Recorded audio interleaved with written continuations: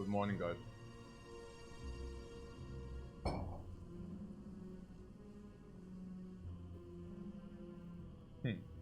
Maybe more max HP this morning. Yesterday we had to run with 28 max HP. And it never increased. That was quite funny.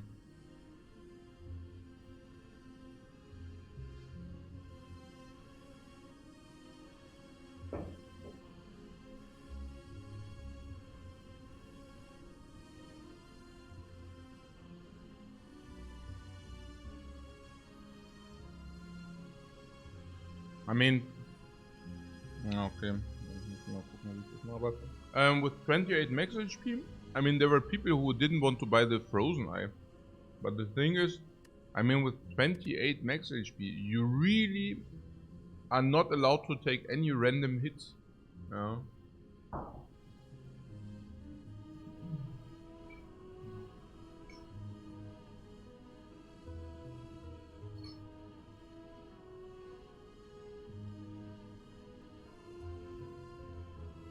We also did not find strawberry, mango or peach or pear.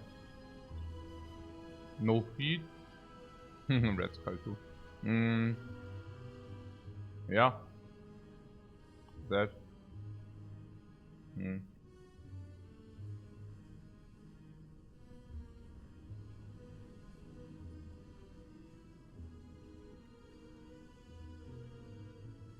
We had 28 HP, but we took 51 damage.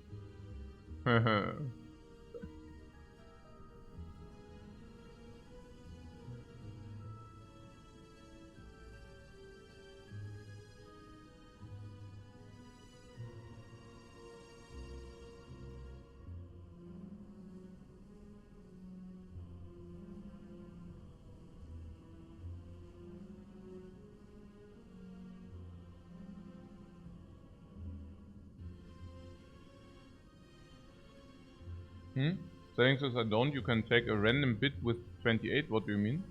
I think that just counts as dying. What do you mean? As we won that run, yeah? Or what? No, maybe I misunderstood. Okay.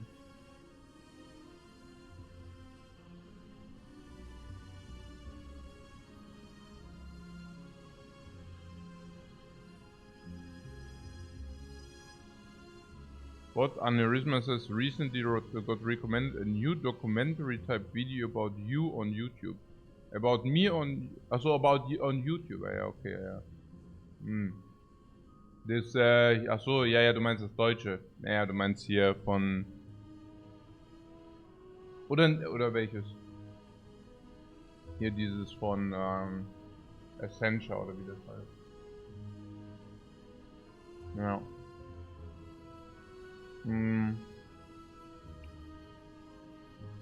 Also about needing a frozen eye. Oh yeah, right. That's right.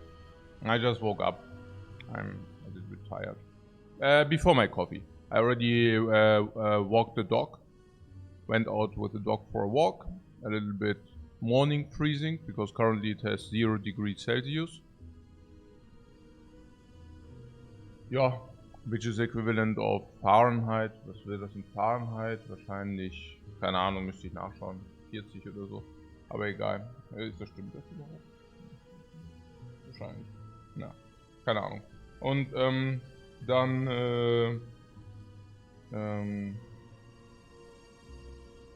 yeah, I have a Labrador. A black Labrador. But she's getting old. She's like, 32 Fahrenheit, genau. Yeah, she had her 10th birthday recently, so she's getting old.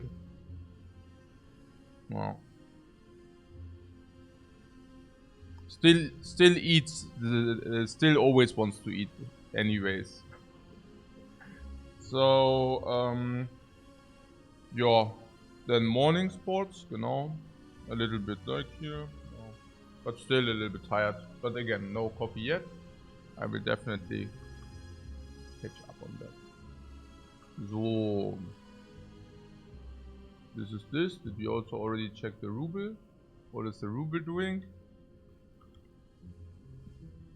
Nothing. Okay, it's just there it is, yeah. Interesting. Naja, da bin ich mal gespannt.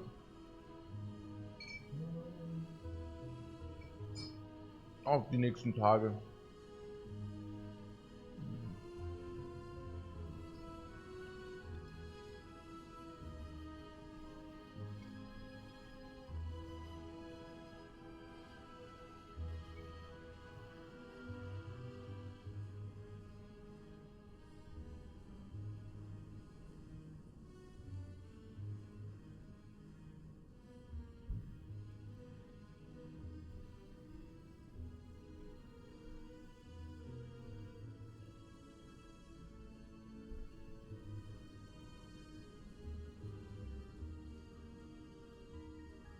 It's from a guy called Raran. Oh, interesting. I will take a look at this.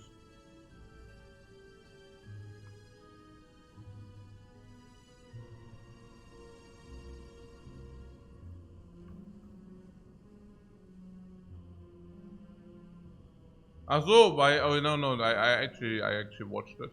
Interesting. No, that was good, yeah. Yeah, no, I watched that too. Is it any accurate? Yeah, it's perfectly accurate. Yep, absolutely. Finally, somebody who gets it right. I mean, honestly, it basically summarizes what you already know anyways, right? That I just got fed up with the company, with the promises, all that stuff. Yeah, just watch it. I mean, I don't need to repeat if you watch it anyways.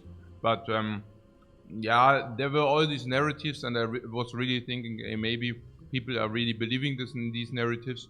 But I think I'm also pretty stupid in this regard, and I should really adjust my behavior there.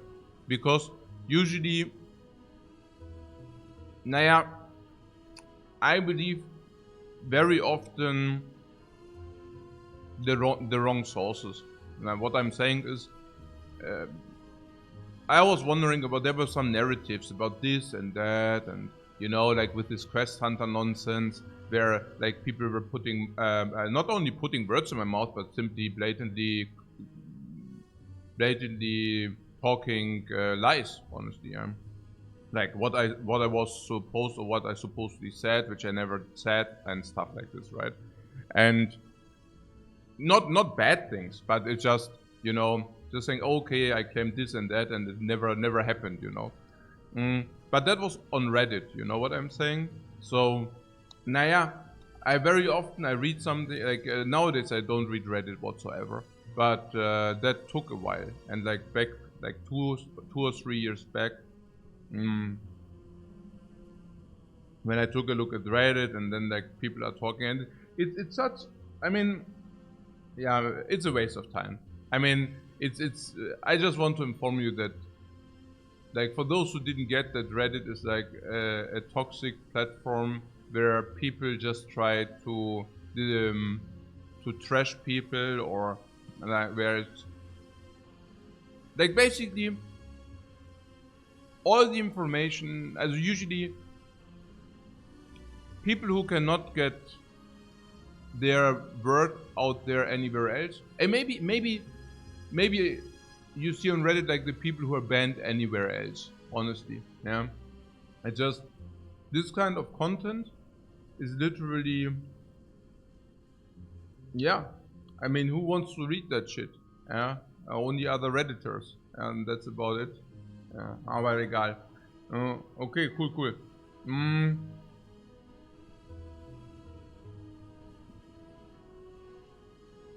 Run after coffee.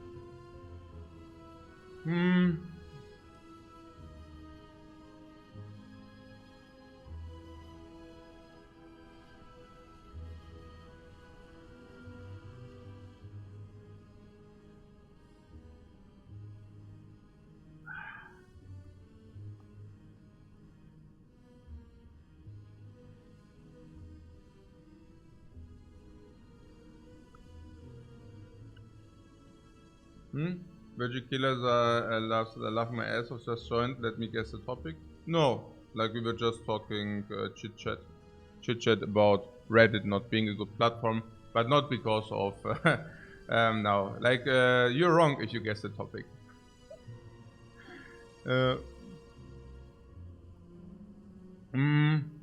Okay, so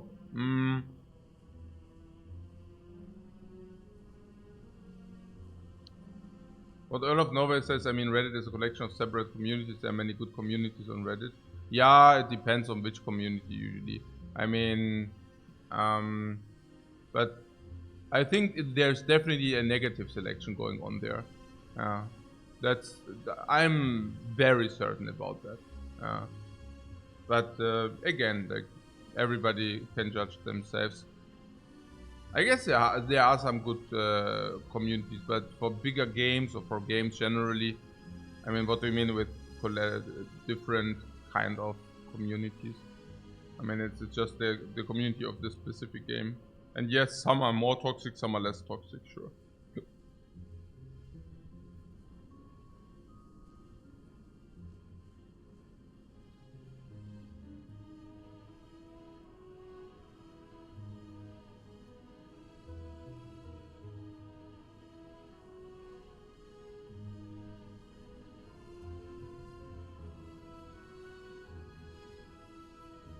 Also, maybe one thing you might see is also always this, yeah, if you say witch hunt or like usually if somebody is offensive on Reddit, he gets more, like it's more often that people are jumping the train wagon than the other way around, which is, well, kind of also a confirmation of what I just wanted to explain. Yeah, it's yeah. I would just keep it at with a negative selection. I'm extremely certain that Reddit, most of the Reddits, if you want to say so, if you don't say it's every Reddit community, but most of the Reddit communities, especially because there are also usually a lot of Americans involved. Not even kidding. The Reddit in the nighttime, like in Europe's nighttime, is a completely different one than in Europe's daytime.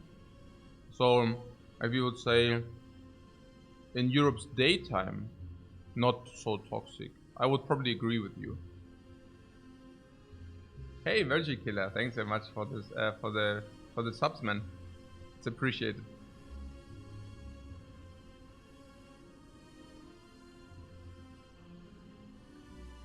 Hey, Uruborose, thanks very much for your sub as well, man.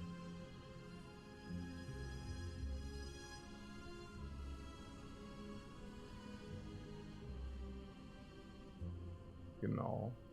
Ja, and also of course by majority. Ja, es ist nicht nur Majority. It's about es ist halt auch keine Quality. It's no quality. Es ist halt so. Ja, es ist ja auch klar. Ich meine, okay, just imagine.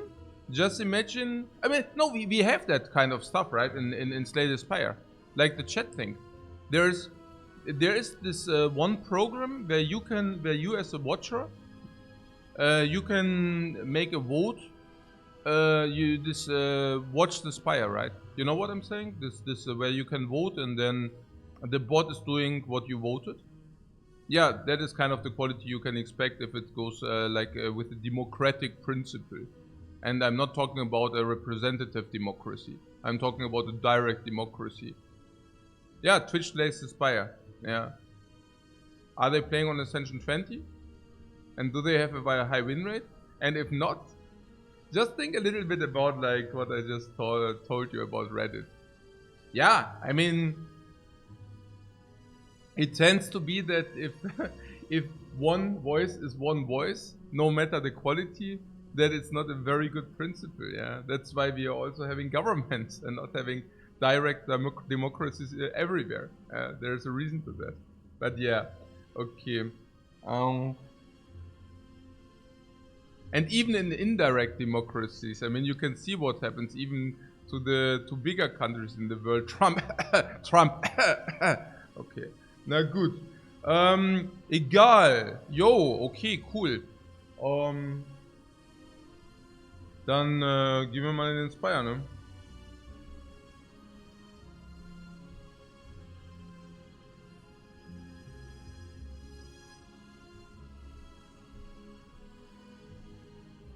Gut.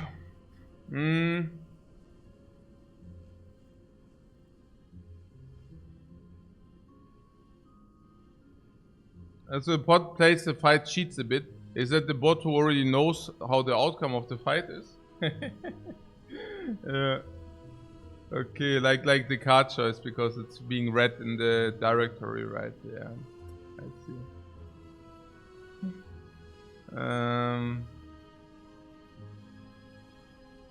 What are suffering from TDS? TDS? Ist like not sleeping well or what? Nö, eigentlich geht's mir ganz gut. Oh, what do you mean? TDS? Was ist denn TDS?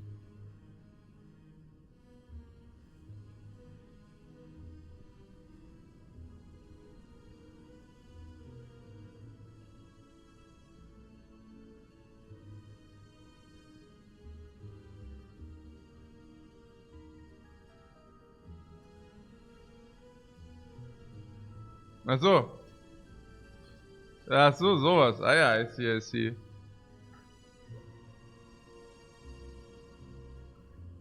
Okay, very good. All right.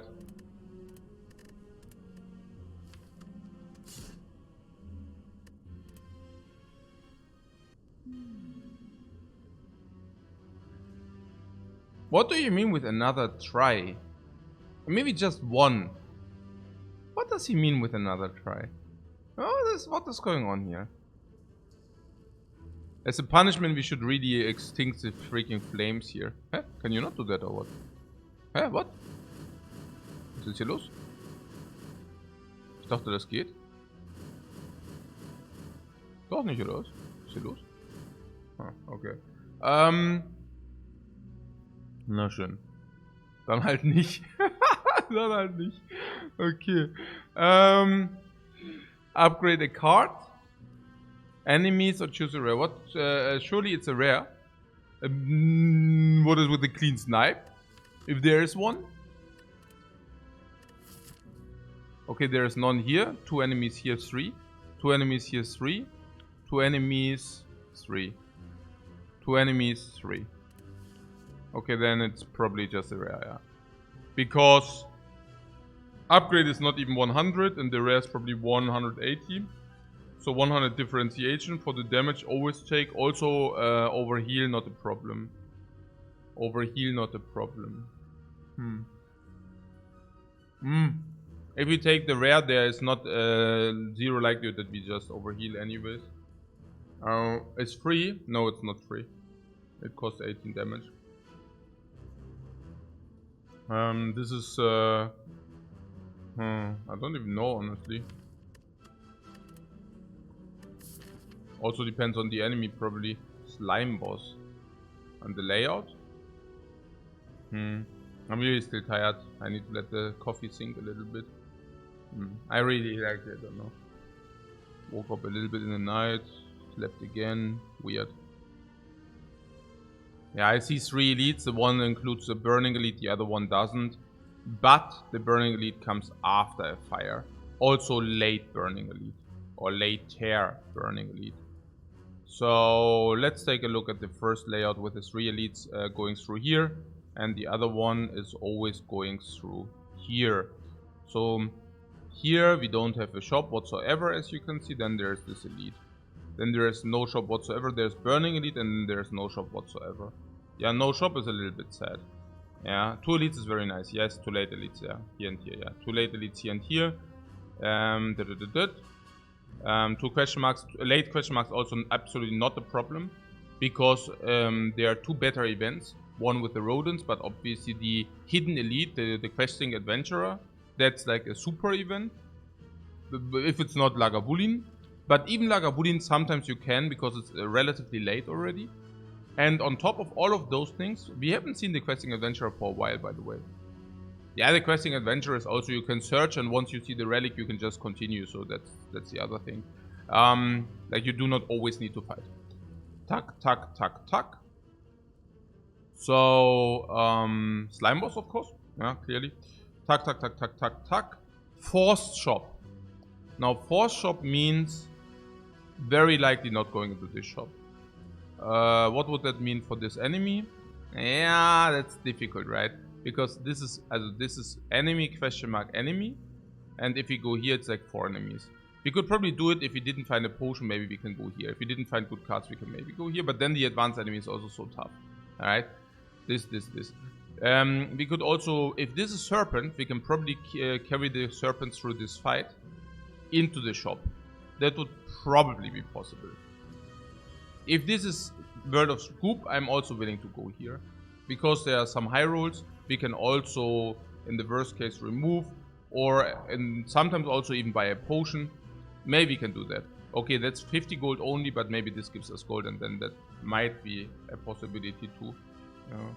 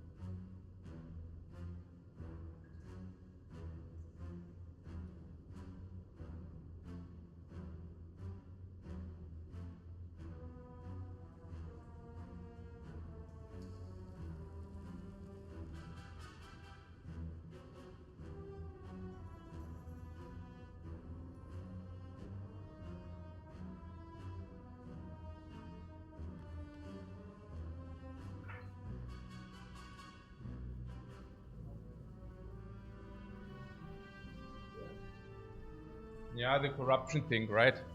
The corruption against Jovem is actually not bad. Why? Because you can set it up for 3 energy and then you save yourself 1 energy in the fight. The Jovem fight you will draw through your deck, number 1. And number 2, even in the hand where you draw corruption, if you do not want to play corruption, you don't need to play corruption. The Jovem buffs into 9 block. And you can even play the corruption the turn after Jovem buffed. Yeah, into 9 block, then you can still play corruption. Because then you do not damage his shield, which is pretty cool. Yeah, against the bird it also plays, you can just set it up. And then you can just also trade the energy again. I'm just saying that because against the Jovem, the demon form is like pretty trash, right? We can maybe set it up turn 1, but then we take 12. This is weird. So maybe we can set it up turn 2, but then we probably don't get the blocking game right. And generally in hallways. Against the lies, this is also worse than this. Then, yeah, also in the hallways, I think there is no discussion. Yeah, in the hallways, the corruption is decent or break even, and demon form is just trash. In elite fights against the Nob, the corruption is a dead card. But so is demon form in turn 3. So is demon form in turn 2. Most likely, not necessarily, but yes. But turn 1 demon form is alive. So that is okay-ish. I don't know. That is okay-ish, I guess. But hey, also okay, no, it's okay. Then against Lagavulin, there is no question, right? I mean, corruption is also not bad. I mean, the corruption against Lagavulin buys you 4 energy. That's pretty sick. Yeah, 4 energy being an equivalent setup of probably 4 strength or something, if you would measure it. Maybe not so much, but maybe like 3 strength. Demon form you play, and you have a pre-setup of yeah, also at least 2 strengths, usually 4. No, actually, probably usually 4 into 6 into 8. So, of course, Demon Form is better against Lagavulin, but that's clear. Corruption against cubes. Yeah, not very good. Demon Form against cubes. Again, turn 1, maybe possible afterwards. Not so much. Against Slime Boss. Corruption is okay, I guess. You can collect some skills and then you get that up, then you can exhaust them later. And Demon Form is also good. You take 1 hit with the Demon Form and then you're done with the fight. We're going the right path? No, we're going left.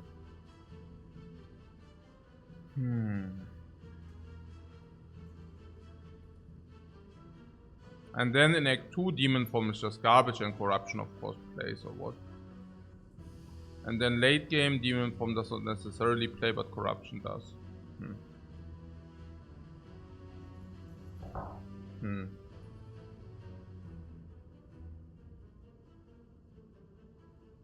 Demon Form is only good for Lagavulin and Corruption soft solves it already. Corruption soft solves this, yeah. In principle, yeah, it's true. But would you pick a skill? If you pick a skill, yeah, probably in 3 fights we can pick 1 skill. And then we really have a soft solve with the Corruption.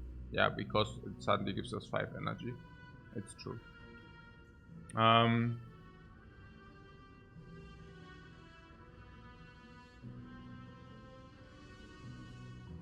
But against the Knob, where you have Demon Form turn 1, not a fan. Because we need potions anyways, or... I mean, it's also against the Knob, it's 2 strengths into 4 strengths. And then you take a big hit, so... You cannot kill with 4 strengths because you pay too much with it for the Demon Form. So it's probably... not ideal. It's probably not ideal. Yeah. With Corruption, all the skills we see in card rewards are ours. Yeah, I mean, that's what Corruption does to you, right? Yeah, yeah, okay. Oh, and get against the cubes? Against the cubes, we just try to pick another solution, right? You're saying Demon Form is also not the solution against the cubes? I mean, in turn 2, if we play it, we take 20, it's not ideal. So, I guess... And afterwards, yeah, no, it's okay. I can take Corruption. It seems to be a risk reward thing.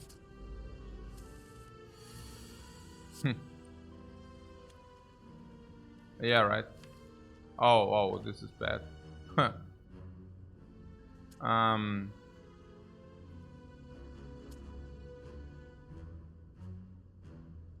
That's really a little bit stupid.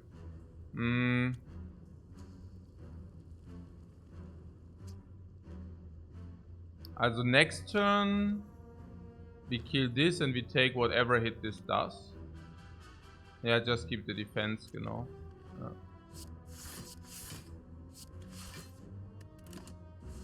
But then we have 2 curses.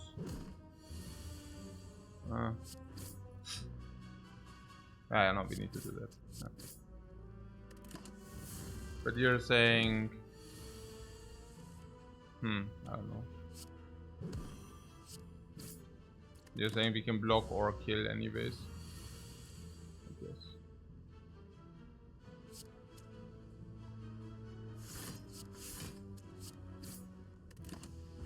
Same principle applies again. We can block or kill. No, what? Did I fuck it up? Huh? Did I?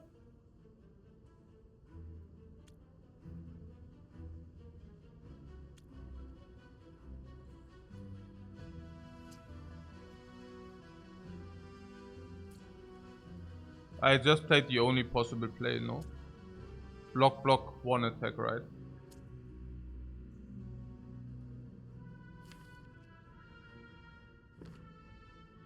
Huh. Also, if we play double strike, we kill. If we play bash, we kill. If we draw triple defend, we block. Okay. Huh. Oh, and he also needed to attack for that, for 12.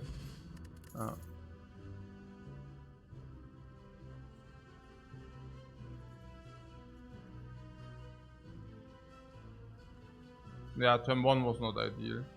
And this green slime, gray slime having high HP was also not ideal.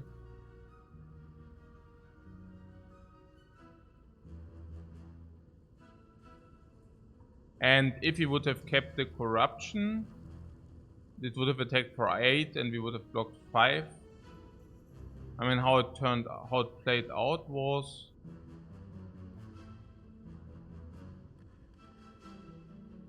How did it play out?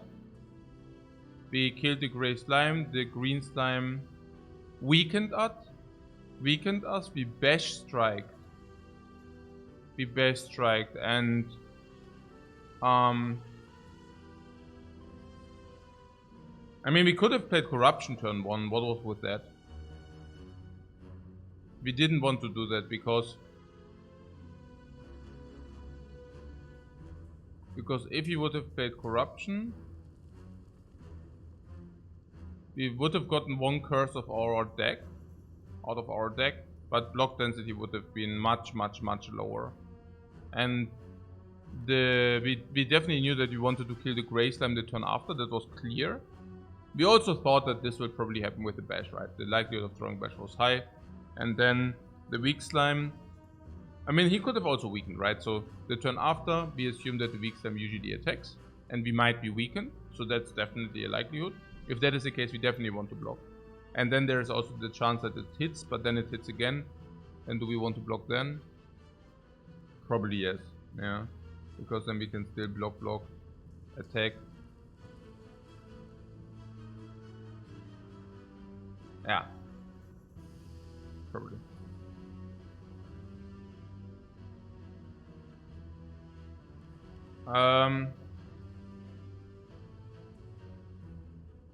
What 3 strike would have killed after bash turn? But with which 3 strikes? You mean after we play corruption or what?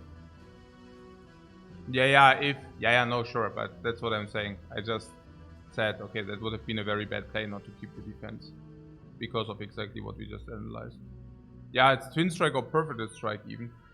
But you're saying it cannot be perfect strike because now with corruption we definitely need to remove strikes if we get any removes. If we get any transforms, we always transform the strikes as well. So perfect strike is out of the question because with corruption, if you remove, it's strike. If you transform, it's strike, right? So perfect strike will become much worse very quickly. It's out of the question. Actually, I'm not so sure because it's 18, and if this is not remove or transform, which it quite often is, right? Now if it's upgrade, we can upgrade perfect strike instead of removing strike, by the way. And we will pick more skills, which basically means we are not that prone to remove the attacks necessarily because we already have corruption and we take a lot of skills. So we are really currently talking only if this is an upgrade, if this is removed. And if not, this is 18 and this is 10. Against Lagavulin after debuff, and with corruption is not... Nah, okay, we will never take debuff, but still, point still stands. This is 18, this is 10. Which is while this being 8 more than this. At the same time against Nob, very important even because, I mean, okay, 2 energy maybe sometimes it bites itself with the bash. So we can of course not play perfect strike and bash, that is. Twin strike is not so bad either.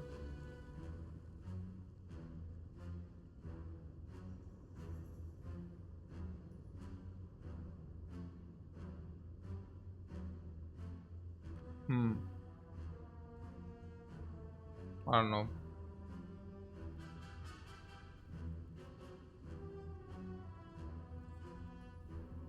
Yeah, morning SBW, man. So what? SBW likes a short-term perfect strike and take it out. Yeah, that's what I'm saying. That's definitely the other option. It is damage, but it will be so awkward to remove the strikes. Yeah, probably agreed. Naja, Twin Strike is nearly as good as Privileged Strike, where this actually does have late game potential. Not a lot, but you know, a little bit. Where this has not only no late game potential, but it is complete trash. Yeah. Also, this would make another Privileged Strike pick better. I mean, this would also make another Privileged Strike pick better. But this would... No, this really makes another Privileged Strike pick better. This doesn't really, because then you have too many 2 energies. Yeah.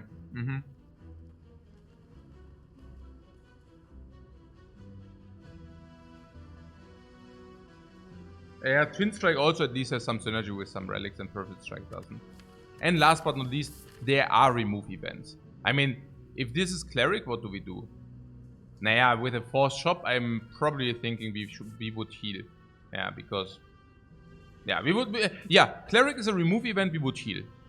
Giant Heads is a remove event, but we could upgrade. So, I don't even know, honestly. It's actually very, very close. Because we simply do not need to remove. Unless it's Wing State statue. That's about it. So suddenly it's completely different. Because 2 of the 3 remove events we can just use for upgrade or heal. Yeah. Quite different. And if this is not gold, and do we go here with 128? Nah, never. We are forced into a shop here. And if that is true. Okay, we are not even forced into this elite. We could also go shop here and fire. Yeah, into Burning Elite, that's also a little bit sad. Oh no, whoa. Oh, this is amazing, right? We can even choose. We can even choose Elite or Fire. I mean, not that I want to do that, but I just find it amazing that we have the choice, that we have the option. Okay, so I guess if we do have the option, I don't know. Do you go to the shop question mark? You probably remove here. Naja, also if this is Serpent, yes, I do remove. Yes, I go to the shop and I do remove. But then we remove the Serpent. So that would be also...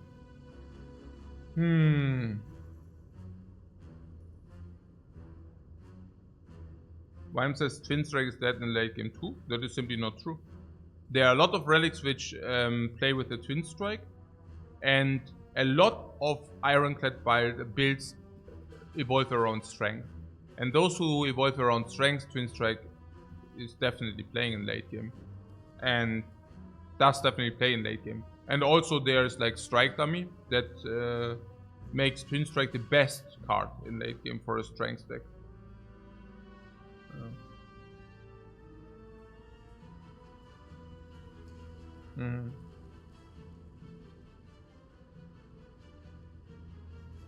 Yeah.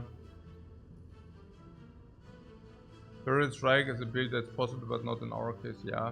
No, I think I also take the Twin Strike because if he could not dodge, it would be a different story. If he could not dodge, it would be a different story. But we can dodge. Yeah. Why you decided we want the left path with 3 leads and shop over right with 3 leads and 3 fires? Yeah, because there is a shop.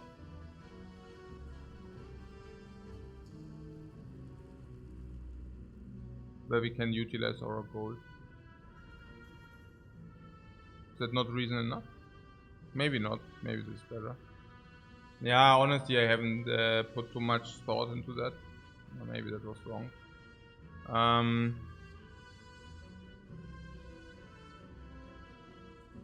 Yeah, the right pass looked pretty juicy to you. Yeah, as I said, I'm not very awake currently. Question mark, fire for upgrade. Into this is pretty good, yeah. Upgrade. Yeah, upgrades. Upgrades. I mean, with corruption, upgrades on blocks are worse. Upgrades on bash does not play against some. If you already say we against Lagavulin we set up corruption, bash upgrade also becomes worse. But usually, of course, one upgrade isn't bad. Some question marks are much worse than they are. Also, question mark before shop. If this is serpent, maybe even go here. I don't know. But yeah. So this yeah. Then there's a fire. We got also okay. I mean, if this is serpent, also if this is serpent, for example, and for example we would have went here. I don't even know whether it's and already having corruption. I'm not exactly sure. And also suffering life total, yeah. I don't know. Also, there are two options. Either I'm super tired and I just fucked it up. That's very, very much likely. That's absolutely possible. Or the other option is that my subconscious told me that this pathing is better. Because of things I do not realize right now. No, but seriously, maybe, okay. No, but seriously, like, no joke, yeah? We just had a Neo choice. And the Neo choice took away a lot of life, okay? Just saying, okay? And then we got from the Neo choice, nothing, pretty much, right? So, when is it good to go early elites and when is it not good early elites? Yeah, usually it's always good to go early elites. And the reason for that is the early elite makes you stronger. But I think there is no discussion about that the first elite is very difficult. Very difficult to an extent that you will suffer a lot or that you will lose a lot of life. What is the average expectation? I mean, there are the cubes, okay? Against the cubes, I'm very certain you're about to lose. If you do not use a potion, and if you didn't find an OP card against the cubes, you might lose 40 HP.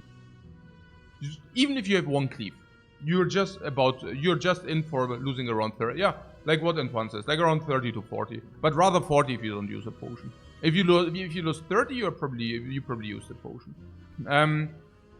Against the knob, can even be more.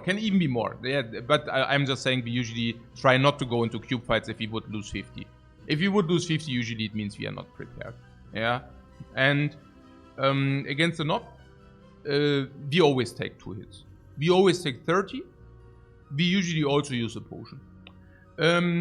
Sometimes we lose not the potion, and there are some cases where we use 2 potions or 1 potion and don't take the big hit. But usually it's around 30 and potion. And against Lagavulin, it's also 30 and potion as well. So how is that?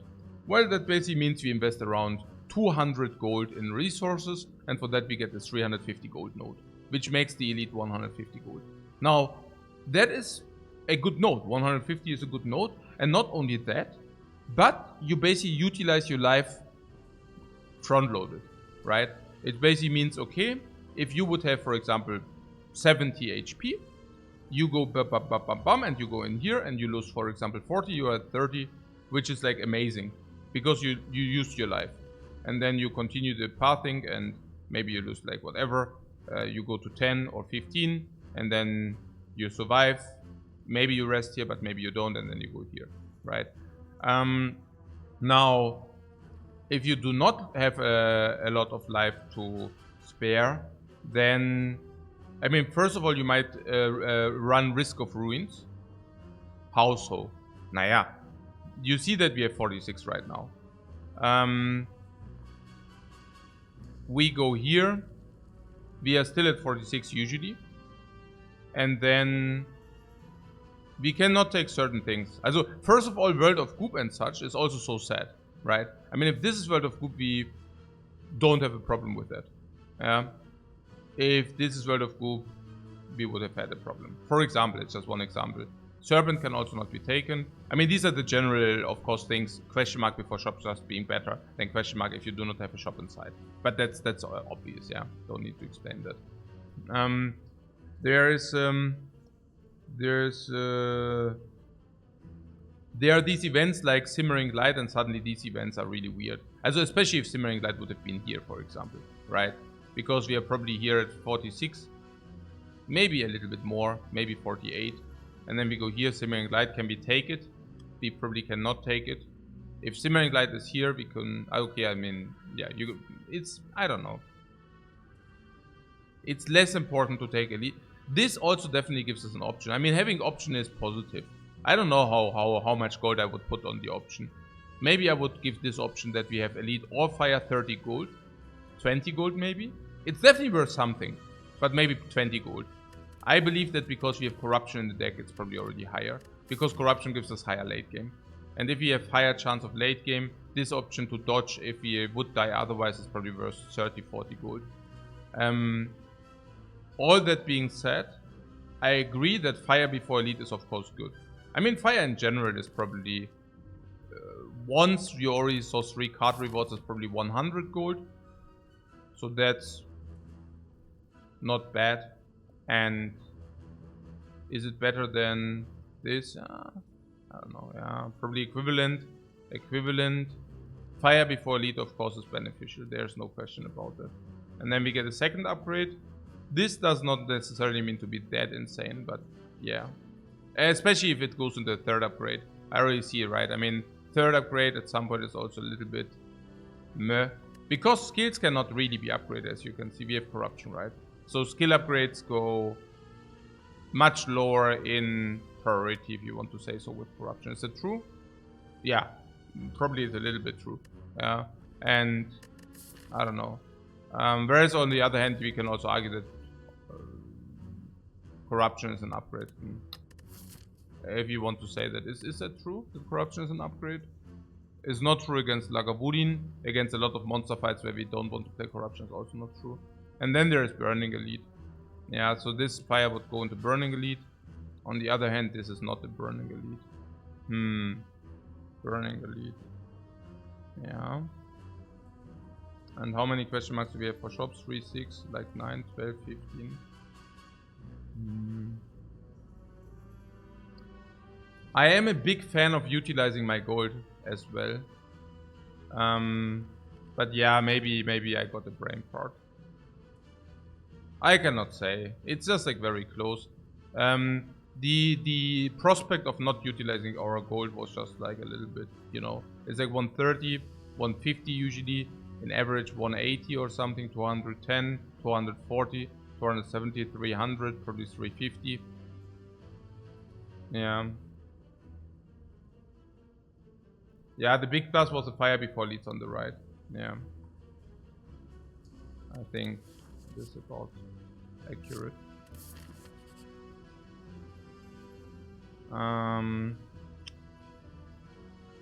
Yeah, I mean the heal is amazing, right? This is crazily good.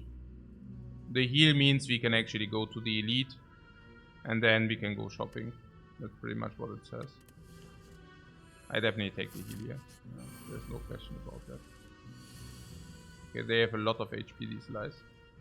We can...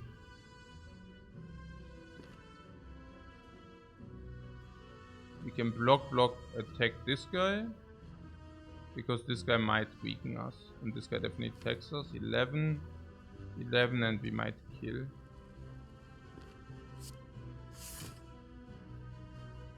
We could also kill this, but we can never kill both anyways. And this can also never attack. Man, oh man, this is difficult.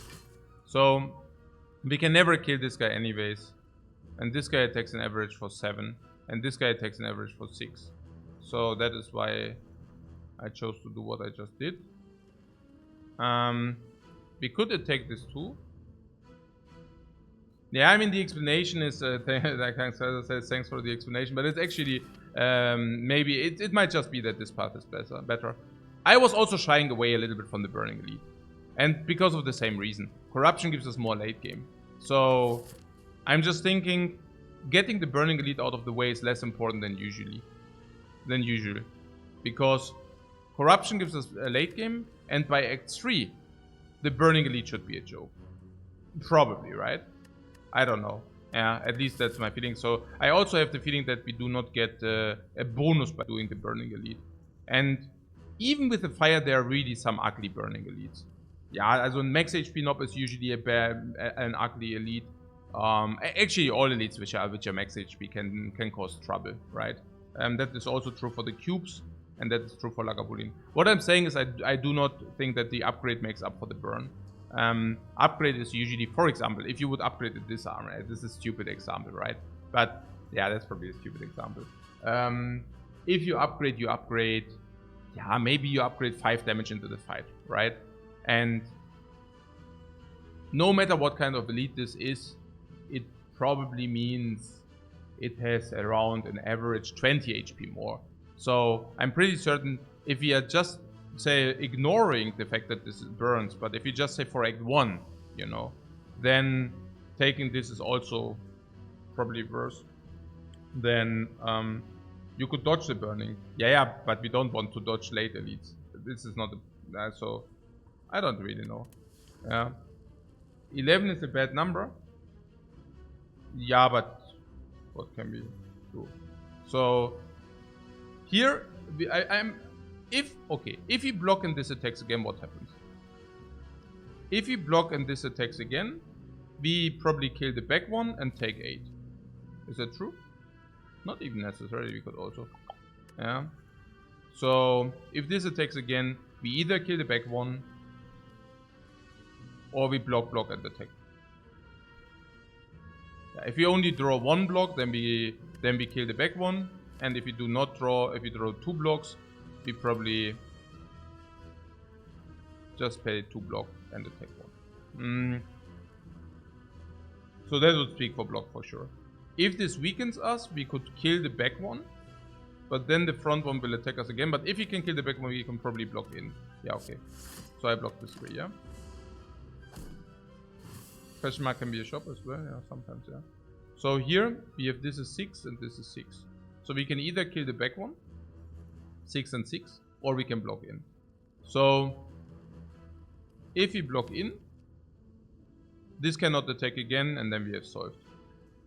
So block in, 6 on the back one. Oh, we are weakened next turn though.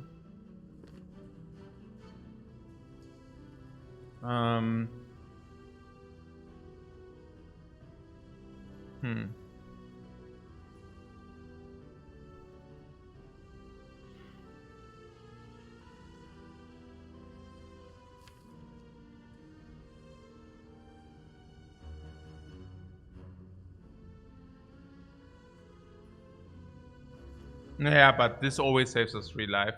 So we always block. Weakness okay if the front cannot attack. Yeah, it's not okay if we do not draw attack next turn and then don't draw block the turn after. But this is also rather a rare occurrence. So, I mean, oh yeah, there is a double strike we have, right? Yeah, okay, whatever. Look at this. The 25 here was very good. Yeah, this is what I was talking about. It's a little bit sad now. Yeah, because now we block 1 and we take 3, that would be sad. So what can we do? It's a little bit stupid, unfortunately.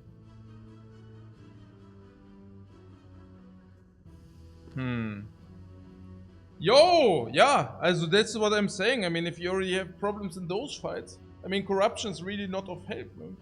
Okay, these dudes also had a lot of HP. Oh, man. Oh.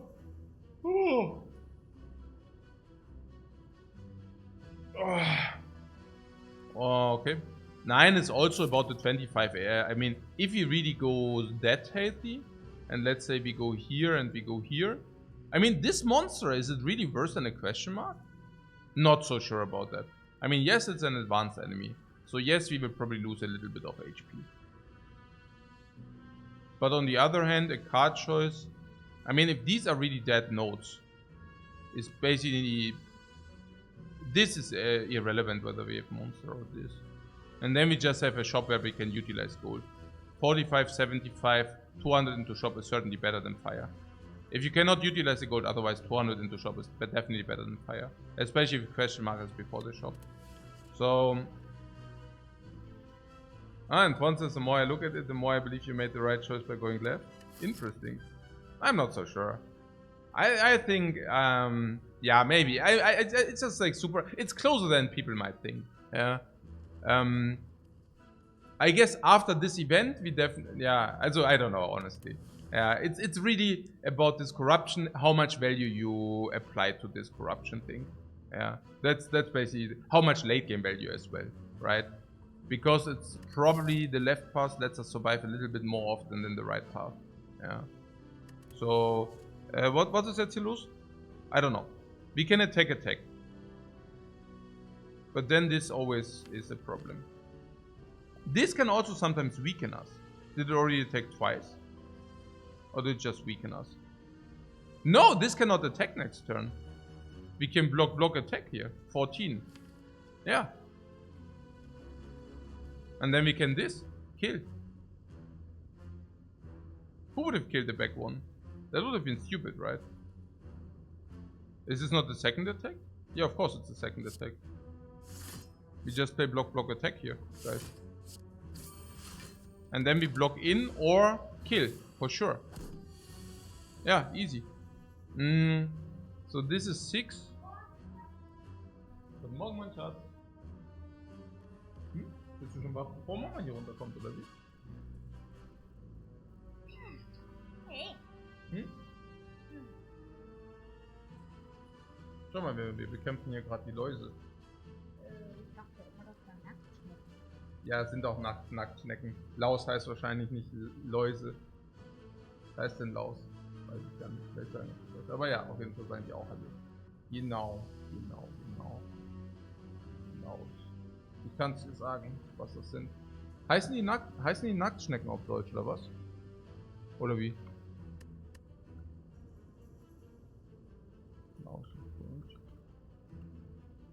Nee. Aber die deutsche Lokalisierung ist anders, gell? Also hier heißt, also in Englisch heißen die Laus, also Läuse. Aber. Naja, ich weiß nicht, wie die Übersetzung ist. Aber ja. Also für mich sieht das aus wie Nacktschnecken. Die sehen überhaupt nicht aus wie Läuse, gell? Die sehen aus wie so gepanzerte Nacktschnecken, gell? Ja. Nicht wie gepanzert, irgendwie wie gefällt. Mit Fell? Und die haben auch Fühler. Ja. Läuse rollen sich nicht immer so aus. Ja, das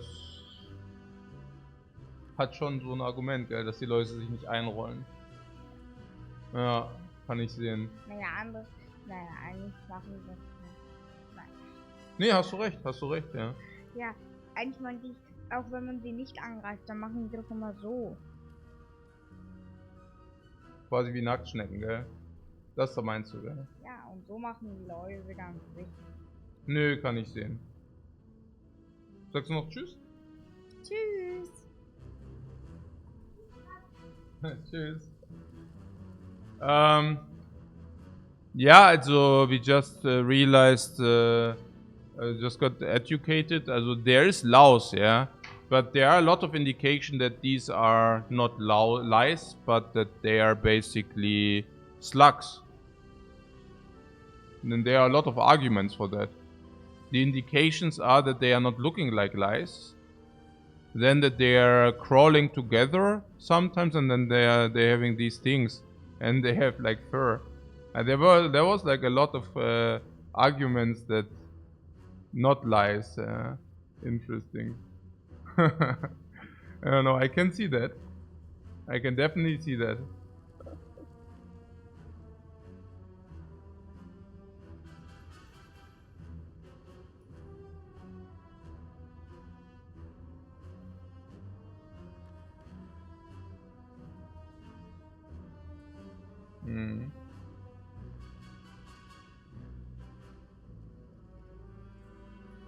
Oh, Caterpillars, okay. Na gut. Also, the dudes, okay. Here, this is the first attack and now we can kill. No, 6 plus 6. Doesn't look like a kill. These are really keeping us busy. So last turn this attacked and this attacks once now. Now she can attack again 75%, but sometimes she doesn't attack again. We are weakened, of course. This is 6 and this is 4. So 6 is like a single kill on the back one. Or would be single kill on the back one. The back one we already know will attack for 7. So 7 is, yeah, also okay. So here we can block, and the 4 would definitely go on the front if you would do that. It would be 10, and 10 cannot be killed. Honestly, this draw is really, really bad. I mean, in which way? Yeah, in the way that we cannot block and kill the back one simultaneously, yeah? Is it so? Huh. Honestly, I was also thinking that this fight, we are... How to say... Huh. I mean, there are the turns where both attack and where we can triple block. And then there are turns where we have 1 energy to play into attack. This is the turn where this attacks, or if this attacks. Like if one of them attacks. Or if both of them weaken, then we also have the full, right? So, I was actually expecting that we can usually block in. And even... Yeah, or of course there is a turn where we can kill and we don't need to block in. Kind of. Oh, I know. Yes, we needed the Twin Strike because I actually wanted to play Bash into Twin Strike. That was the idea. Yeah, I was already wondering what happened. Yeah, my idea was if we draw Twin Strike, we just kill this. Yeah, we draw Twin Strike, 6, 10, 14, kill. Yeah, we draw Twin Strike, bam, Twin Strike, kill. Yeah, so super stupid. Yeah, not drawing Twin Strike here is abysmal, basically. Super bad. Yeah, because then this side is so funny, man. Whoa! Caterpillars. Okay, ja, Caterpillar dann halt. Genau, Caterpillar. No Slug. Ja, ja, klar, Caterpillars sind das. Aber wir müssen jetzt mal trotzdem hier. Do you see the beauty of this fight? This fight is really beautiful. Because we are basically utilizing this weakness by not getting weakened. They always weaken us. We are weakened, permanently weakened. But what I'm saying is they overlay weakness. We just ignore the freaking weakness. We don't care. Yeah. But this is proof difficult anyways. What are the options?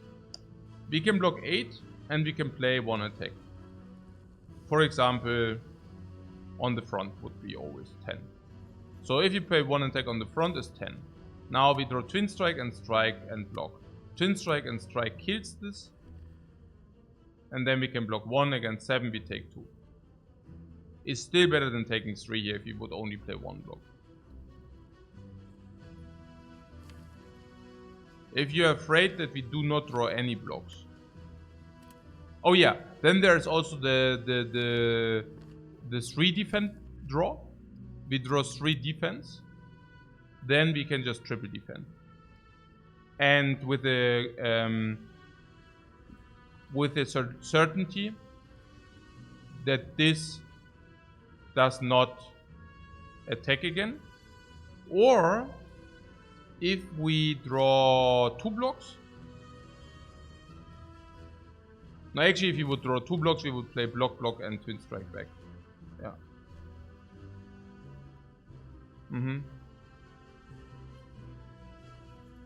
I can Twin Strike. Yeah, I can also Twin Strike. Exactly.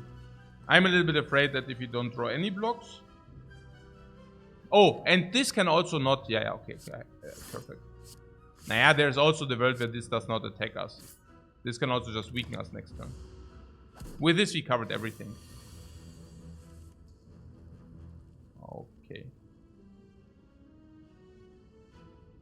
Yeah, that's the sad story.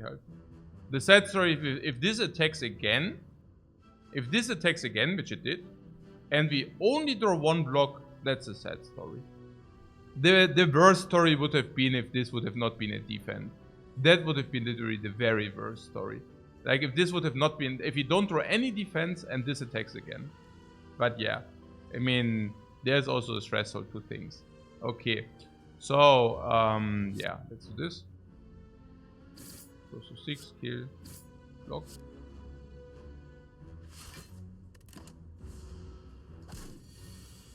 Yeah, we min-max the hell out of this fight, guys. No potion again. Uppercut. Oh, I would have really liked to have the upgrade on the uppercut, I guess, but yeah. Uppercut goes with Twin Strike, by the way, because uppercut 2 energy, Twin Strike 1. Perforated Strike would have not went with uppercut, because Perforated Strike 2 energy, uppercut 2 energy.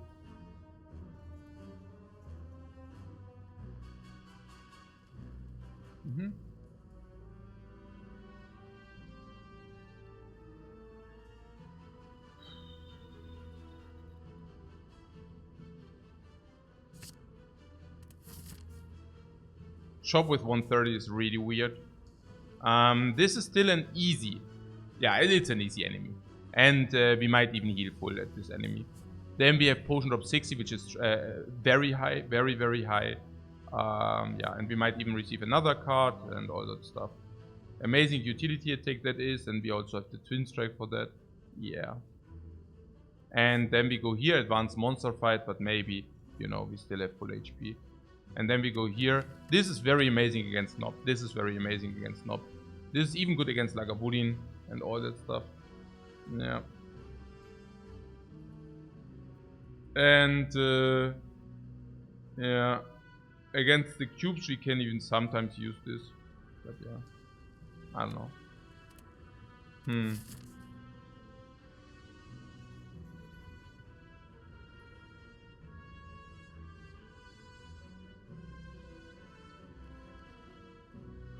I mean, the alternate would be, but I don't know about that. Seems weird. Stunlock? Yeah, stunlock, guys. Also, we could also take some fires into these if you want that instead.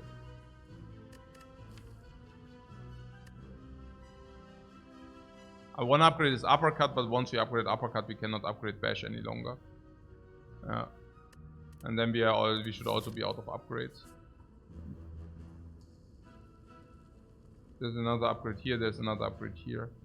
A little bit weird.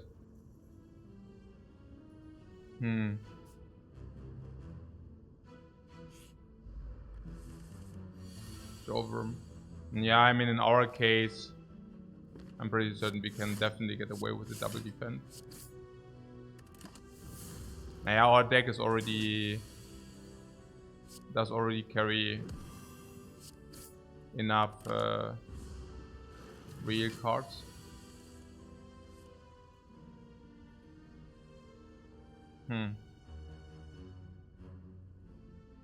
Yeah, I guess never take the Jovum lightly.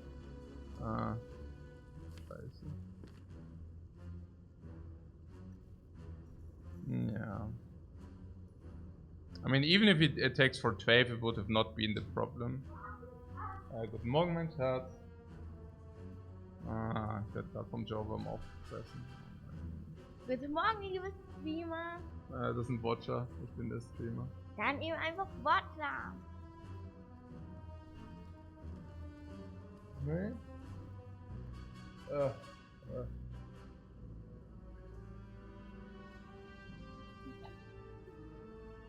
Machst du es dir gemütlich?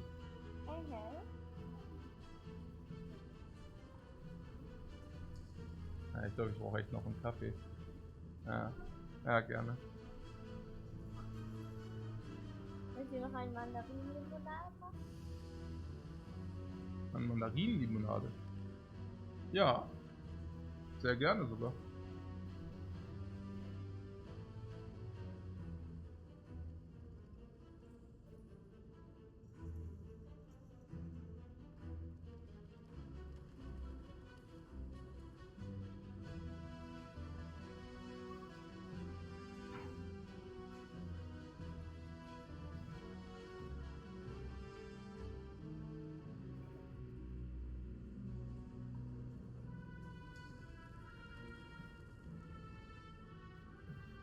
I'm looking a little bit skeptical because my daughter just offered to make a mandarin lemonade for me, and I was like, yeah, amazing, a mandarin lemonade. That would be super amazing if you could give me one. If you could bring me one.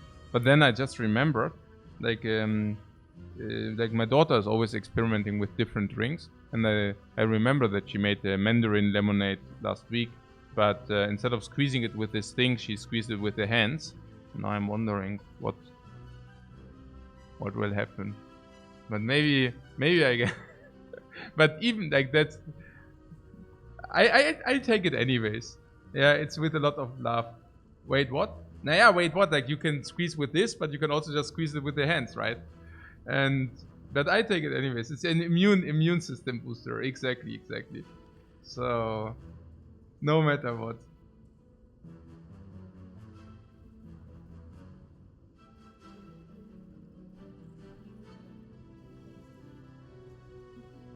Oh, ihr habt's nicht mehr getrunken?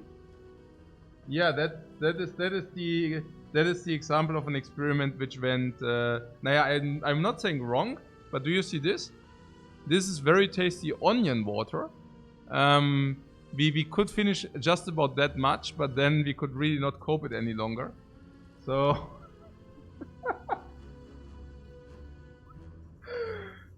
looks tasty, yeah, until you try it.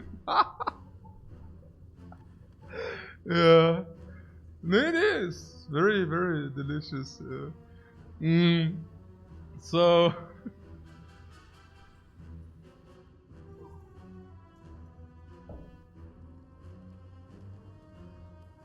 Guys, did I get gotten by the Jowworm? And would you have like blocked more? I mean, now it's finished, of course, right? I mean, now we did 16, so it's like going to 11, and then it's like that. But I can really not imagine that not blocking the 10 there turn 1 can be wrong. I mean, we even have turns where we set up corruption. Also, if you think that corruption is negative, it's not mandatory the case, because there are definitely turns, for example, this Jowworm, if he whatever reason attacks for 12 again, and we could, for example, have block, corruption. We could have even played corruption, block, for example, and then like in turns where we cannot deal damage, sometimes we can even squeeze in the corruption. But also otherwise, Twin Strike is dealing 4 more already. So that's a bonus of 4, which would probably arguably already make the life loss break even. And then we even have Uppercut. And Uppercut is basically, like, sometimes you do not draw enough attacks in the off turn. That's like one of the big dangers. But instead of not drawing the attack in the off turn, with the Uppercut, that problem is kind of solved. Also, if you draw it with a strike, you also deal much more than with triple strike and even weakness. Yeah, no. I think that can. Yeah, no. Would I kill this turn with Thresh turn 1? Yeah, of course, but also only because we also didn't draw blocks. Yeah, we could have even drawn blocks here. This could have also been a small attack. I regret nothing, guys. I regret nothing. Let's take the heat. I just hope that the next enemy is not Jowworm plus something. Not even kidding. And I also hope for something. A Blessing of the Forge. Yeah, Blessing of the Forge. Our missing upgrade just counteracted. Like, it's basically equaled out. Now, also, with this event, oh no, let's forget about the event, because the event is also very good here, right? But with this pathing is certainly better than this pathing. Also, if you find,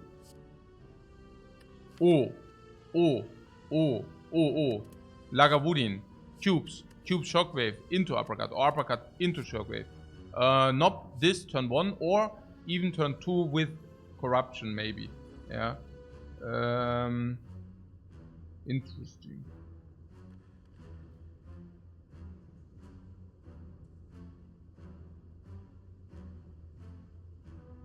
Yeah, shockwave over cleave, no, ja, klar.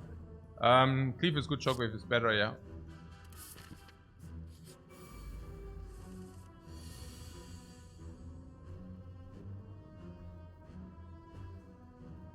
Das Zwiebelwasser, das kann wieder gehen. Das ist, ja.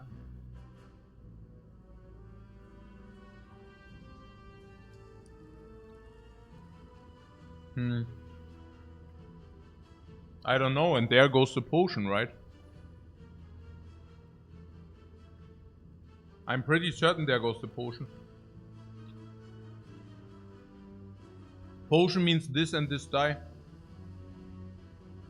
Time for some onion water. Yeah, because of crying over it. Also if we potion, we can do the following. Also currently we can kill what? We could kill this gremlin, and then we attack strike here. 6. Okay?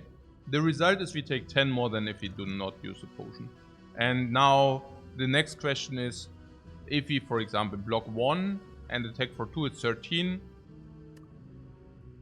And then we block 1 and attack again. So we can kill the gremlin wizard while blocking. It's this for 15 basically. Lagavulin is completely solved without anything, by the way. Against Lagavulin we have now corruption set up.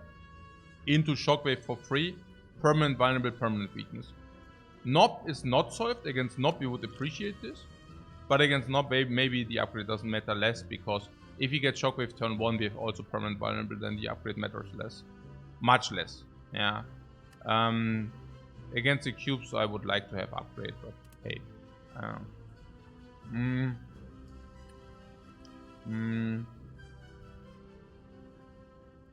So if this stays alive, we would need to attack this with strike. And if we do not draw, I don't even know. If we don't use the potion, maybe this gremlin wizard kills us. No, yeah. We would kill this, yeah. So attack. And then gremlin wizard is 23. Yeah. If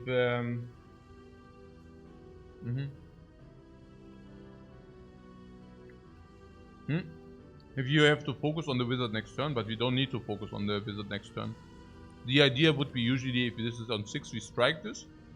And then we 2 energy on the wizard. Or we shockwave into strike. And shockwave strike gremlin.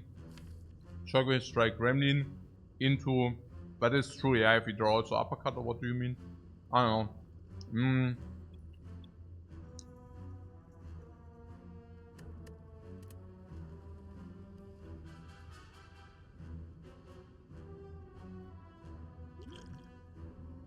Also, I think the Blessing of the Forge pretty much saves us exactly 15.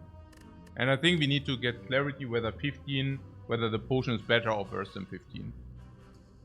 And honestly, I'm not so sure. And I'm not so sure because this is an elite fight if we want to take this fight.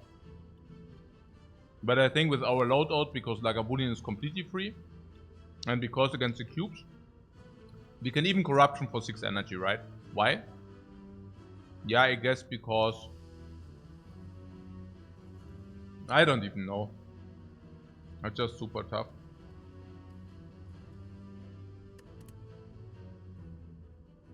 Question is if the potion also saves 15 against the elite. Yeah. That's the question basically, yeah. But I also doubt that it will get cleaner than this. No.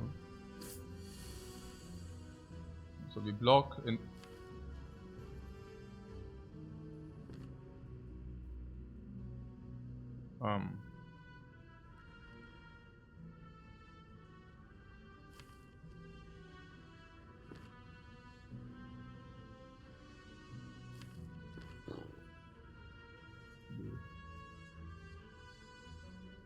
Yeah, so we take 20. Wow.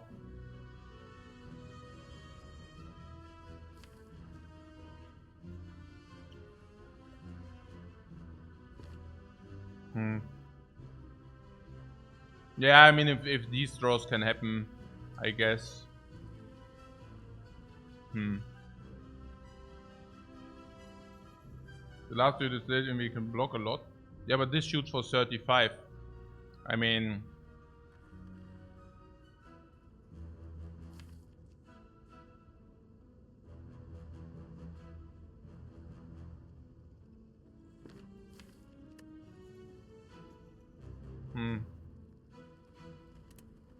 Do I kill the other guy then? Yeah, probably, yeah. Schon, yeah. If we kill the other guy, what is the outcome? The outcome is that we probably need to shockwave. No, I'm not even sure about that. Yeah, we need to shockwave because this needs to be vulnerable. Yeah, there are two options. Defend and uppercut or whatever. And then we need to shockwave. Yeah, we probably kill the other guy. We need to kill the other guy. What happens if we don't kill the other guy? We would need, we would put this to 10 block. Then... What, does it attack for 35 every turn or after this, or does it have to charge in between? Yeah, on Ascension 16 and lower, it has to charge again. And on Ascension 17 and higher, it attacks every turn.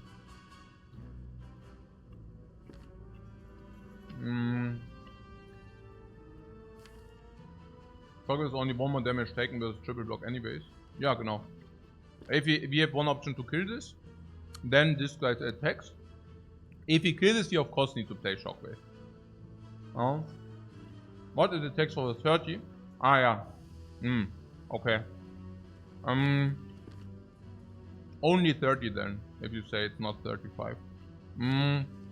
Only. So... Not that it changes things, but... honestly, in my games, this never attacks. Yeah. We don't see a choice. What do you mean you don't see a choice? We have the choice to kill this guy or not, no? And if we kill this, what happens? This guy attacks for 30, and then you can block triple? No. If this guy attacks for 30, we cannot block triple. Yeah. What, you thought it attacks again and not charge? No, it will charge in 16 and lower, I think. No?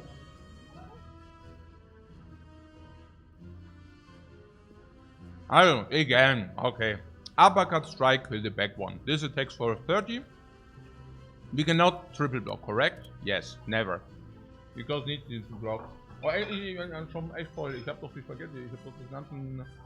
Ich kann echt nichts mehr essen. Ich hab den ganzen... But vielen Dank, mein Schatz. Sehr lieb von dir. I got like super avocado. It's like a super avocado mit Topping. Pepper, salt, delicious, I don't know, vinegar. Wie sagt man? Balsamico vinegar, yes. Hey, ich habe so mies geschlafen heute, ich verstehe das gar nicht. Irgendwie voll geredet. So lecker.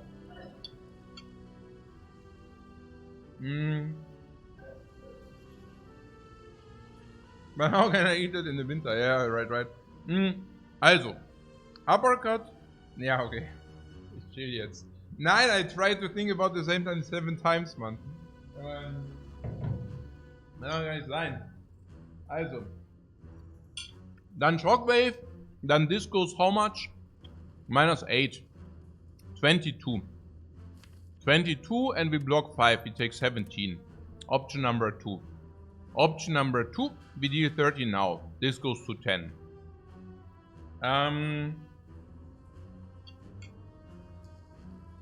Yeah, okay. This goes to 10 and then what? Then we triple block. We take 20 instead of 17, and then we need to draw any kind of attack. This, whatever. And then we can kill this guy while also blocking against this. Now, that would require us to draw at least 1 block against this too. And we also take 3 damage immediately. On the other hand, if we uppercut and strike this, and we shockwave into defend, we need to deal 23. This being vulnerable. Can we deal 23? This is 9, and this is 13. It's not 23. This would be 23. This would be 23. This would be 23 if you draw these 2.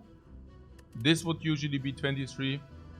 I'm saying 23 because this would only require 1 more attack draw, and we always draw 1 more attack. Yeah. So what's the worst which could happen? Now the worst would be we draw triple defend. And the guy attacks again. And this time for 26. But probably very unlikely. But there's also that we draw 2 strikes. I mean, that would be also very sad.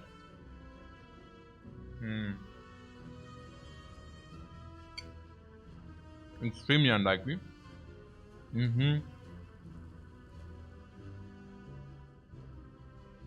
How unlikely? This is gone, this is gone, this is 3 blocks, 4 blocks, 5. Hello. 5 out of 1, 2, 3, 4, 5, 6, 7, 8, 9, 10, 11, 12, 13. So 40% of our deck. And we really don't want to.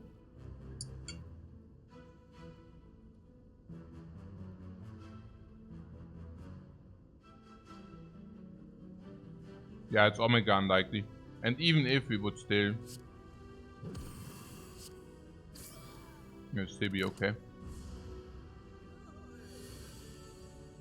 Now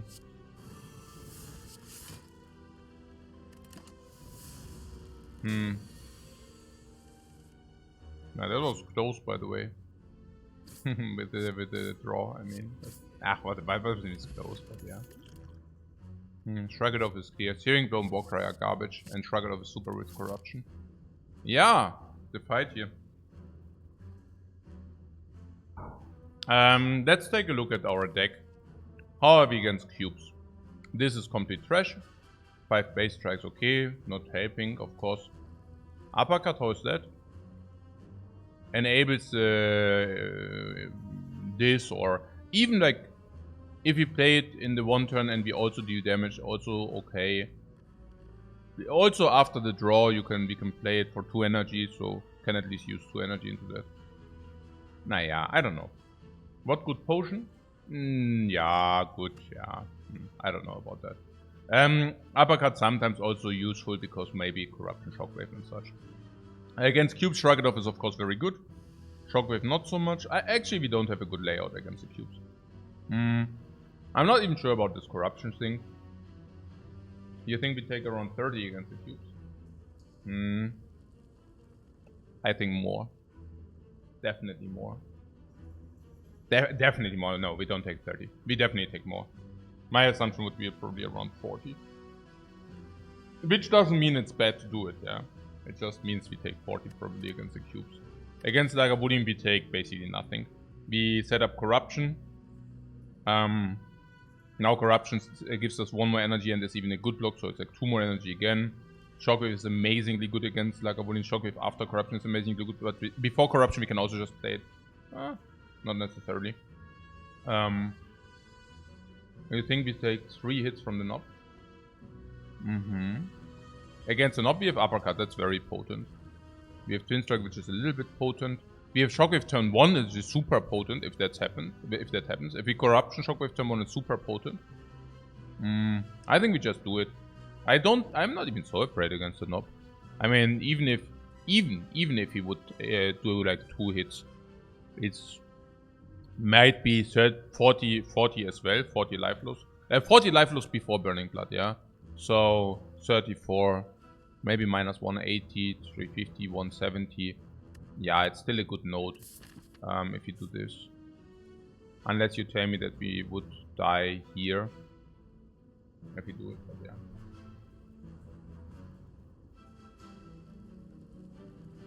yeah. But again, Lagavulin being free. Also, like if you say 34 against these 2 in average, it's not even 30. Minus this is 18, so we are 28. Let's say 17, but we can buy potions here. Let's say 17, let's say 10, 5. I mean, we can buy potions. So, what's the alternate? Monster, fire. But question mark is way better in value because it's already floor 7. Floor 7 is the cutoff. It's a threshold. So on floor 7, this changes by plus 30 gold, which makes it way better than this. This being advanced enemy is also not cool for us. And this 30 gold better than this is amazing. And then probably before shop it's another plus 20 gold. So this is 50 gold better. This is probably 50 gold better than this too.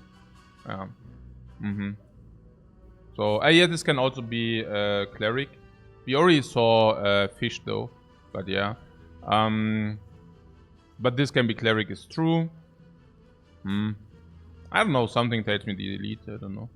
Upgrade.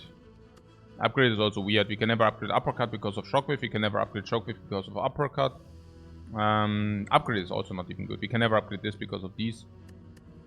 Okay, so upgrade is also bad, yeah. Oh, I don't know. Yo, that's actually... I do that. What do I do? I don't even know what I exactly do. There's corruption, shockwave, block. This is PogChamp, right? This is pretty good, yeah. But the question is... I mean, shockwave strike is... Maybe we should check that... this is amazing that we also didn't throw that many attacks. Really good. Banana, yeah, no, that's what I mean. We saw the banana already. What I'm talking about.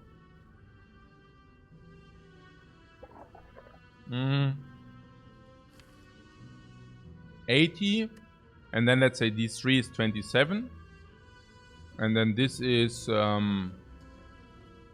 14 plus 19 is 33. 33 plus 27, 60. And this is at 80. Yeah, this also lets us burn defend as well. So for 1 energy burning a defend, how is that? Not good enough. For 1 energy burning defend and corruption, how is that? Nearly good enough. If we say we never kill, the corruption also gives us 1 energy into shrug it off. Even that. Yeah, I'm completely on the corruption train here. Again, Snob. You got corrupted. And then vulnerable and weakened. And yes, we of course burn the block, right? Do we burn the block? The block is with weaken infliction 3. Probably it's fine. Tiger. Uppercut. Vulnerable weakness. 5 block. Currently it's 8, 14, 10. So every of these blocks for 3. Then next turn.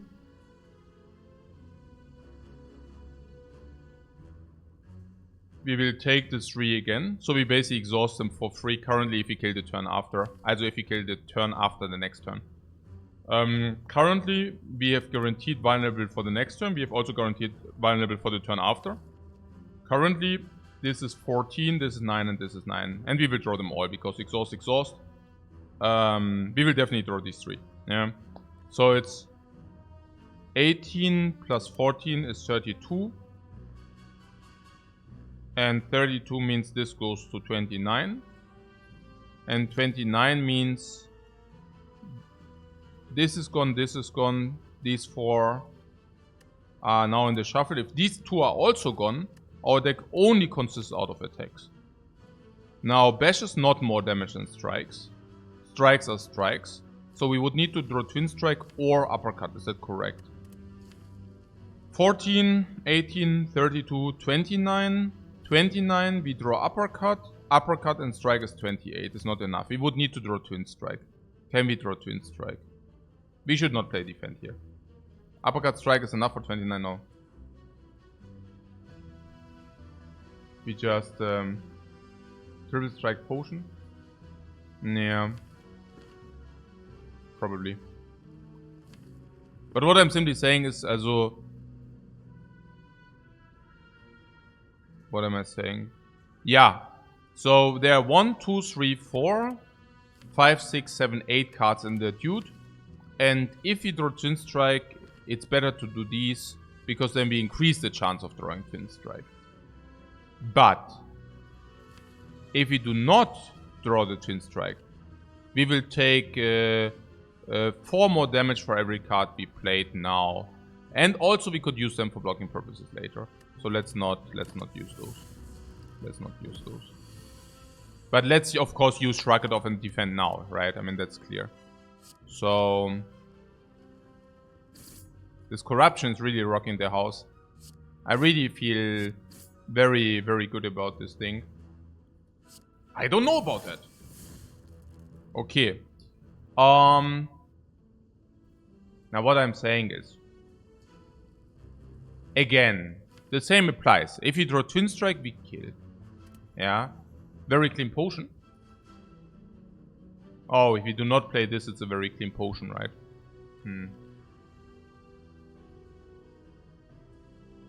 And if you play this? Okay, what do we gain by exhausting this defend and what do we not gain? We gain that we have a higher likelihood to kill next turn if we exhaust this defend here.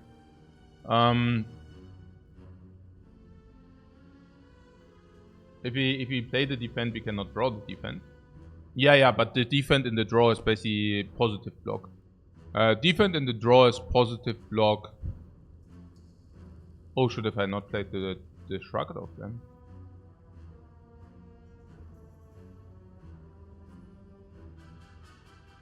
No, I played the Shrug off because if not, then we are guaranteed to draw the defend here. And it's also good block.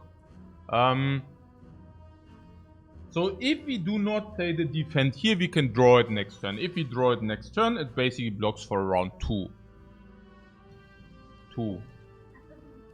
Hat der dich doch nicht platt gemacht? Wer? Der Jawworm? Nee, der tötet nie. Der Jawworm. Der kostet nur viele Leben normalerweise. Was hast du denn hier? Schmeckt ganz schön gut. Schmeckt ganz schön gut, ja. Da ist ja noch irgendwelches Brühzeug hier. Ne? Schmeckt ganz schön nach Avocado. Nach Avocado, ja, das glaube ich, ja. Kannst du dich noch verabschieden? Soll sich wirklich verabschieden? Ja. Verabschiede mich, wenn ich fertig bin. Fertig womit? Na, meine Durchsage. Mit der Durchsage? Ja, mach halt welche Durchsage. Die Durchsage, die ich die ganze Nacht geübt habe. Okay, ja gut, okay, dann fahren wir mal hier rüber und dann kannst du die Durchsage mal machen.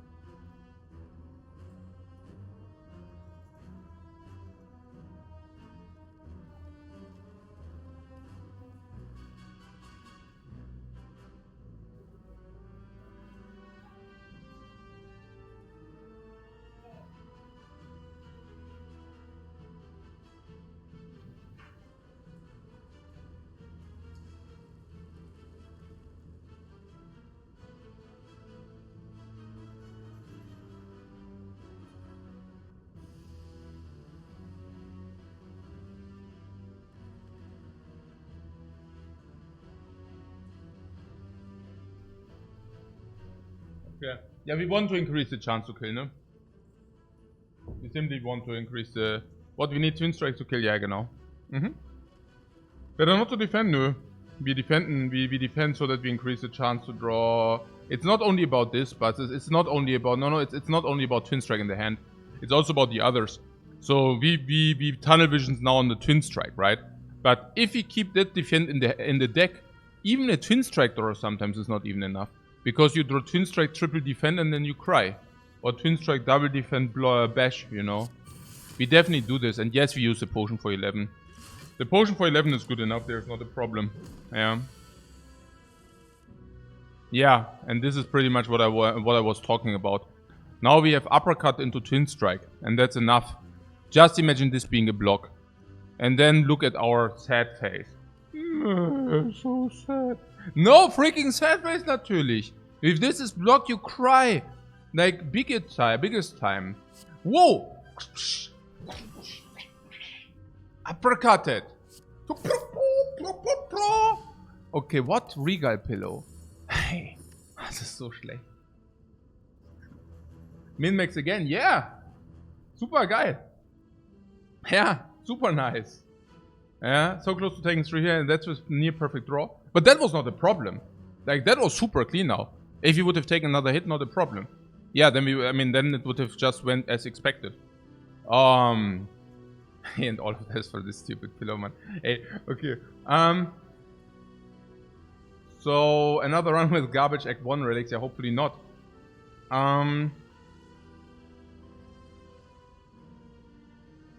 Flameberry seems clear, yeah, super good. After corruption, Omega good. Also after Nobt, Omega good. Generally Omega good. 2 energy after corruption, 0 energy, super good. Super, super, super.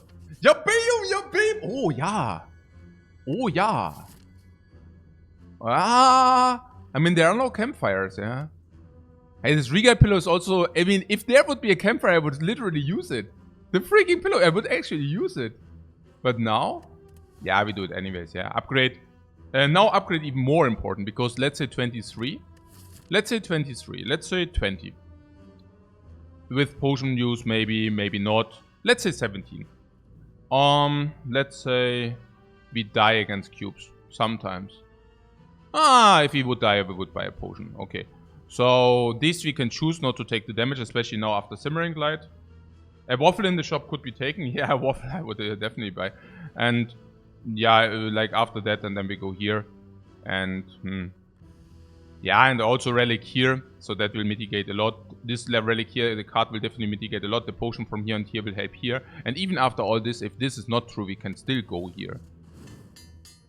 I mean, if uppercut and defend will get upgraded, defend will also mean that we might break even with the life here. And even if not, then we have at least the upgrade. And the uppercut upgrade will probably break even us already here, here, here. So, there's that. Yeah, there's no waffle, but there's a Prisma. Let's not take the Prisma and take the Anchor instead. If we take the Anchor, we also don't lose a life, which are we're supposed to lose here. And we also lose less against the cubes, which was one of the dangerous fights. Uppercut plus is also nice, yeah, sure.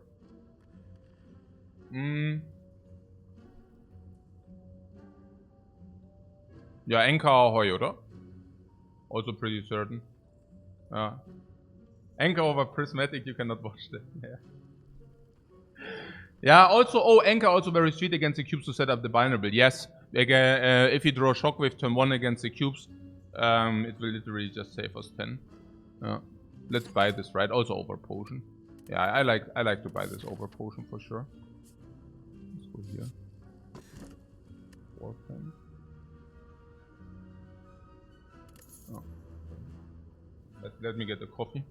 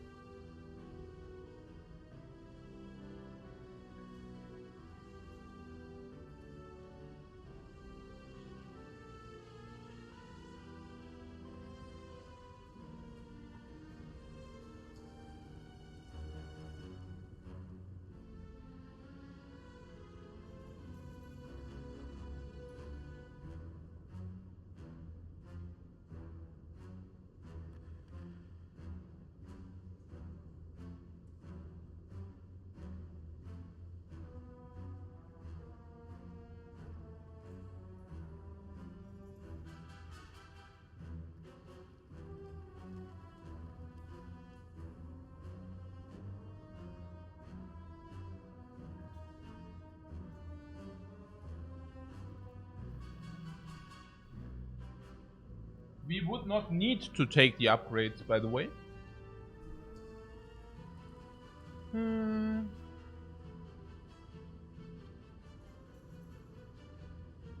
What Prisma would work pretty well. Yeah, but only if you take a Terror Plus. Okay, so the upgrades on the skills. Target off, Shockwave, Flame Barrier. We are good with that or no? Kier seems good. Nah, I don't know. I think that the upgrade even on the block after Corruption are playing. The upgrades on the blocks are playing. The upgrades on Shockwaves are playing. And we are currently 23 and you want to take the key. Oh, we upgraded Flame Barrier and Shockwave. Interesting. Whoa, Anchor. Whoa, Anchor. Anchor, hurry. Let's get into the sea, guys. Okay.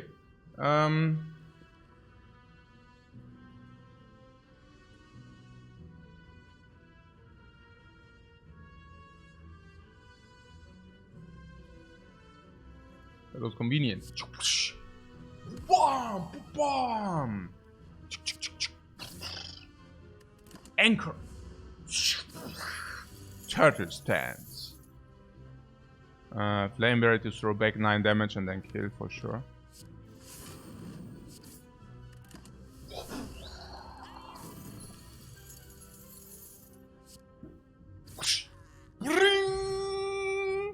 And the Explode Potion against the cubes. So good.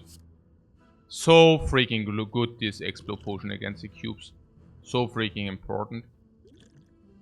Also, Reach against the Knob. Also freaking important in this fight. Yeah. Also, if one of these is an elite fight, also freaking important. 6 heal from the Burning Blood. Also extremely important going into these 2 elites as well. Because our life total is so low, yeah? Yeah. The bash is so sad now? What? The bash? Yeah, ziemlich. Okay.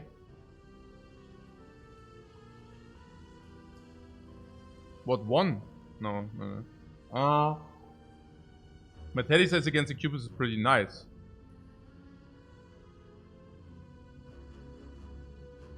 Iron Wave? Iron Wave? What? What are you talking about, guys? There's Metallicize. Metallicize against Slime Boss is probably crap. Yeah. There's Metallicize against Lagavulin, which is irrelevant because usually we already overblock. Once Corruption is down, we block anyways and we have permanent weakness. So that's not even good. Leaves against the Knob, that's not even good. Then against the cubes, it's good, but maybe we farm them fast enough and we also overblock the cubes very often. And last but not least, Metallicize is complete garbage in Act 2 because faster fights, fast, way too fast for Metallicize to do anything. And with Corruption in the deck, keep in mind that all skills are upgraded. Yeah, but powers aren't. This is garbage.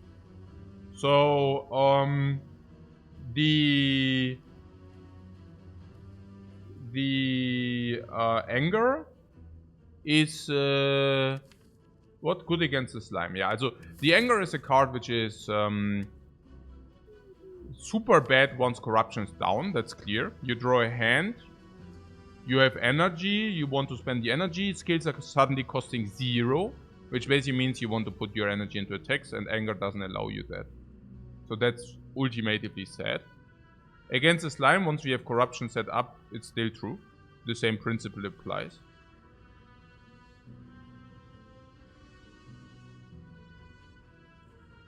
Set up.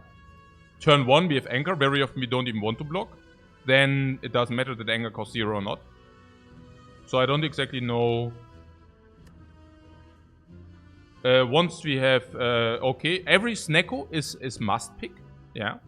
+1, +2, +3, 4, 5, 6, 7, 8, 9, 10 or something. So Snecko is must pick, always. 30% of the times we will pick Snecko. Then Anger is the complete biggest trash on the earth. Long story short, I only pick it if we need it for the next fights. How is it against Knob? Not even good. How is it against Slime Boss? Yeah. That's about it. No. Boomerang.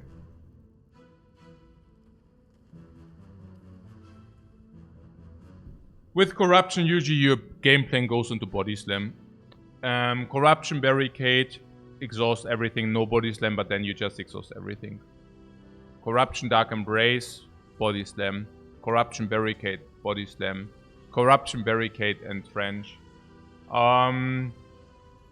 Yeah. So keep also in mind from Act 2 onwards you can also get real attacks. Are there some skills which also deal damage? Yes, Flame Barrier for example.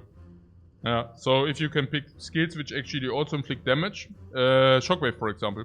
So if you have skills which actually also inflict damage, they are also way better with Corruption of course. So, Corruption Infinite, yes, if you get a Pyramid, that's the other thing, then we can basically go Corruption Infinite as well. Would also speak against Anger, would also speak against Boomerang. Boomerang also just means that we get our good cards less often. Putting that aside, we already get like really strong upgrades, so that's also very bad for the Boomerang. No. Probably most likely. Let's get this here. Pommel Strike and Shrug It Off. Yeah. Pommel Strike would have been a completely different story. But there is no Pommel Strike to be seen here. Against the cubes we have Explo Potion. Against Lagavulin is super easy. And against... there's also something about... the cubes name. Also high HP cubes. Yeah. Das ist schon sad. At least we have 10 block here. Anchor. Star Age combat with a blocking potion. Blocking potion against the robber. C. Blocking potion. 1 potion. Bam! Blocking potion again.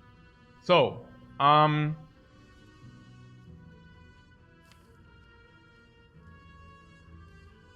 ja, also Corruption halt, oder?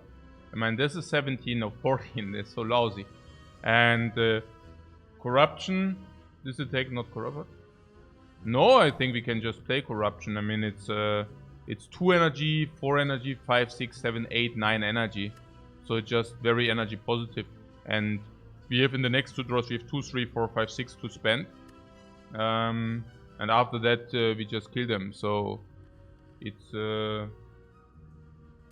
currently they are 32, 32, 30. Yeah, they're 32.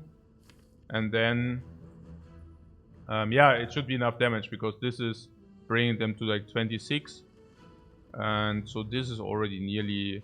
This and this is killing 1, this and this is killing 1. And then if we also do not exhaust everything. But we want to exhaust this, we want to exhaust this. Yeah, no, we have Explo, we probably also use Explo.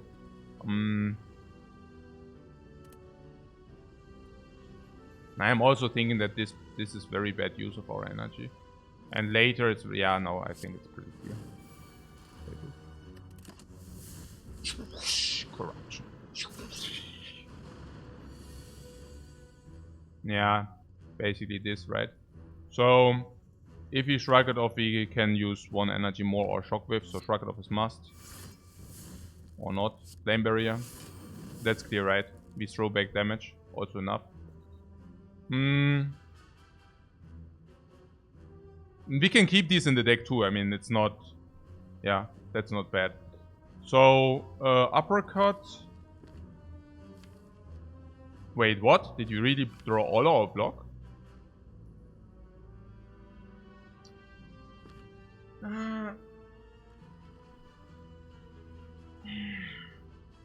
And did we not draw 3 energy? Oh my god. Okay.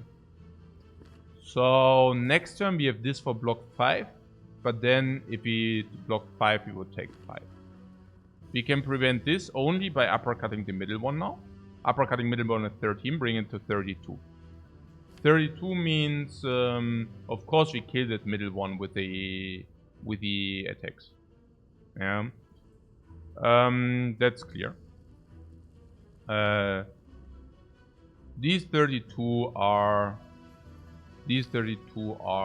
22. And because usually we will use Explo here. The Explo is insanely good here, yeah? So 30 and 32. 32, 22, 22 means... 22 means...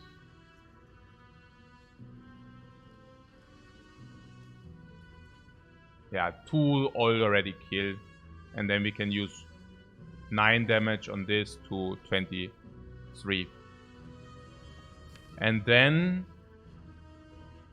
we probably have 9 damage in the deck, so if we draw a little bit more attacks, we can just kill this. Okay, that's option number 1. Option number 2 is actually uppercutting this. If you uppercut this, this is a 35. This is not in 22, by the way, it's lower, it's like whatever, yeah. But yeah,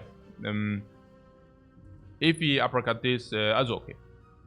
I'm wondering whether we can maybe do the shockwave thing, right? Like if we uppercut this, for example. There is something that we might get this weakened down and then kill the other, and then this is weakened forever. Yeah, if that makes sense. I'm just curious whether we can kill this dude, if that is the case. If we don't draw shockwave, we cannot kill it, but we can block. Maybe we also want really this drop, this block against this too. So, for example, uppercut this is 45, but actually it's 35. Can we deal 35 if we played shockwave? 35. Now this is 14, and 14 plus 18 is 32. So 32 is not 35. Yeah, okay, cool. So we could not kill this if we don't uppercut it now. If we do not kill this, we probably most likely take 5. Of course, that also would mean that this goes to 29. And again, we conclude this 32. So we could, also 29 is of course 19. And we could next turn kill this before it shuffles dazes. Actually, daze shuffle disruption is at least as important for us as killing this dude. Yeah. And then this guy is also permanently weakened. We could even focus fire this. For me, it's mostly also about the daze and disruption. They also take 6 from flame barrier. Yes. They go to 23, 13 even. Yeah. So 29, 19, 13. And that will give us a lot of possibilities. Yeah. Does it even give us a possibility to do the triple strike thing on this? Yeah. Even that is possible. Pretty good. Pretty good everything. Whoosh. Flame barrier. Whoosh. Flame barrier again. Hey! Mann, hey. Wow. Ey, das ist ja schon krass, Mann.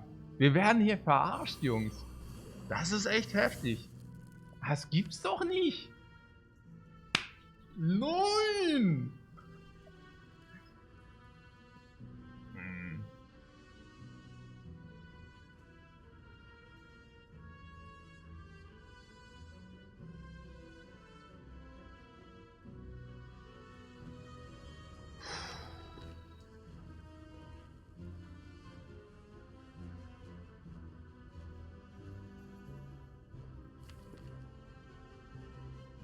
We take 10 and solve most likely with explore or without. We need to do explore, right? I mean, as things currently stand, we cannot even delay the dazes. So explore basically means we can kill this guy without taking dazes, which is kind of important. Yeah. Save the potion? No, I don't think so. Like currently this is 14 plus 18, so we cannot even kill the back one. And with the help of the explore potion is 26. So we could kill the back one, which basically means this guy doesn't shuffle dazes. This guy attacks is still weak, and this is 35 then. And then we have 2 turns to kill this cube, while also blocking in. No, I think we need to throw. It's pretty clear that we need to throw. Yeah. And then we have triple attack on the back one, not take dazes. Yeah. There is a world where we actually use this for this, but that's stupid. We could do this. We could 14 this, but then what then, you know? 14 this would open 2 strikes. So yeah, we could have also, what, 20? Oh, you mean we should kill this with 23? No. That cannot be right. We currently also do not have infinite time, you know. Like, once these are gone, they are gone. We don't have infinite time here. Like, once we don't have, yeah, we don't have infinite time, basically. Yeah.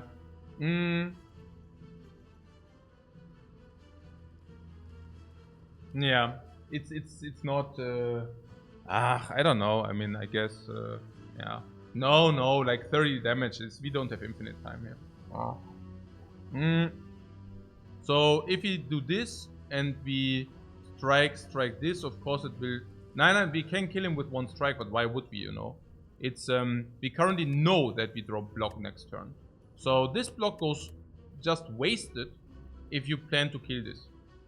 Doesn't make a lot of sense. On the other hand, we can kill this guy now. Okay, the only thing which could make sense is twin strike, attack this. Yeah. With the idea that to draw another block next turn or uppercut on this, but it wastes only 2 damage. Ja, schon, aber oh man.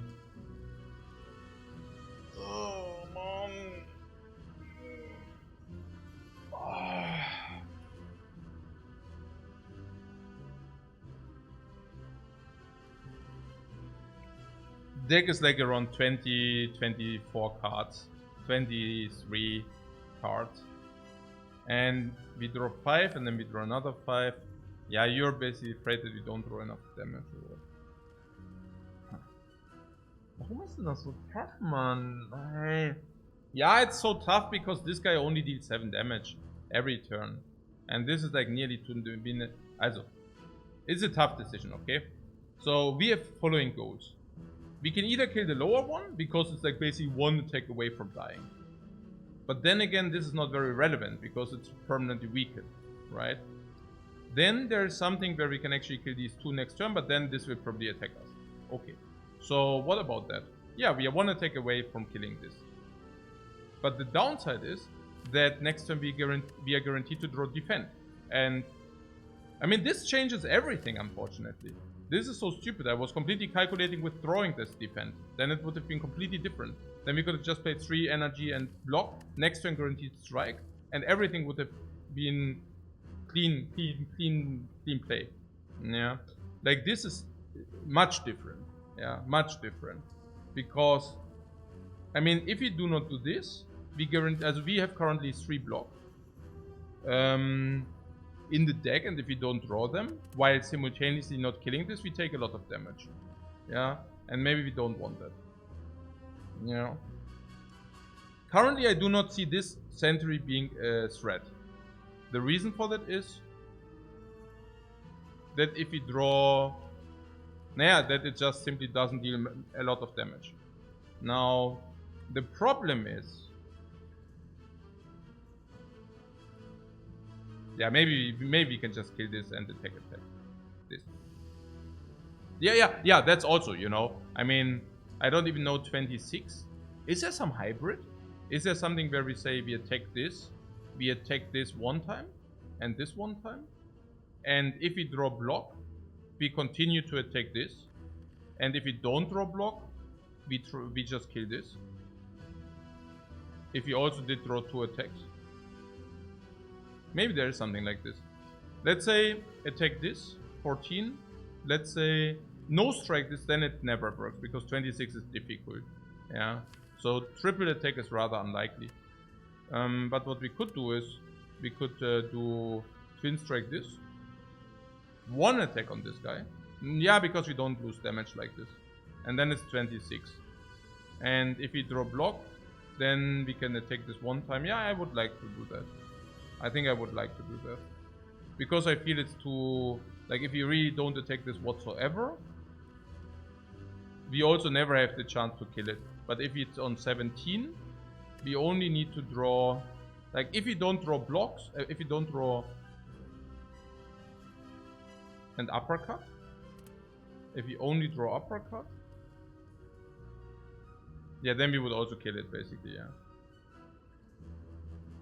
Which would be okay. Would it be okay? Because if we don't address this guy whatsoever, uppercut would also mean we don't take damage. Hmm. Hmm.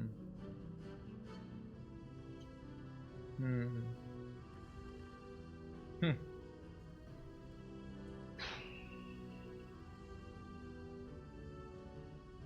Hmm. Yeah. Hmm.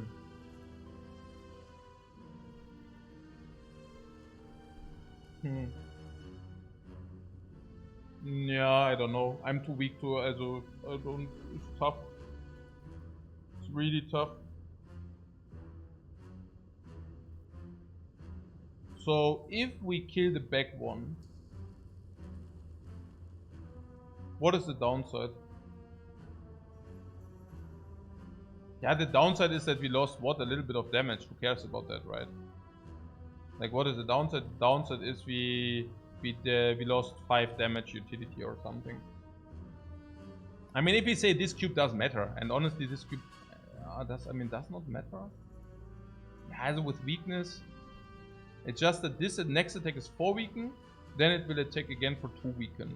So this attack doesn't matter. Like, this cube is not relevant. No, I would just go ahead with the game then. Like, I would just like attack this, kill. Next turn, no matter what kind of attack, I really want to put it on the sentry. And if you really draw double block, no, even then it's not a problem. Oh yeah, no, the downside is that we didn't deal the attack on this guy. Yeah. So we are 1 strike less deep on this sentry if we go with this line. 1 strike less deep on the sentry. On the other hand, we are whatever strikes deeper we draw next turn or what. Like if we draw, for example, let's just say we draw 1 strike next turn. So if we twin strike this, attack, we draw double block and we draw... No, we cannot say it this way. I'm so afraid that I cannot kill this in 2. I don't know.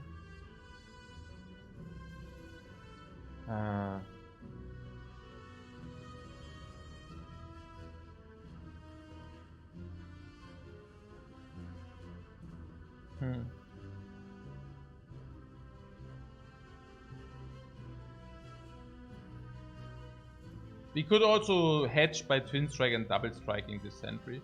That would be the classical hedge. That is like attack, attack, attack. I mean, that means we maximally take 5 basically. If we want to go down this road path. We draw 4 cards out of 23. So 1 and 6. So we have a 50-50 to draw another block.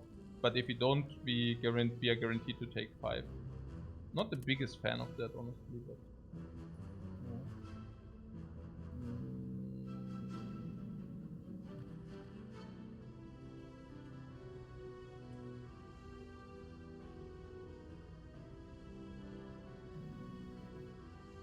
without exhausting block. Yeah, but what means, what 1 strike? You want to do this and then you want to double attack this guy. And this guy? This just shoots into your face or what? That cannot be right, no? I mean, yeah, that would be the of course, like that's, we can also do this, yeah. We can attack this, we can attack, and then we can see what we draw next turn. And if we draw 1 strike, we kill this, and then this has like 1 free shot.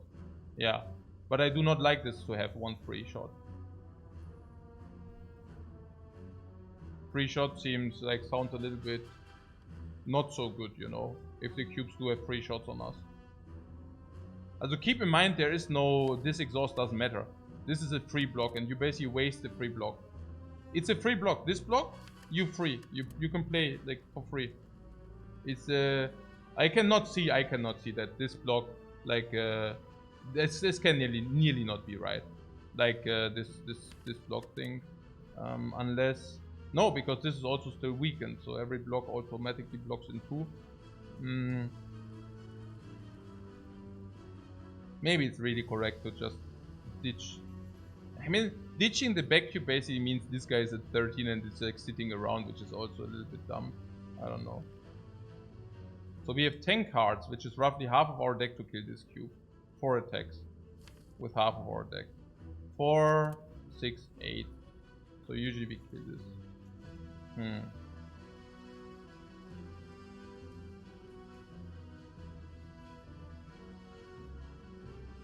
My brain is really giving up on this. I have no clue.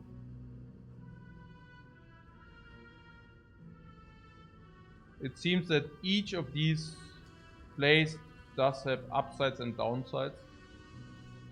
It's very weird. Because usually, yeah, it's just so freaking weird. This makes everything so weird. The block next turn basically says we should never kill these two in the next turn. But leaving this alive at 13 is weird. Leaving this alive at 26, maybe we should just leave this alive at 26. Basically, twin strike and attack. Maybe that's correct. Yeah, I think that might be correct. Twin strike, attack. This goes to 17. If this is on 17, there's a good likelihood that this simply dies in the next 10 cards to be drawn. And that is pretty good. And we basically take a little bit of heat because of that. But it's not that 26 is not killable whatsoever. If we draw too many attacks and no blocks, we can still kill the 26. That is still possible. We can still kill the 26. If we only drew attacks and no block, we can still go ahead and kill the 26. But otherwise, we block and deal 26 to this guy. Or kill this or whatever if you draw 18. And then we can kill this the turn after or block. And we have the guarantee. Yeah, I play it this way. It's okay.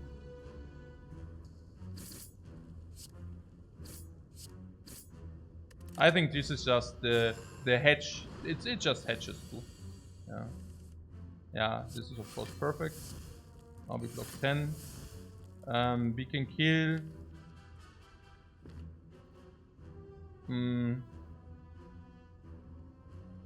Yeah, I think having drawn 2 blocks I want to kill. Yeah, because uppercut also is an out that this doesn't deal much damage. We could of course deal 9. The 9 is clear, yeah? That's obvious, yeah? That 9 is always happening and now we can also kill. Forget about the daisies are not important. But if we, yeah, it just hedges against a 5 days draw basically. Or against a 4 days draw and no attack. And if we draw too many attacks, we can still attack this guy. So I think that's pretty clear. It's not because of the daisies, but it's just because there are very bad draws. In this case, I would have rather liked to have the damage on the back one. But even here, I mean, it's not a threshold, right? If this is on 12 or whether it's on 17, it nearly is irrelevant. It's only relevant if you draw exactly bash. Like, exactly bash. Yeah. And only then. Okay, wow. Yeah, okay. Yeah, nothing to be done, really. That's just as stupid as hell. This was really dumb. Wow. That was really bad. Well, we can still make a decision here. I mean, there's nothing to be decided here. Spot weakness. Spot weakness is again attack damage in the form of a skill. Got no memory though. Yeah. Now the vermin comes. Yeah. I mean, Omamori is not bad before 2 question marks, by the way. Don't trash talk it too much. Ja, Spot Weakness, oder? Corruption, Spot Weakness. Das ist doch, was wir wollen. Oder wollt ihr den Whirlwind? Whirlwind. At least Omamori get used. No, I just pointed out these are 2 question marks. I didn't say that the Omamori get used. The Whirlwind. Yeah, the second hit was really just, I mean, that was just unbelievable. Both hits were just unbelievable. But the second hit really, because the 25 is a threshold against Nob. This is dumb. Spot Weakness is also so sick in Act 2. Because Slavers, it's just +3 strength. With Corruption or without Corruption, it's just straight up 3 strength. Against Book of Stabbing is also always 3 strength. Yeah. And all of that being said, we might even rest here. But even if we wouldn't rest, yes, Spot Weakness is super sick, it's also strength, it's also after Corruption. And in Act 2 it plays full. It gives you the full 3 strength against any kind of elite. Yeah.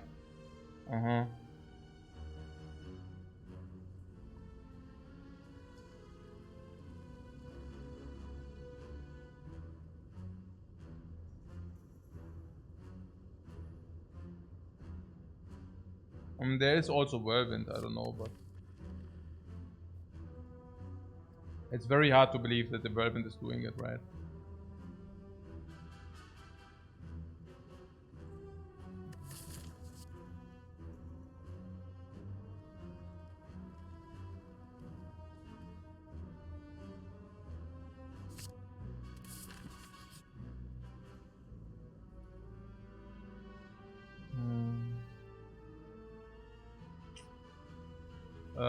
We could take this event, but then there is no elite.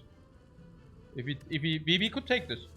We could take this, but if we do take this, there is no...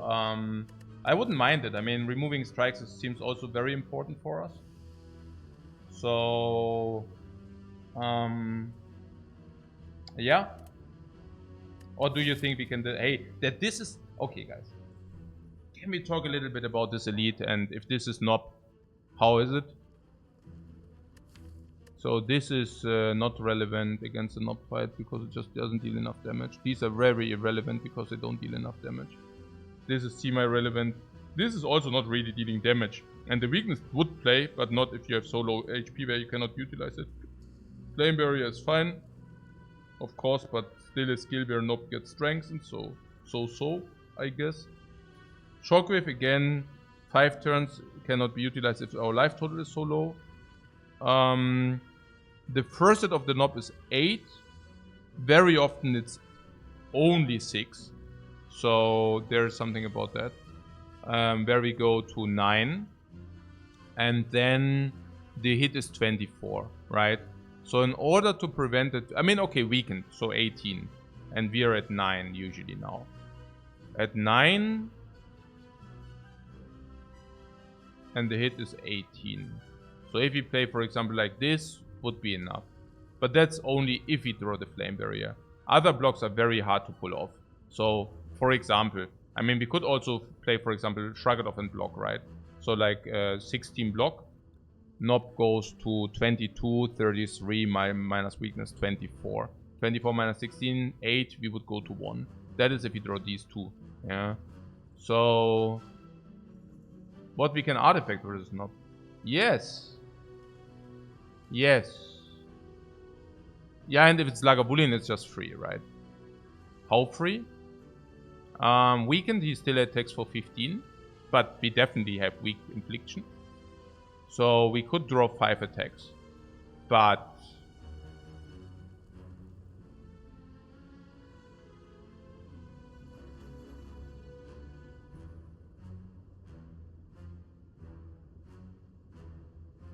we could draw 5 attacks indeed. How likely is that 5 attacks if you have 1, 2, 3, 4, 5, 6, 7, 8, 9 attacks? Out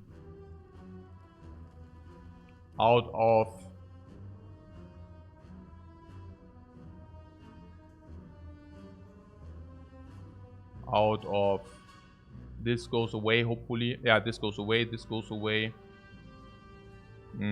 So this goes away. So 1, 2, 3, 4, 5, 6 cards. 6 cards. 9 blanks, 6 real, 15. So 1 card. 40%, and then... No, it's actually 60%, and then it's like 55. So let's say 60, 13, 15, 7, 3. 3% per draw. Can we kill after 1? Difficult, right? It's 20, 30, 35, 70. We can never kill after 1 draw. Even if we get spot weakness, we can never kill after 1 draw, right?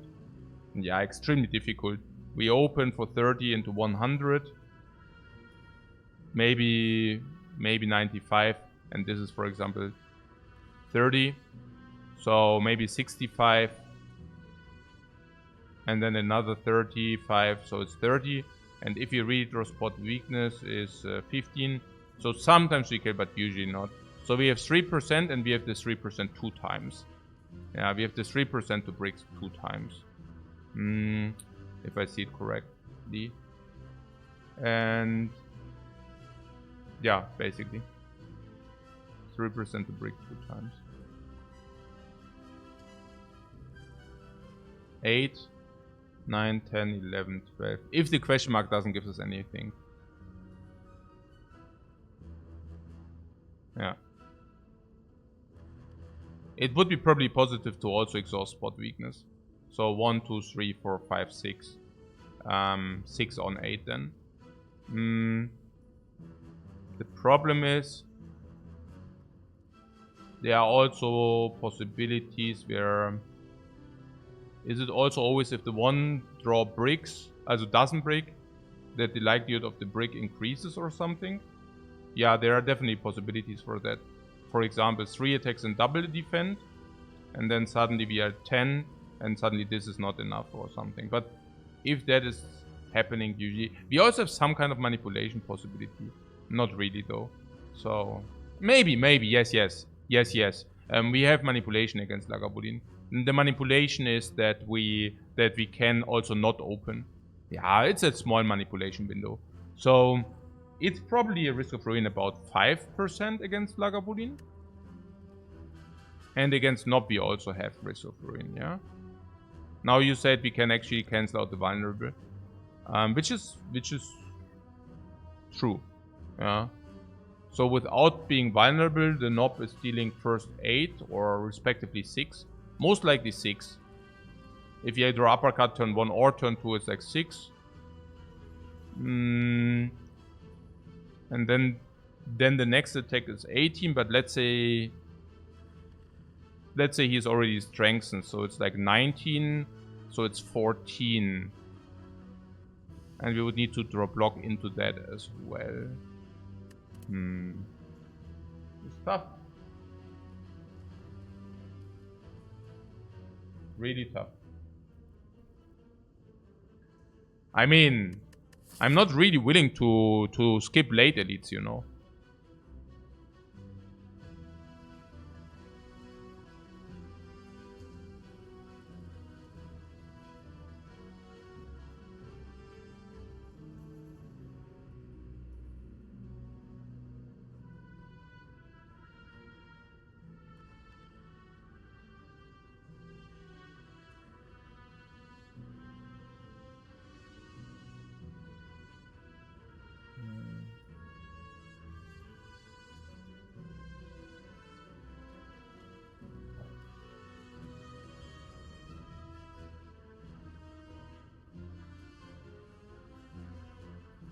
We already saw the banana.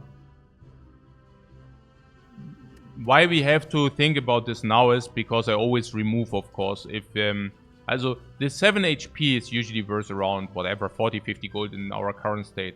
So if this would be, for example, 50, this would be 115 for the remove, right? And 115 for the remove is usually very break even in our case, I would think. With the deck being so strong already, I think 115 for a remove is very break even. But why taking the gold if you cannot utilize it, right? I mean, there is like what 3, 6, 9%, 12 on the shop. So we could utilize it in 12% of the cases, but otherwise not. And if you don't take it, we will 200 gold, 250 into the next shop is good enough anyways. So the remove would help in this regard. Against any kind of adversary. Oh yeah. Oh no, yeah, right, yeah. So what I'm simply saying is if yeah, of course the remove, but in our case it's way cheaper, because if we do this and we go to 8, there's a Regal Pillow, and the Regal Pillow brings us up again. Maybe there's something about enemy, 10%, 20%, 30%. Did you already see an enemy? No, that was banana. That was...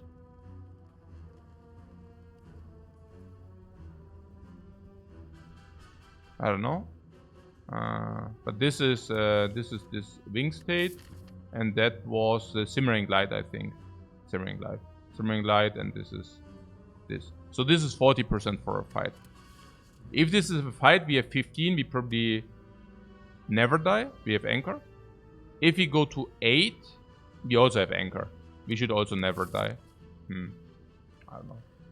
So what I'm saying is the life total is of course much less relevant if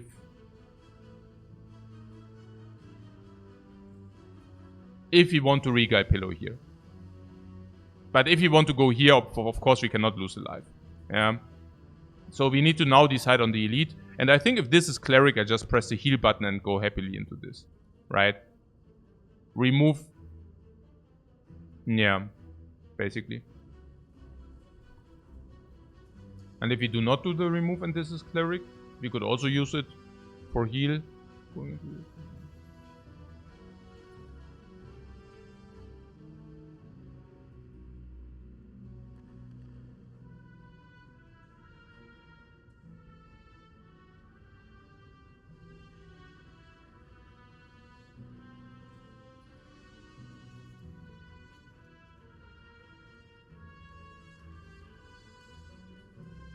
What? Nob is almost guaranteed death? No.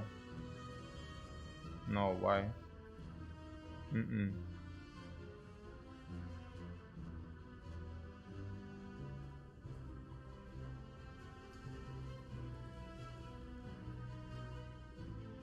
Oh yeah, we could also take a fight. And you're saying in the fight we can farm life and get a potion and a card reward. Let's forget about the card reward for a second. I think the card reward cannot be that relevant. But if you find a potion, of course, it's insanely relevant, of course. Yeah. And the 6 HP will make the threshold going into this. So we should probably just take the gold. No, it's true. If it's a hallway and we heal 6, and that's very likely. I mean, okay, that it's a hallway, it's very likely. And if it's a hallway that we can actually heal from that hallway because we do have the anchor, is not completely unlikely. I am very certain if you receive the 6 life, this is threshold for this fight. And if you take the wing stage statue, we go to 14, we still have risk of Lagavulin death sometimes. So we probably, yeah, that's probably better.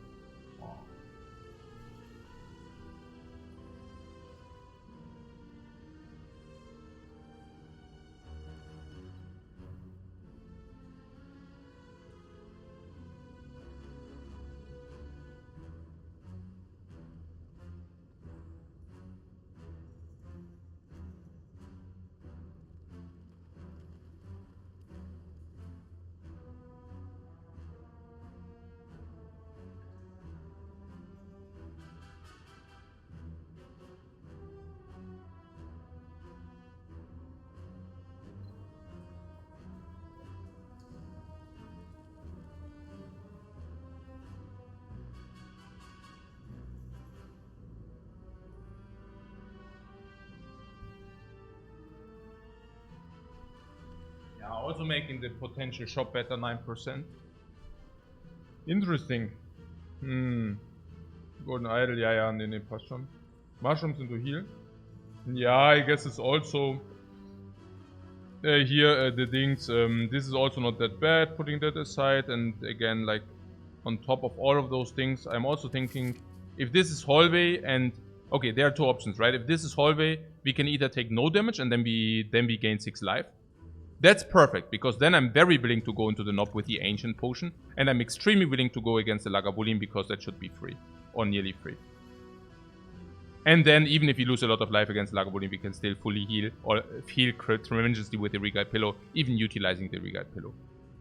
So, but there's also the other world where we take a lot of damage in this advanced hallway fight, if it's a very difficult one. Now, if this damage we would take here is above 8, then this actually also means we die. Yeah, so there are two options. Either we take no damage in this advanced monster fight, then it's better not to press that button, because then we can take the elite. But if we would take damage in this advanced monster fight, it's also better to take the gold, because otherwise we would die. Also, if this is shop.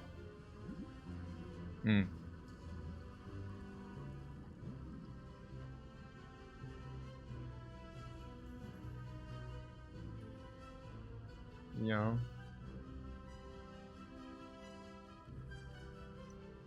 So, yeah. So now we really have to decide whether we want to go into the elite or not. Any idea? We said risk of ruin is too high going into the elite, yeah? You're telling me Nob is death? Nob is only death if he hits us 2 times big hit. You think so? 18? 3 draws. We draw our entire deck. This 1 draw. We nearly draw our entire deck. How much damage would that be? 24, 32, 45, 55, 60, plus vulnerable 90. This is difficult to apply because we might die if we apply this, but it would increase our damage output a little bit. 4, 5, 6, 7, 8, 9, 10, but not so much because this costs 10 energy already.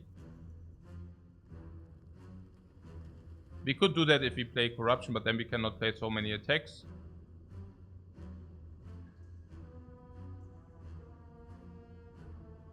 So what's the long story short? Oh no, we said, but we said we can, no, wait. We said we can take one big hit. So it basically means we have 4 draws, not 3, 4 draws. So 4 draws means we draw 20 cards. We have 18 currently. So we draw our entire deck and even more so. So we draw more than our entire deck. And we said this 60. And vulnerable, if we play this first, or this first, is already like around 80. If we deploy this as well, it's around 100. So 12 energy, 2, 3, 4, 5, 6, 7, 8, 9, 10, 11, or 11, 12, or 11, 12, 13, whatever, yeah? So, yeah, but the problem is there are also risks involved. And one of the risks involved is basically, turn 1, turn 2. If you draw turn 1, a lot of blocks, for example, is pretty bad. Like, for example, whatever, 2 blocks, 3 attacks. Also bad, then, I mean, we can play the attacks, but then we don't have vulnerable infliction. Corruption early would be good, corruption late, rather not. Oh, super difficult. Oh, super difficult.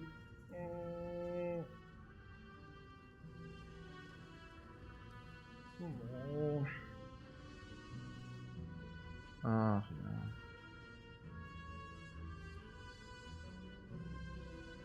Yeah, against Lagavulin we have 5% risk of death, and against Nob I really don't know. I can just not really see it. Like, what are bad draws, what are good draws? Let's say we draw first turn Flame Barrier.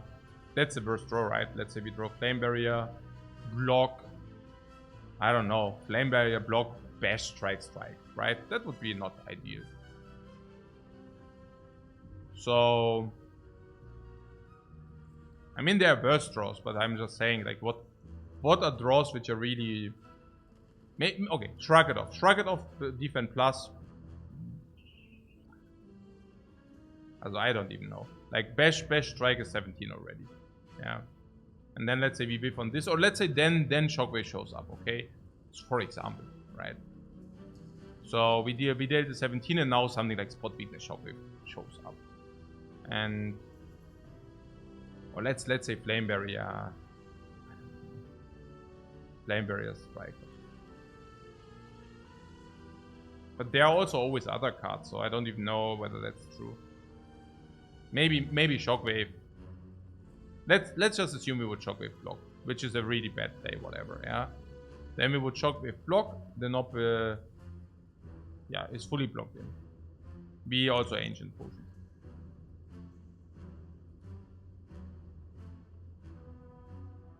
So the next one, the Nob attacks for 19, but with weakened, so it attacks for 14. And vulnerable, of course. So we could, for example, 14, and let's say 2 strikes, because that's just bad, you know. So, or this, okay. This after Shockwave is not good. 19 plus 14, 33. And then it's like, what, 33 plus 17 is like 50 already. Nob goes to 40. And attacks us, we go to 1. He attacks for 14 again, we can just Flame Barrier block, for example. He's still at 40. But we could also Corruption Flame Barrier block. Interesting. 9, we probably cannot do it, but it's... I'm just wondering, you know, it's just like for my curiosity. I think against Nob we have 5% risk of ruin, and against Lagavulin we have 5% risk of ruin. Against Nob is not as much as you might think. I believe we have a very good options to block in against Nob. If you get Corruption early, I think it's never a problem. You estimate 30 to 50. Yeah, but I'm thinking it's rather in the area of 10%. I was just wondering that... I mean, okay. At which percentage would we even be willing to do that? If you say risk of ruin against Nob is 5%, would it be worthwhile to go into the Nob or not? 5%. Yeah. Then we would have, if we say Lagavulin and Nob, we would die in 5% of the cases. And this node, the question mark, is also, I mean, there's also something about this question mark killing us. But now it's also different because we just got value from this. So we could click this 2 times. But then we might die here too. Because this could be advanced monster fight and then we might just die here. How often are we allowed to click this? Are we allowed to click this twice? We are definitely allowed to click it once. The problem with this clicking here is it's pretty much free if this is not a monster. And even if this is a monster fight, is it really a problem to go to 4? And how much of a problem is it to go to 4? And again, what about this fight really? I don't know. This is so mean. Also, wow. Ich meine, ja, German small fight, sure. There are like some fights which are problematic. Anger helps a bit in the hallway. Yeah, absolutely. What are the stakes for this 100 run challenge? Yeah, everything. Because it will also be the only 100 run challenge ever being played. Like, I don't play another one. That's for sure. So, everything is on the line. And that's what makes it also so interesting. Literally, everything. Yeah. Okay. It's also about like us dying. Like usually dying, who cares? Yeah. But the way we play, dying is important. Yeah, usually you just die, you spam a new one. It doesn't matter. Yeah. So it's yeah, otherwise it would also not be interesting. For me, you know. If I just say, okay, I die, I just play another one, where is the fun of it? You know? Like why do you even try to play very well then, if it doesn't matter whatsoever? So, but yeah, there's Chrysalis.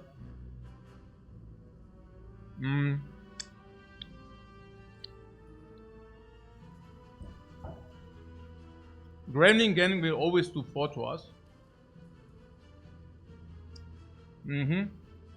Okay. So let's take a deep breath. Eat 1 Chrysalis and some of these grapes. And let's talk about this question mark and what this question mark is doing to us. I mean, honestly, this question mark in 60% of the fights is, it's in 60% of the times, is simply a normal enemy. I tell you where I come from. If you're telling me that if we need to be afraid of this question mark, we cannot click this event whatsoever, it would make the calculation of this much easier. In which regard? Well, because currently it's this elite or clicking this event, right? But if you tell me that we cannot or that we are not allowed to click this event whatsoever, we have a much better decision tree. Okay, I put it in other words. This gives us a relic if we can click it 2 times in more than half of the times. So, if you're telling me that it doesn't matter too much for this event here, right? Then we can basically say we get half a relic here. And half a relic, as you know, is worth around 100 gold. And if we deduct the 100 gold from this, this would only be 250. While this still retains to be 100 aroundish. And if this is true,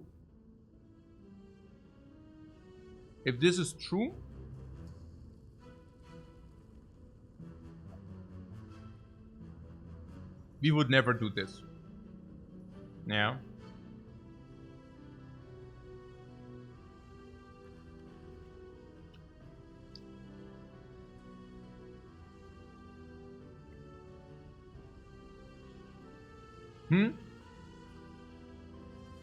Mango into elite. Flumating is mango into elite.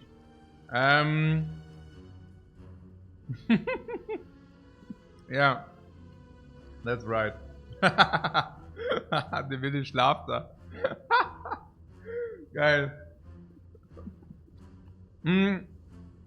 I mean, I think things which should be clear here, or clarified here, is that we are currently under risk of ruin anyways.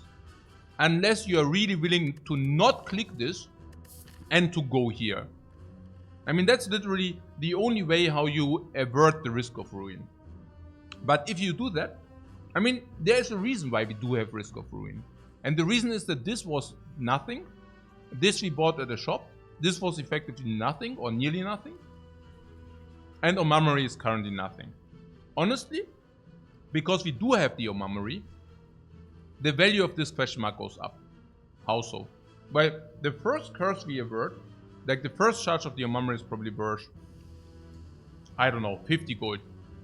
And so some events are getting better because of the Omamori, making probably the question mark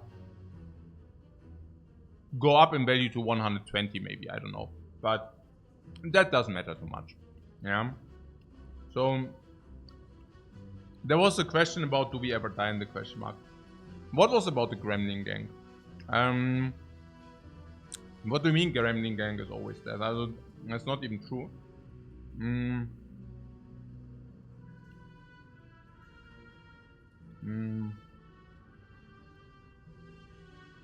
We don't need to decide about the second click before the first click, right? Question mark. Wrong. If we want to go into the elite fight, we... Also, do we know that we always click once? Yeah, I think clicking once is pretty clear. If we do not go into the elite. Yeah. But currently, I'm really... Honestly, we don't get around calculating the risk of ruin against Snob, I feel. Or we do it different. We can also say... Okay, guys. I really hoped I can avert this, but we cannot avert this. We have to calculate win-run percentage. So there's one tree where we say how likely are we to win the run if we do not get stronger now. And there's the other one after the elite. And I think we have to do that, otherwise we are not getting anywhere. So currently, I believe like our average win rates, yeah, keine Ahnung, 75-80. Yeah, we are currently upswinging a little bit, so don't take the 83 for granted or whatever. Yeah. So if that is true, the question is, how does this run go? Usually I expect five relics in Act 1, and I also expect these 5 relics to be, yeah, average. Yeah. Now, if you do not get stronger, how many relics did you pick up? 1, 2, 3, 4. How good are they? Basically non-existent. Half a relic, real relic, nearly a real relic. So we currently are at 2.5 relics. Usually I expect to see 5, of which like 1 is strong and 1 is crap, which equals out, and then 1 is half, right? So maybe 4.5, and currently we have 2.5. So we are weak on the relic side. Life total is weak. Potions are roughly weak. Slime boss is still not solved. Cards, we didn't get any removes. We got an uppercut into upgrade, but you know, that's pretty normal. Spot weakness is pretty normal, especially against slime boss. Shockwave is okay, of course, it's good. But not tremendous, you know, it's good. Shrug it off is good. Corruption is good because we have Flame Barrier, Shockwave, and Shrug it off. But it doesn't weight up against the downside of the no relics things, probably. So if I would make an estimation, I think the run is probably not 80%, but rather on the... How are we against slime boss? Yeah, we will rest. So yeah, because resting means plus 37, we go to 52. Also utilizing our relic against the slime boss currently. I mean, I think we are good, but we don't have the burst damage of the H's. That's clear for obvious reasons. We don't have burst potion. That's also clear. The spot weakness does sometimes connect, but not always. So I think if we do not rest, we have risk, especially if we lose life anyways. So probably we are currently looking at 70%. Do we never die here? Yeah, so with 15 HP we never die. It's basically effectively 25. Yeah. So with 25 we should never die. With this deck strength and with the anchor we should never die. So if we click it once we also never die. So this is 70%. And if we, for example, say we assume a risk of ruin of 10% in this fight, just assuming it, right? Then that would be, for example, if you say against Lagavulin we die 5%, against Nob we die 15% of the time. Then this would be 10% risk of ruin. So it means afterwards we are only alive in 90% of the cases. And in these 90% of the cases we would need like a 77% win rate in order to make up for the risk of the 10% dying. So the question is, if this would be true, would this increase our win rate by 7%? Like one more relic and a card and gold and a potion. Potentially a potion, yeah. So 50% on the potion. The potion could really help here. So I'm not sure how much that would increase the run percentage, but maybe 1 or 2. The potential card, maybe another 1. And the relic probably maybe another 3, 4, 3, 3%, 2% maybe. I don't know. It could be 7%. Okay, now we need to put it into perspective against this, right? So, but it could still be maybe 5% or something. So we can basically say risk of ruin here, like 10% is probably where we would not take it, because we can still click this and at least we could find a relic in 25% of the cases. Let's say 25% to find a relic here. Which basically means if the risk of ruin against an op is above 15%, we never want to do this. And then we would click. And you think this is more than 15% risk of ruin against an op? I think you're too afraid, guys. I think there are a lot of ways to deal with an op. Do we die if we... Do we always take the big hit? That's the first question. In 3 turns. Can we kill in 3 turns? We say it's rather unlikely. Yeah, for obvious reasons, it's 60 damage. Even upgrade is only 80. Maybe there are ways to kill. If you get spot weakness, flame barrier in the right turns. Corruption early into these. And then we can kill by turn 3. But usually we don't. So we will usually face the knob hits. Which basically means the big hit is 12 damage.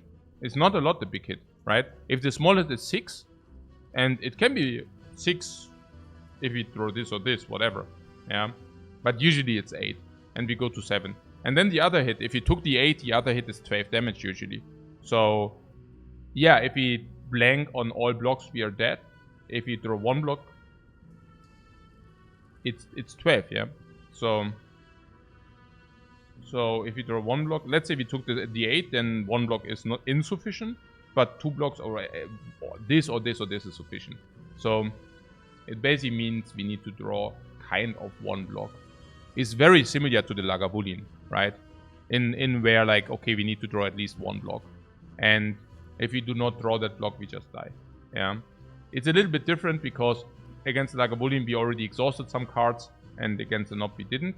So against the Nob I guess we have a little bit more blank potential. So the draw is probably rather 6% blank. And then the next draw is again, like there we need to even have a little bit more stuff, right? Because if you block the 1 turn, the other turn he hits a little bit harder. Yeah. So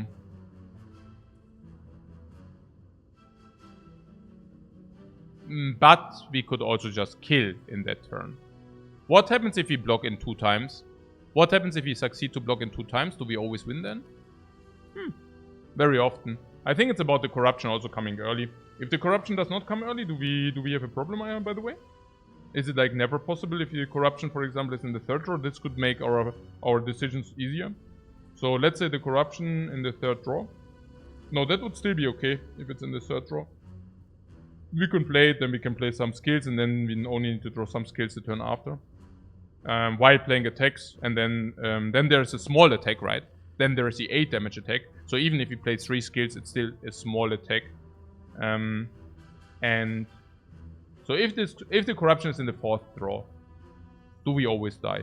Yeah, probably, right? I mean, if it's in the 4th draw, it's really problematic. Let's say attack.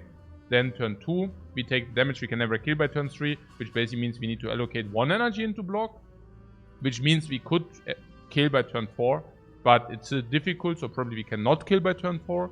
So we need to block in again. This time blocking in will require all our energy. And then the Nob is strong enough that blocking in again is suddenly turning problematic. So that is basically 3 cards out of 18.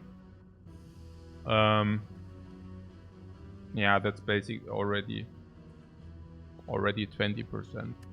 Yeah, so let's click this, yeah? Cool. Sounds stupid, but yeah. Na gut, but I chill first, and then I read the chat, and then we continue. I also realized that I do more mistakes after those difficult decisions, because then I'm getting exhausted, like mentally drained, and very likely to just misplay afterwards. But yeah.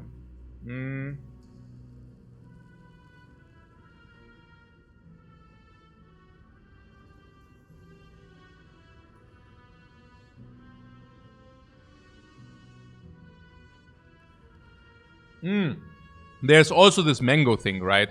I mean, there's also, if you click this, we might find something very nice which helps us. If this is a strawberry, we gain 2 HP, which averts the risk of ruin against Lagavulin. And then I definitely go here. Because then we also already got this relic. So if this is strawberry, I definitely go here. Also against not way lower risk of ruin. If this is pear or mango, we also definitely go here. There are also probably some others. There's, for example, the incense burner. Not incense burner, sorry, the other one. Where we don't take damage.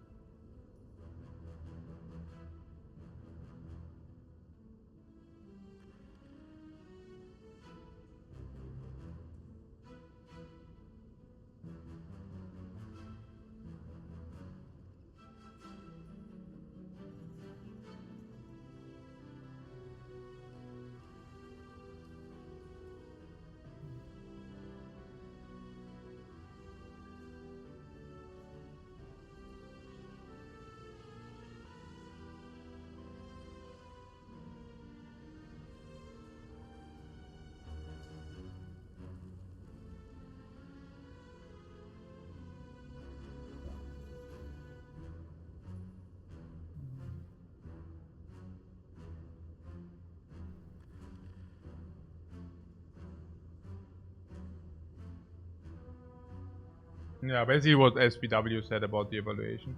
Yeah. Yeah, exactly, the helix. Yeah.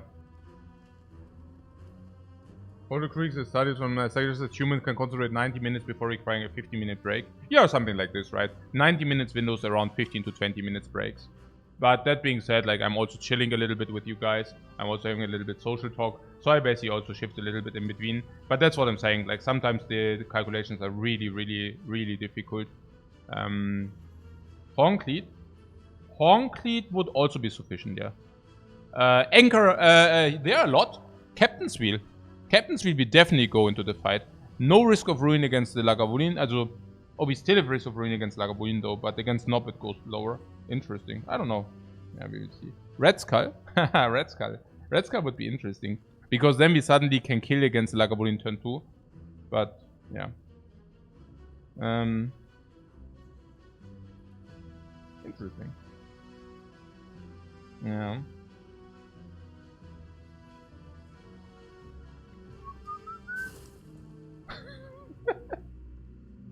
Okay. Yo. What in before we don't find any relic? Ja, what do you think? I mean, ist doch klar, oder? Ich meine, ist ja auch nicht so obvious. So, yes. So, now this is gone, unless this is a mango. If this is a mango, we are still okay.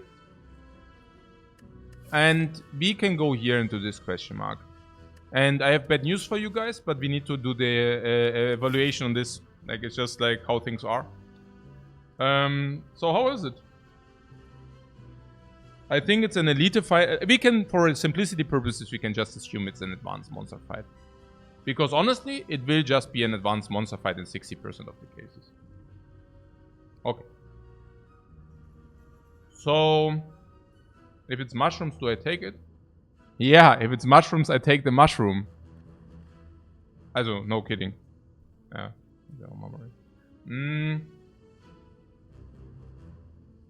So, advanced hallway. There are some easy advanced hallways like the lice. The lice in our case will be attacking us and we have the anchor. So that we lose 14 is rather extremely unlikely. Yeah. How much is that? A relic for 18 HP now, around 17 HP actually. Yeah. The thing is, it's basically a very similar evaluation to this. We already said that this would make us like around 5 to 7% stronger in the run. A relic alone we said around 3%. So if the relic makes us 3% stronger, we could take the relic it's probably making us maybe 3 to 4. In our case, maybe it's even 4%. So, but it's not always the relic, but it's only in one of 3 cases. So it probably makes us whatever, 1.5% better for the run. And if it's 1.5% better, we can take it if the risk of ruin is around 2% more. 2% more if we click this. And the fight is 60%, which basically means in the fight 4% more risk of ruin. Do you think we increase the risk of ruin by 4% in the fight if I click this?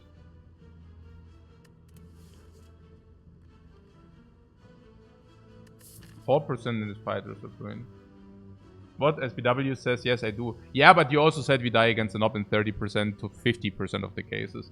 I think you're a little bit risk averse, which is a normal human behavior. But I think you're more afraid than you should be. I don't think that... okay, I mean, that it increases by 3% is probably very likely, yeah. But I'm just saying it's not as clear as you might think, because there are many enemies where we just do not increase the risk of ruin. There are some very easy enemies which, like Robber or whatever, right? The risk of ruin is basically not there, yeah. No matter how we play it. But yes, I think we cannot do it, right? There's also, of course, if we click it and we find a relic which mitigates this fight, I mean, then it's also this. I mean, it's only bad if the 6 life would be important, you know? And how often are the 6 life really that... like, is it 4% for that fight, yeah? Yeah, oh, even Lizard Tail. Oh yeah, there are also some clicks which let us go into the elite.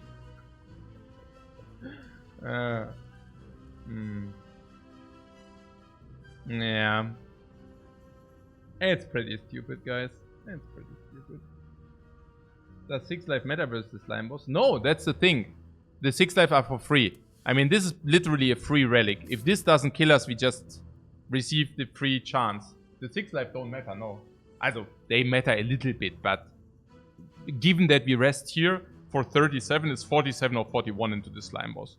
47 or 41. Yeah, meta is the big word, yeah.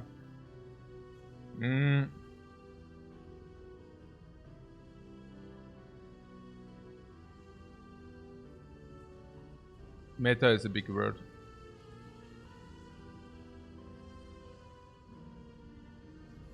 I mean, honestly, I really want to click it because just of the utility, but I also know that with this we have better late game. So maybe it's just wrong. Maybe it's just wrong. Maybe the risk of ruin is simply not worth it because there might be stuff like Snecko. And if he gets Snecko after this fight, unless you tell me it makes us better in this fight too. I mean, that's the other thing. Oh yeah, actually, it's so difficult because if this is a relic, I'm not even sure, you know, how good are we in the slime boss fight? Do we need a relic in order to succeed in the slime boss fight or not? If we find a potion, no. So probably not. Yeah. It's also one. Maybe it might even be punishing for us. Like if this is, for example, Horncleat, it really is also 6 HP less into the slime boss fight. There are a lot of relics which also increase the risk of ruin against the slime boss fight because we simply lose the 6 HP as well. Right. So being insanely timid here, yeah, and leave. There's also something about if this is the knob. No, if this is like a win, you can never take it. Nah, whatever. Yeah. Okay. It's too much, yeah.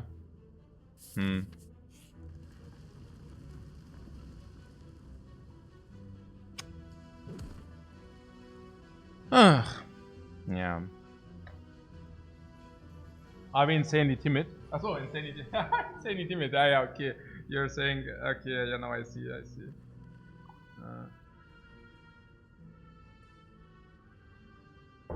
Injury? No. I'm thinking max HP maybe. Is it's very difficult. It's value lost on sleep though. I see. I'm greedy. No, the only question is how you evaluate your memory first charge. That's literally the only thing. But we can probably just take the injuries, okay.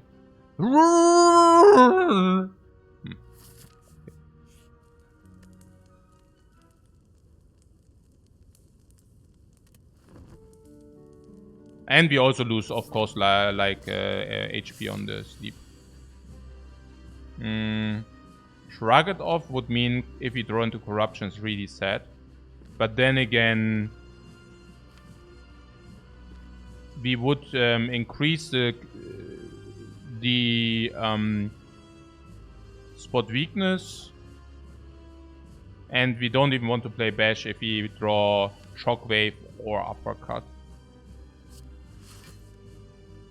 And if we draw nothing, it's also good, yeah? So, here we go, this.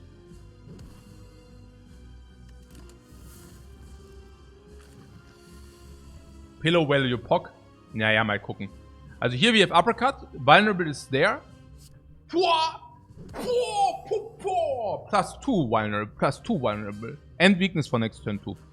This is obvious, I think. And with the weakness... Oh my god.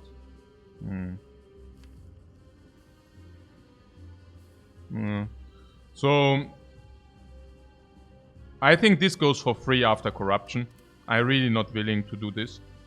I think if you just block 13 and play a Twin Strike for 14 to 100, this goes to 1. If you draw Shockwave again, we can vulnerable without even damaging.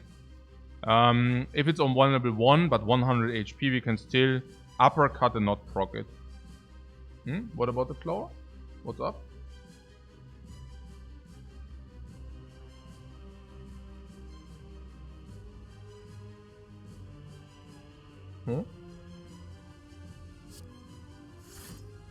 Slightly confused here. So, block and a walk. This being weakened and such. 3 strike mean 27, 73, that would be good, but corruption is way better. Yeah, corruption is also getting out of the deck, it's very important. Shockwave is still in the deck, is very important. We can even spot weakness into maybe proc for free then as well, which is very important. There are so many things, you know. So many things why this is good. Yeah. Okay, good draw, please. Is that a good draw? It's okay, because this is 16. That's good. That we didn't draw spot weakness, it's good. That we can spend 2 energy is okay. Shockwave is clear now. No, not even. So the question is Shrug It Off or not. But Shrug It Off is such a good card later. I would not really like to do Shrug It Off, I feel. We currently have 16 damage, so 86. Maybe Shrug It Off is positive though. Because if Shrug It Off draws into Slime, we can actually exhaust Slime. And if it's attack, we can play attack. Literally. Because currently it's 14. So 86. And if we did an attack, it's like 77. So it could be just positive. And if it's uppercut, I would probably just play Twin Strike Uppercut. It's also perfect. No, we cannot do it. Yeah. Twin Strike Uppercut, exactly. Oh, and if it's Bash, we also just play Bash. No, I think we do it right. Yeah. What? You say Shockwave for split, assuming you can keep vulnerable with Bash Uppercut? Yeah. Yeah, if we halt draw the Uppercut here now, no?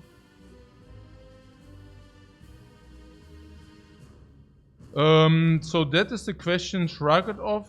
I mean, later it's like 6 to 8 block, but I'm not even sure how much we can utilize that. I would really try to split as well as possible with this. 1 energy utilization. So exhaust Slime. Exhaust Slime. Yeah, Shockwave into Twin Strike if we don't want to block in. I'm really not so sure. Do you think we block in?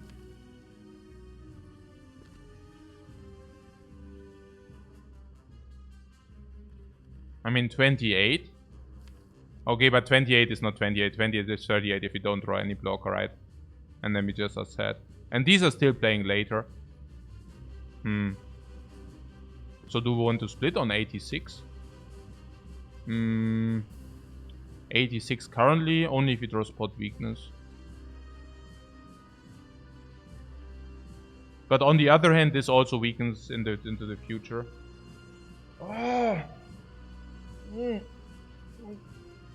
Oh.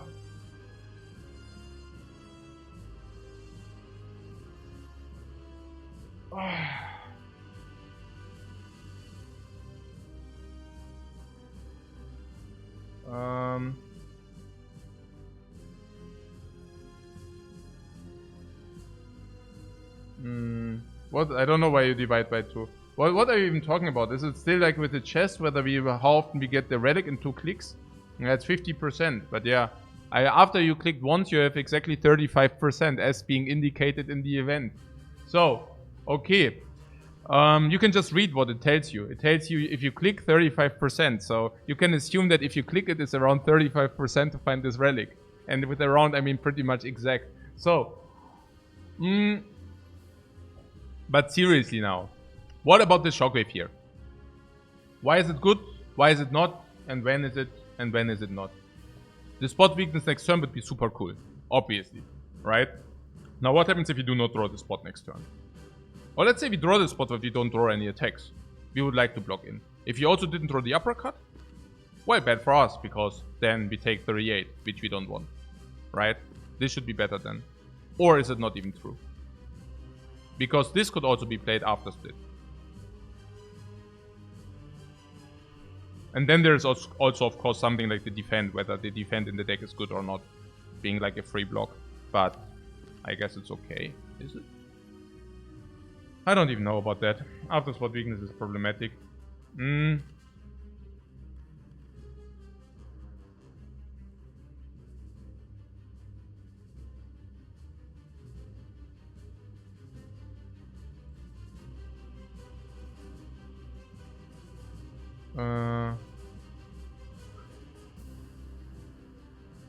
What? No, what? I don't even know what you're talking about, guys. But is you do your discussion, and meanwhile, I'm thinking about this solution here. So, okay, let's assume we do. Okay, shockwave in the split after the split. Is it sick or is it not sick? If you do shockwave after split.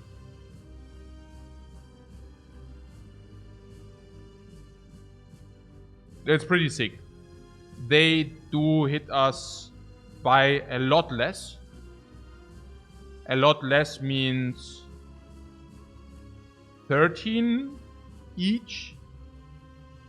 But they are also vulnerable, which basically means if we somehow manage to focus one down, we suddenly are faced with one slime which deals maximally 13. And we can probably just block that in then. While the other slime will still be weak. Also while it will still be vulnerable. But how sick is it really? I mean, what I'm saying is, with the uppercut we can as well inflict weakness. Like for 2 turns until split or until hit. We also draw this sometimes. If vulnerable into kill, we should usually also, if vulnerable into kill, we usually also don't have a problem. I'm also looking at the redraw, and I'm thinking the redraw is not pretty, especially not once we exhausted the block in this iteration. I'm also thinking that we might next turn, if we draw a lot of attacks, just split into block and spot weakness. If we do not draw spot weakness next turn, do we not want to split? I mean, then we draw the spot weakness dead again. I think we need to split next turn if you don't draw spot weakness, because then we need to play spot weakness the turn then. So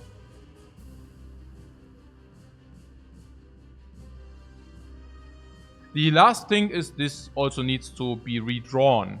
If we do not play it now, we need to still redraw it. And what if not, you know? We play, let's say we split next turn and then we don't have it, first of all, and then we might not even redraw it. Which is the other thing. While this being vulnerable, many cards do not care about that or what. If we split with this, okay, then we don't care, but otherwise we have the vulnerable.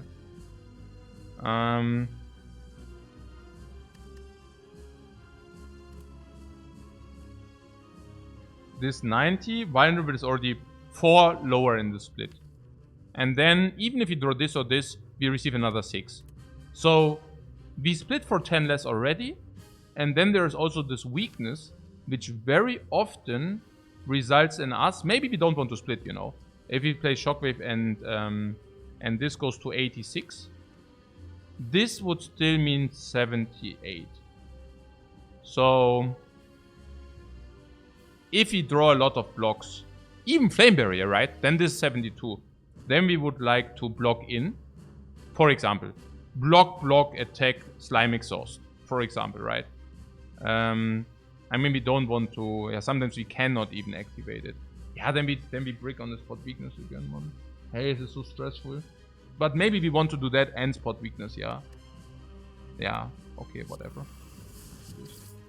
And the defense? We said it's positive in the deck, right?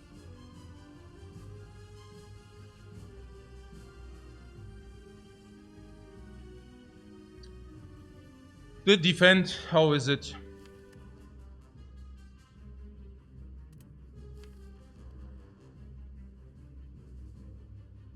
Probably positive. Because now our skill density just goes low. And we can always spend our energy, it seems to me.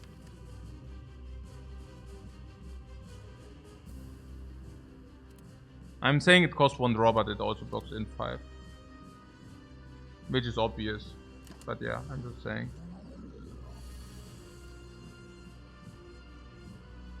Spot weakness is clear. And there's not much decision room there. I also think there's not much decision room in the split. If this is happening, by the way, like what is like how it happens, I do not mind having played the vulnerable. In this case, this is 5 more, and it was 4 more in the last turn. So this is 5 more now, and so we split at around 10 lower. And we said we will split at around 10 lower. But next time we never would have drawn the Shockwave, because there is no Shockwave. And the turn after we probably also would have never drawn the Shockwave. Right. That we split here is clear, right? Yeah. There's also... Oh, we also have Ancient Potion for potential debuff. Oh, wow. Ha ha ha ha. Ihr kleinen Pisser. Oh mein Gott. Ai, ai, ai. Ai, ai, ai. Fortunately, we draw all our block of the deck, man. Boah, diese kleinen aggressiven Würstchen. 29, we could even split, but we don't even want to split. This is too beautiful. We can have a full block. We can have a full block. Even throwing back the damage and splitting them the next turn with a throw back as well. Is really good. 9 plus 16 is 25. Yeah. And we also already said that these basically exhaust for free.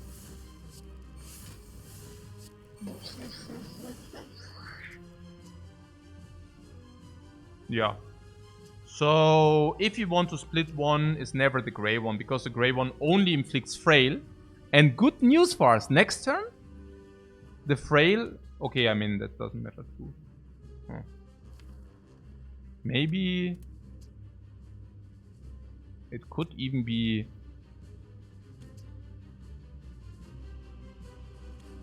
We try to kill the green one first. I don't know. This is 25. So we could bring this to 32, 26.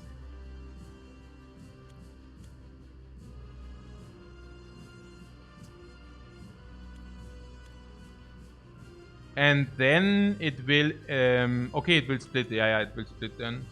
Okay, these will split also. Oh yeah, okay, I see. So this inflicts frail, this will split and will... No. No, next turn it will be question mark, and then this doesn't attack. So we could also do it on the grey slime, and then this grey slime will split then next turn, while this green slime might attack us again. But this, if this green slime doesn't attack us, it's really sad, right? What I'm simply saying is, this being this frailing us if we don't have block, who cares about that? Right? I mean, then we are frail, and we don't care. Yeah. Can't be... Yeah. Frail doesn't seem to be so scary. Exactly.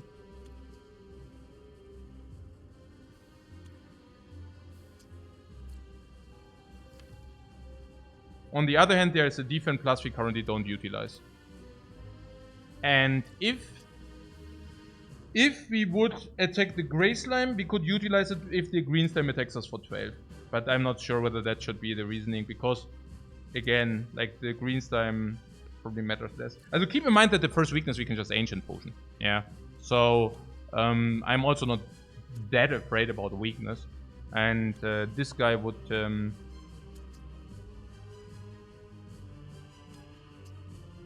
yeah, I'm not that afraid of weakness, honestly. Yeah. Now, this is so sad because this is like 18 and 2 slimes. I'm simply saying if this guy attacks us for 12, that's a very good result. Because this splits, this guy attacks us for 12 next turn, and we can actually utilize this defend, which we could not utilize otherwise. Yeah. While this being on 51,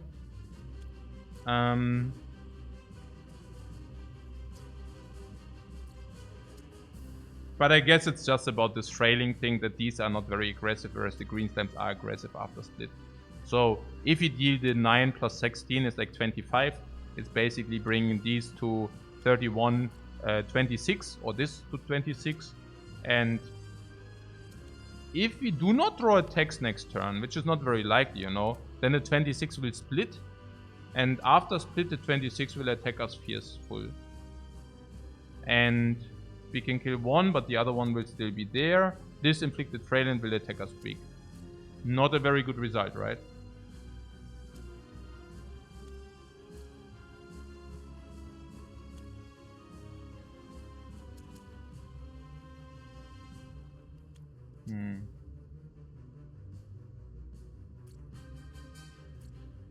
There's one world where we uppercut the right one and strike the left one.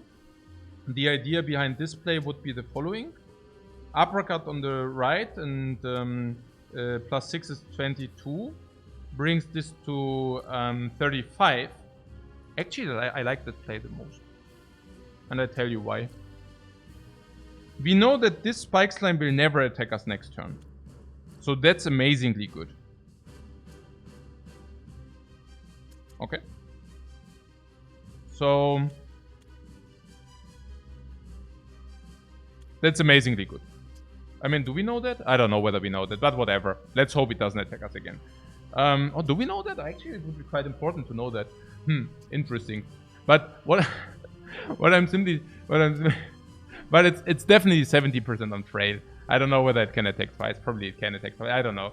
But what I'm saying is, if we do 22 on the back slime and bring this acid slime to 35, and this guy does weakness, we can Ancient Potion the weakness? No, we cannot. If we Ancient Potion the frail, if we Ancient Potion, we block the frail, but we don't block the weakness. Yeah, okay. And weakness is really bad. Okay. So we just attack the green slime, strike and uppercut. Okay.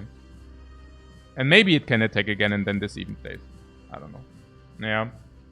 No, it will be splitted, but it's still vulnerable next turn. But we can also not wait. Because if this guy does weakness and this guy does frail, we cannot use the potion, otherwise we also get weakened, and weakened would be really bad. So it's just that we just focus fire. It's just like, yeah.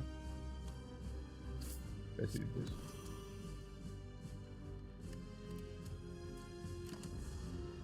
Yeah, like 2 slime and 18 is of course a very, very bad result, but yeah.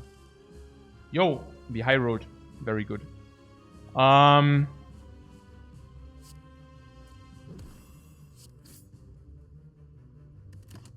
pretty cool. Also we suffer, of course, yeah, that's clear. But there is also nothing to be done about it. Like, we suffer, and that's just how things are. So, I mean, like, what are we supposed to do here? No? Is it lethal? 31. And then we have uppercut and block. Hey, ja, ist so clean Gameplay, Mann. Das ist so ein geiles Gameplay. Oh, jetzt nicht, ich celebrate mich jetzt nicht. Aber das ist schon lethal, gell? Schon lethal. Nein, es ist einfach voll beautiful, Mann. Es ist einfach so voll nice, so if things align. Look at this shit, man. We are at 9 and we are dealing 9. But the slime is cleaned, you know? We are afraid, but who cares? And we just barely survived. One more hit, we are dead. But no, we didn't take it. Potion, we didn't even use a potion. And no, we could have not, like, 6 life more? Was indeed Risk of Ruin, as we also anticipated. That it might matter. That's why we also didn't click it. Everything. I mean... Yeah. We even rested. I mean, of course we rest, but you know, it's like... I don't know whether you... there are sometimes also options to not rest, but in this case, no. Where is the potion? Oh my god. Yeah, second corruption is not, yeah. Is this a rare? Yeah, klar, klar.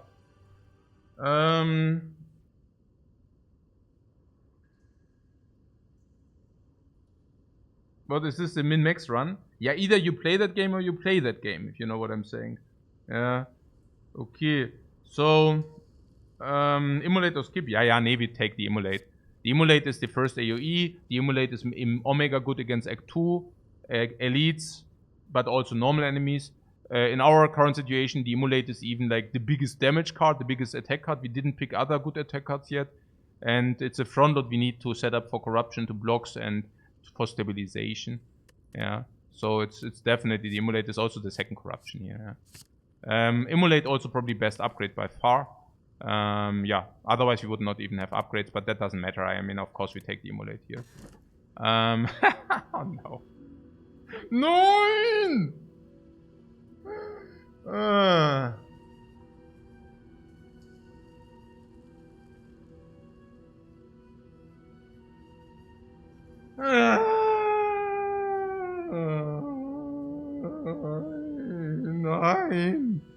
Nein!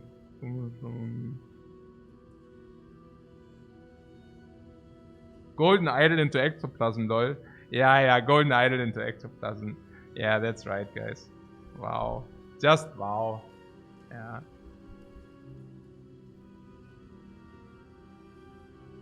Yeah, the Snecko. Yeah, no Snecko, no. Snecko would be like, would probably win the game with the Immolate having picked as well now. But who needs that stuff, right? I honestly, Pyramid also. Pyramid Corruption we have. Spot Weakness Pyramid and such would also be... I don't know, this is ja unreal. Was ist das? Also Ectoplasm I never take, right? Ectoplasm with Golden Idol is just like... Cannot. Tiny House, yay. Orflomaging says I guess we have a dome run. Time for free energy. So you hate the house, right? Obtain a potion is real, by the way. Gain 50 gold is real. Raise max HP is real. Obtain a card is real. And upgrade a card is also real. So the tiny house is at least, let's say, 60, 70 for the potion. 120 with the gold. 120 plus 60, 180. Obtain a card 60, 240. Upgrade random card 60. So it's like, what potion? 60, 110. Max HP 170. Obtain a card 230. Upgrade one random card. Around 300 gold. The tiny houses. And then they have Dome. Dome Anchor. Dome. Into Barricade would be amazing.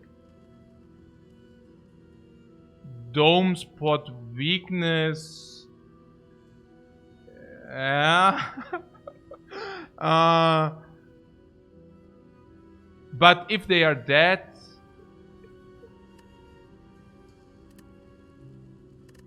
and how important is energy for us?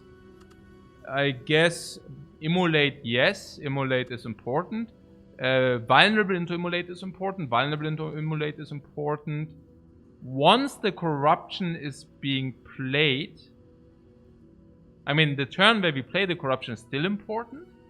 But once the corruption hit the ground, once everything is exhausted, it's also important again.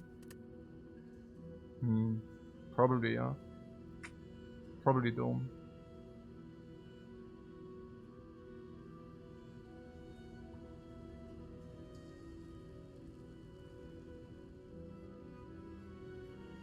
You don't like the tiny house, right? Yeah. Yeah, for energy it's pretty real, yeah. I just wonder, you know, because in Act 2, I mean, some might think, okay, it doesn't matter that much, but hey, also if you play against the Gremlin leader with the Runic Dome, what Flame Barrier and Shockwave sometimes before corruption? Yeah. Yeah. What could take the house and just them all the bloodletting and seeing red? Yeah, that would be usually the case, but bloodletting not upgraded is not even working in our case. It's also weird with corruption. So tiny house is actually not bad. Ja, doch schon. But what we could do is also this pick isn't really about dome. Yeah, exactly. It's rather about these two. Yeah, it's true. Yeah, it's about the others being bad. We want to question mark farm. Is it correct or not? Yes, if you lose a lot of life, you can regal pillow it.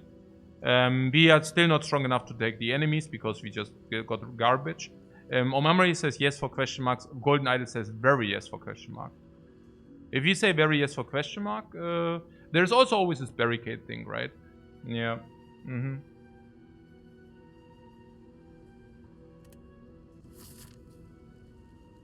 I don't even know why I'm hovering over the elite thing, but yeah. Naja, we cannot really, you know, our life total is also not sufficient. We should rather try to avoid normal enemies, that is.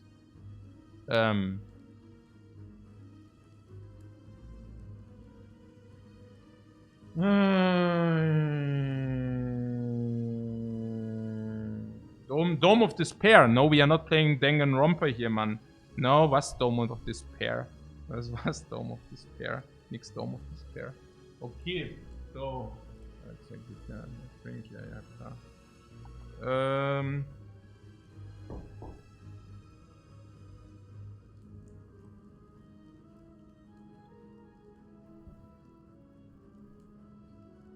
Yeah, I don't know, you're saying question mark farming, but where? Yeah, probably here, or what? Cluck, cluck, cluck. And the 238 gold we'd never use, or what? We use here at the shop. Yeah, okay. That's what we do, right? I mean, what are the options? We can do early shop. We could upgrade Emulate at least. But then... this is a little bit weird. I don't know. Then there are the 2 question marks. It's weird because 3 normal enemies. This is only 2 normal enemies, more question marks. Yes, we do have an elite here. But we can also collect all the potions against this elite then. There's another question mark here in the shop. I like that. Yeah. I played Danganronpa before, of course. Danganronpa 1 and 2, sure. But 1 was better. At least I played this better. Of course I played this. Good game.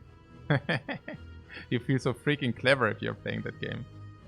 Okay, no, but seriously now. This upgrade on the fire on the emulate is not irrelevant, but I don't know. There are some monsters here into another shop.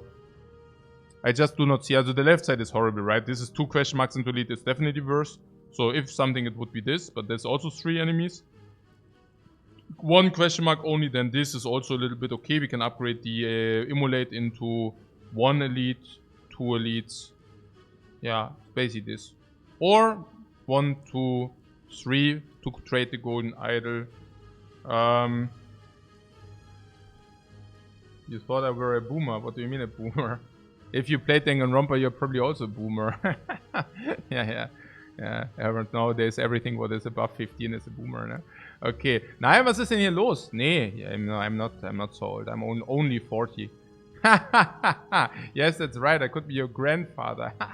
Okay. Nein, mal here, it's enough of this nonsense. We need to focus. This is important. We are dying here. Every freaking note. So this would be 1 elite shop and 2nd elite.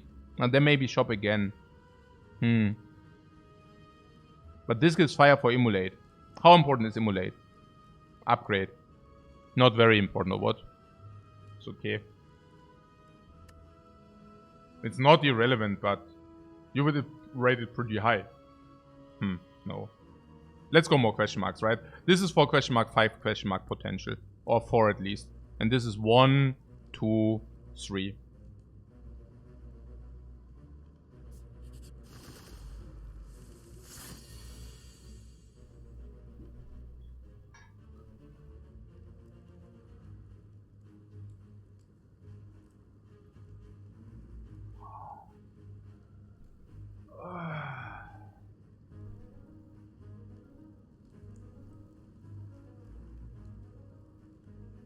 Yeah, with the corruption, we don't need to think about the patterns. We can just exhaust our skills. Flame Barrier and Prey. Shockwave is also huge. Yeah, we have Flame Barrier. Flame Barrier and Prey. Yeah. So, yeah, we have two options here. Yeah, we can uppercut and strike, or we can corruption. And uppercut strike seems fishy for whatever reason. I don't know. Maybe it's wrong to think about it this way. But 6 plus 5 is 11, 16. We can still not bring it down. And it seems to me that we have a lot of 2 energies. 2 energy, 2 energy, 2 energy, 2 energy, 2 energy. So we probably draw a hand which is consisting out of an average 6 to 7 energy. And corruption will help us in this regard. There is the... Yeah, uppercut, strike, but uppercut is 6. And then this is 4. So you're saying you want to deal 8 plus 6 is 14 on the back one, or what? And this goes to 13. And then what? And then we have it on 13. Which also means, I mean, they do not attack all 3, right? So what I'm saying is, if only 1 attacks, they can never do the big attack, okay? So if only 1 attack, it's completely irrelevant, the weakness in this turn. If 2 attack, I would argue it's also pretty not relevant. And if all 3 attack, it's very unlikely that all 3 attack, yeah? And then and only then we would save a little bit of HP. So what's the upside? What is the downside? Well, the upside is that we deal 6 plus 8. So it's 14, it goes to 13. And on 13, this is 10. And vulnerable means it kills. So that's the upside. Now if we kill with this, we only have 2 energy to block in.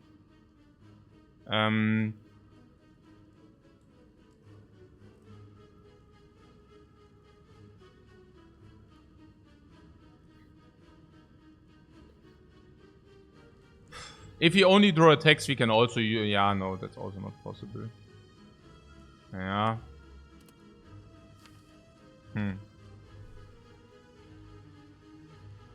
Yeah, I mean, that's the dome for you. Yeah.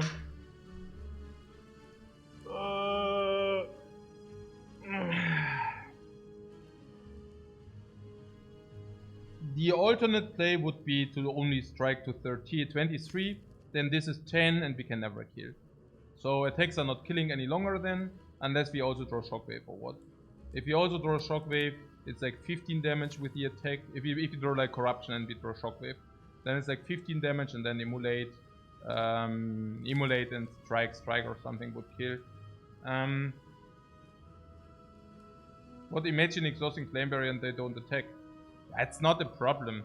We have Spot Weakness and Immolate and Shockwave here, which basically means Shockwave Immolate deals 15 AoE. So I definitely don't think that... Also the one where we play this dice, and the other ones we block in or attack or whatever. Yeah. I'm really not about this... Yeah, what Spieli says. If you don't play Corruption, we also don't know if you should play attacks or skills the following turns. Yeah, it's like, how much should we block? On the other hand, of course, 1 Flame Barrier. Yeah, but 5 cards, and in average we spend 6-7 energy. So this will, in the future, will save us 3. Yeah, also uppercut is doing nothing if we get Shockwave, right? If we get Shockwave, the uppercut effect is 0, right? So... Or what? And what do we attack? Which one? Probably this one or what? Yeah, also Corruption is still in the deck. I don't know whether that's cool. And then 1, 2, 3, 4, 5, 6, 7, 8, 9, 10. In the best case, it's like 10 energy. Yeah. But yeah. And what is if you only draw attacks? Then it's really sad, but... Or do we have some... Like, if you uppercut and then we kill this bird without Immolate, is also so horrible. Then we just take so much damage from these. Yeah. Okay, this attacks. No! Ah, okay. For a split second I thought, here, you know. War Bomb! Strengthen up! Oh, we actually do have Twin Strike. We actually do have Twin Strike. With Twin Strike we can now down 1. Do we want to down the one which is strengthened? Probably, right? Yeah, I mean, what else, right?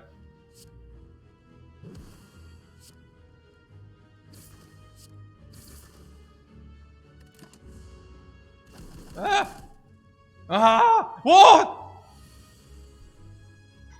Oh.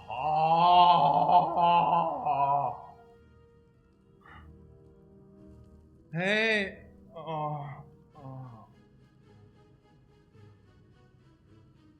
Oh.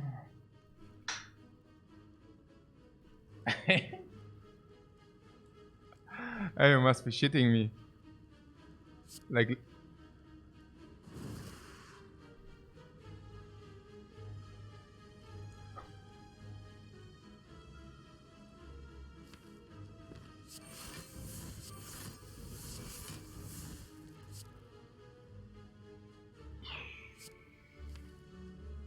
Whatever, right?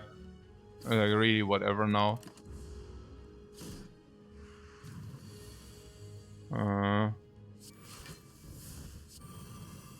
Oh, this is so stupid. What's happening here? They are just dead now. No matter what. Does it matter anywhere we play? This is dying next turn against the Immolate. But we can also just take it down. Also if you take this down, this guy is dead. Yeah, come here.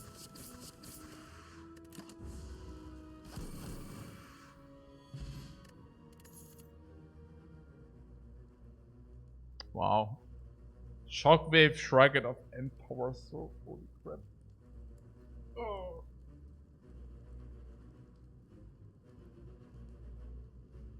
Is usually not power through with the corruption already. With the corruption, it's actually it's corruption or it is power through. Simply because once you have corruption, you cannot loop into power through evolve second wind. Yeah. So I do not, and we currently have 0 support for the power through. Yeah. So I think it's Rugged of or Shockwave. Again, Shockwave speaks that we already have a Shockwave. That's kind of a heavy reason not to take it again. And we also, as well, do have Uppercut Plus as well, right? So it's actually 2 big reasons not to take it. And Shrug It Off is not worse with Corruption, because Corruption, yeah, brings this to 0. But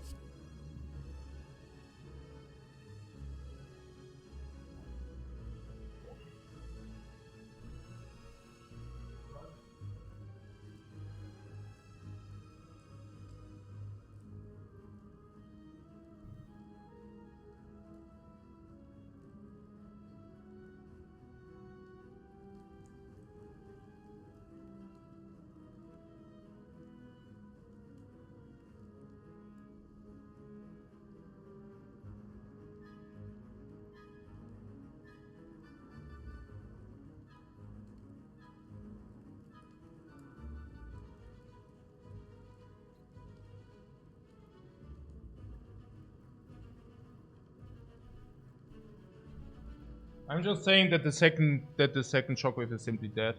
No. Against enemies which are normal, okay, we have 1 Shockwave and that usually plays Shockwave, like weakness vulnerable for the entire fight. We cannot even uppercut then, putting aside Shockwave, the second one. And even if we did not draw the Shockwave, we can still play uppercut, you know, in order to have the Shockwave effect until we actually do find Shockwave.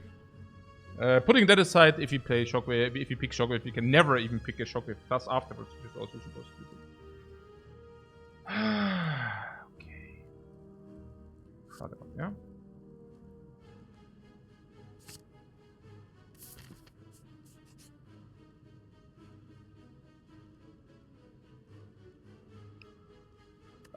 The last Omamori charge is probably... This is extremely difficult to say. Are we forced into shop? No.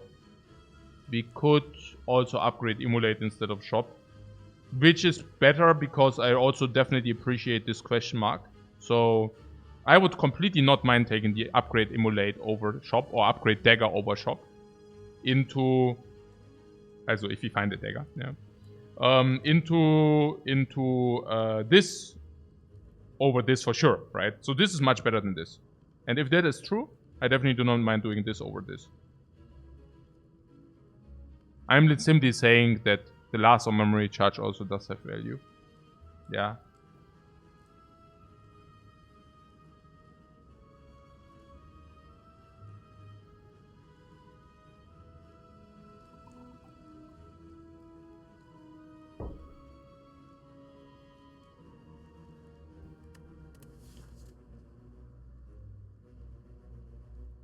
$260. Pay gold 190, 220, 240, 270, 290. Perfect, right? If we relic 290 into this 2, also good. Ah, but upgrade emulate before elite fight, also pretty cool, no? Also pretty cool. Yeah. Especially against the slavers. So maybe a glass of onion water. No. What if you get a random shop event? Yeah, again, I value the second charge on the memory definitely 85, by the way. Because the second charge enables you to, for example, if this is a curse event, we can just take the curse event, which is super sick. Not the golden idol, but tongs. There are some, which just give you a curse. Tom, the tomb and such. Also in Act 2, you can take the normalities, which is kind of interesting. For Writhing Mass, I don't know. It's like, also here.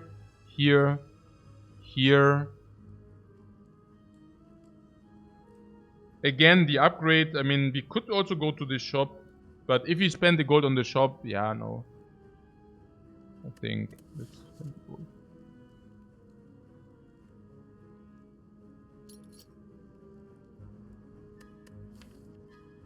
Ashes. 1, 2, 3, 4, 5, 6, 7, 8, 9. 27 AoE. Once we exhausted all. An average 20 per fight. That's definitely better than an explosion potion every fight. It's like 500 gold maybe. Maybe if he would have dropped him, it would have not been ashes. Duplication is clear. Who's the boss? Oh yeah, Ashes. Ashes against her, pretty sick. Oh, what? We cannot know whether she attacks or not.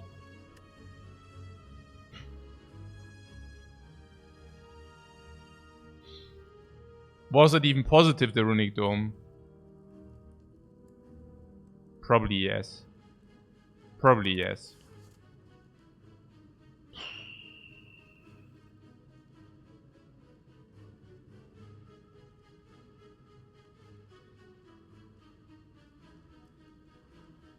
We probably just die against the boss. Oh, Immolate is also very good against that boss, though.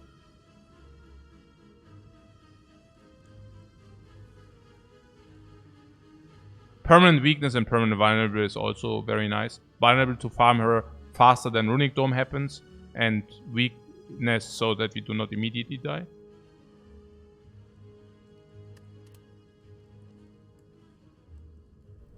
This artifact thing here is not very good, right?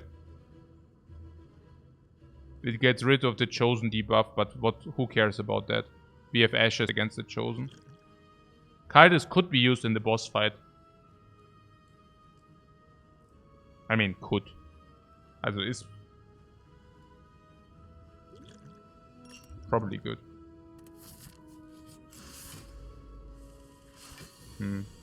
Yeah, oh, nice. This is nice. Immolate would mean we deal at least some damage. We don't want to use a potion unless it actually saves us HP or whatever. Immolate means we deal 8 damage for a burn into our deck. So are we willing to do that or not? I guess yes, because it seems to me that once corruption is down, we can really kill this quickly. So let's all kill this quick. So there's that.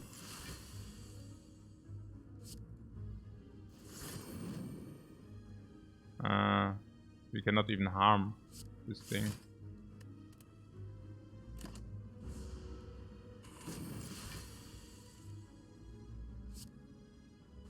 Now I put a burn for 8 damage. I guess it's legit. Bomb, bomb, bomb, bomb, bomb, bomb, bomb. The ground scatters.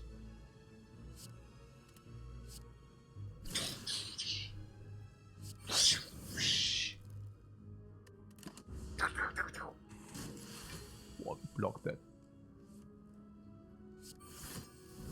Oh, there's the burn. And exhaust. Woo, we fought the avocado and we gained life. We gained life. And we did not gain a potion. And we also did not gain a potion in the freaking bird fight. So now our potion drops are at 60 freaking %. Yes. Yes. Power through. Yeah. What about it? Yeah, and the first iteration is just very good block. And if we get second wind, we will pick second wind and it will give us options to decide whether we want to go corruption into mass exhaust or whether we want to go no corruption like second wind into exhaust corruption into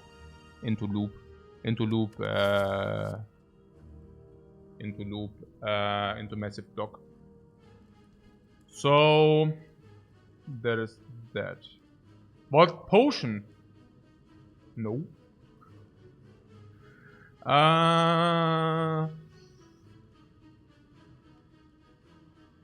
We'll take Evolve anyways having Immolate. Yeah, and also being already through Act 2 or a lot of Act 2 that we definitely play Evolve anyways because it's just like such a good pick.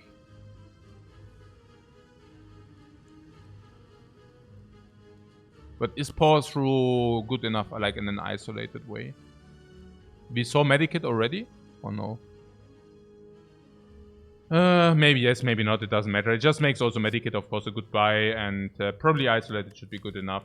Yeah, full stop. Also I guess with the Runic Dome we want to have the fights faster and that might also help. It's very difficult for Power Through to kind of back hard. Bloody Idol! Bloody Idol! What? Bloody Idol? Really? Oh my god, this is a type. Oh my god, it's a fine. Oh man, okay.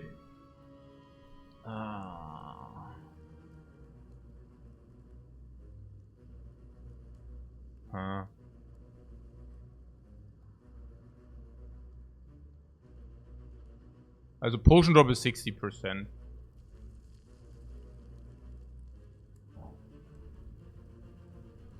Could we just duplicate Immolate with Potion Drop 60%? Yeah, we could. But we could also just duplicate Immolate against the Slavers and then the fight is cleared. Against Lord of Gremlins we now have the Ashes. So Lord of Gremlins was very threatening beforehand. Now with Corruption, just exhausting always the blocks anyways because we need Ashes anyways. Much less threatening. Book of Stabbing same. Book of Stabbing Runic Dome is also not that important. Because pattern is very clear. Duplication Immolate is very tempting. What, you like duplicate? No! We need it against the Slaver. What about the Slavers ban? Immolate duplicate bomb. Or duplicate the uppercut bomb. Like you think that's a problem or what this here? Are we not already strong and we have Runic Dome and this is like AoE bam bam and what?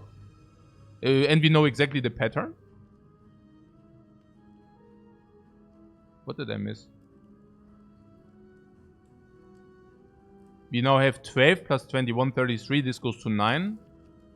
9 basically means we can solve with a lot of ways. In a lot of ways. This. And then this guy. Can we ever kill this? No, we are not fast enough for that, right? So. So we even have Spot Weakness. We have a lot of... Oh, nö. Da mache ich gar nichts. Da mache ich überhaupt nichts, mache ich da. Even the Dazes. I mean... There's einfach AoE incoming. Who wants to attack? Who wants to attack? Yeah, of course. Oh, correct. Oh, and now? Oh, wait. Yeah. I'm thinking, okay. Oh, we drew this. Also, we can block 10 and of course kill this, then we don't have the wounds in the deck. Yeah, I think not having wounds in the deck for 1 is pretty cool. Yeah. Since we can never kill, and since this still has artifact, we will, yeah, that's clear. And wow, ey, das ist so gut. Phalanx.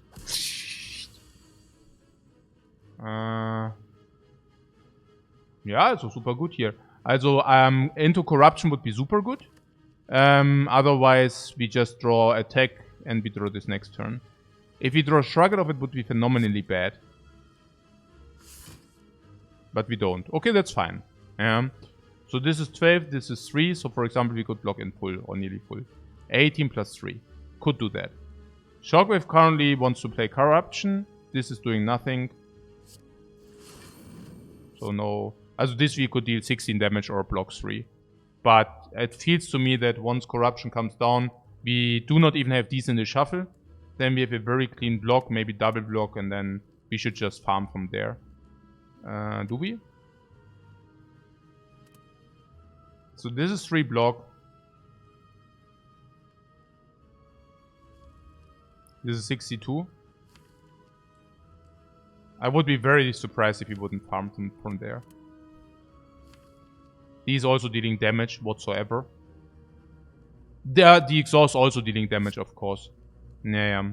No. This has to be correct. And now we have corruption. Exhaust deals damage. It's super sick. Whoa, I don't know. Ashes. Flame barrier. Ashes. SNS Bane. Ashes.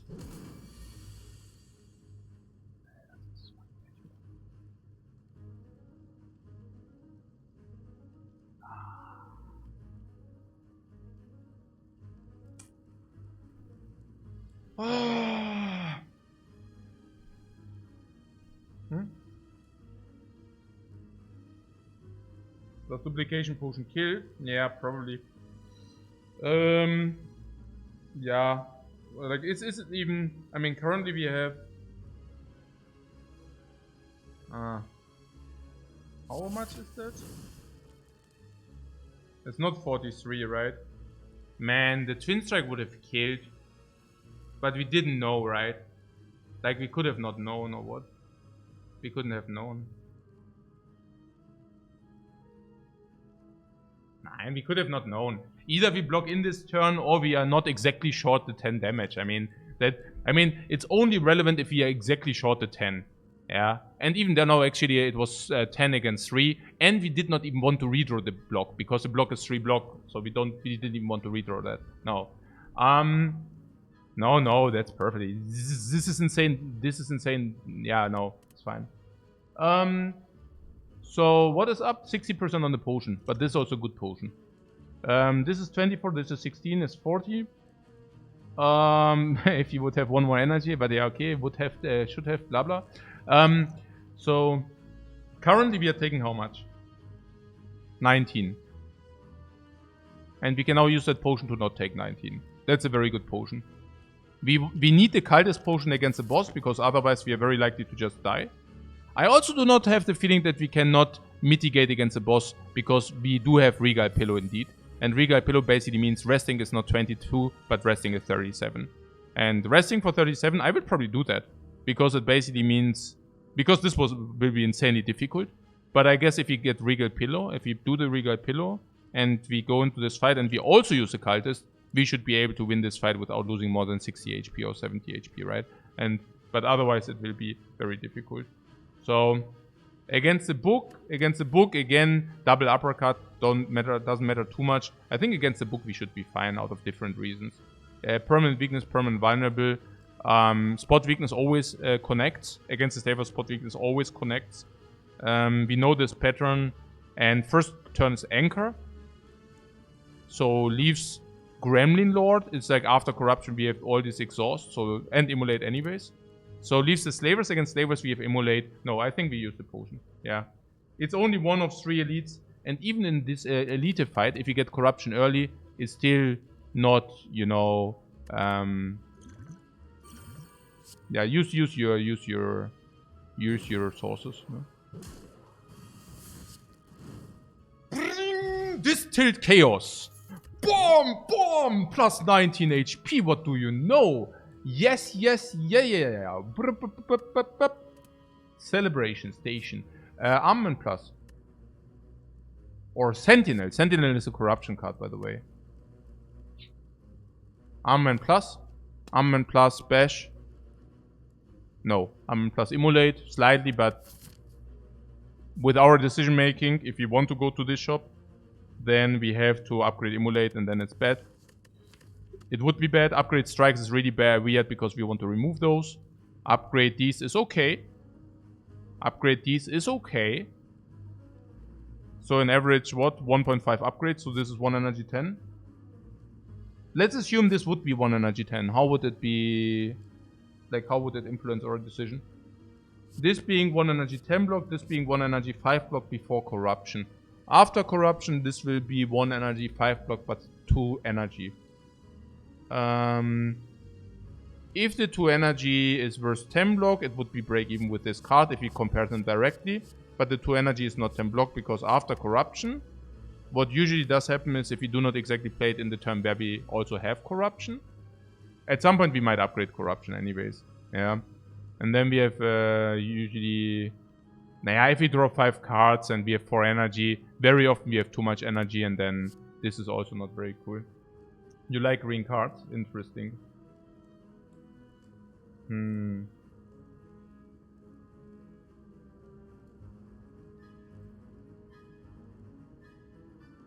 Yeah. Sentinel is so bad. Yeah. It's true. Armament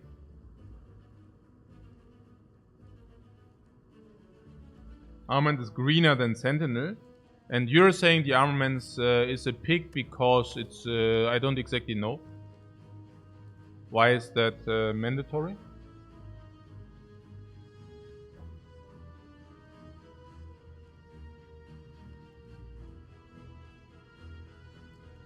I'm saying, is it even good?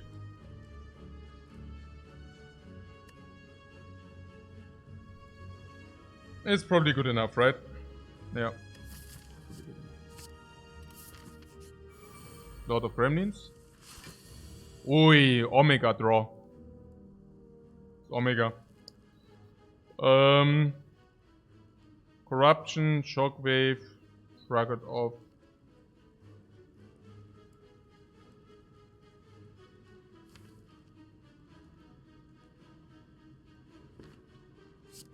The corruption comes down as clear. Fragment of First is also clear. Shockwave is also clear. Bam! Bam! This also 3 AoE. Probably also clear. Then this on Gremlin is clear if you don't want to use a potion. Currently we never take damage, so this potion is weird. And this potion is weird if you say this fight it solves. Corruption early actually kind of solves that a lot. But if she attacks, like if he attack this, and she... Okay, if she attacks, she is also weakened. We then kill the Mad Gremlin. And if she attacks, it would be not even that hard, right? It's 3 times 7. 3 times 8. 3 times 8, and if we kill this Mad Gremlin with a Immolate, 3 times 8 is 24. And usually we should have either kill on the Gremlin or block. Everything should be focused on leader, right? No, wrong. Distilled Chaos is overblocking though. Yeah, so I feel Distilled Chaos is not to be used here. Yeah. Oh, if you would have attacked, that would have been so glorious. But yeah. Oh, we can now spot whether she wants to attack, or we can we can do this for sure. Yeah, guaranteed. So currently we have 5 block on 24. That's a little bit little. She can attack turn 1, yeah, 25%.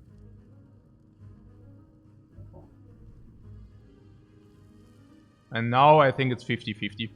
So 50-50 for her to attack. We spot the weakness on this. And 50-50 for her to... if she attacks, we take 19. So... But it's only 50-50, so... Distill Chaos...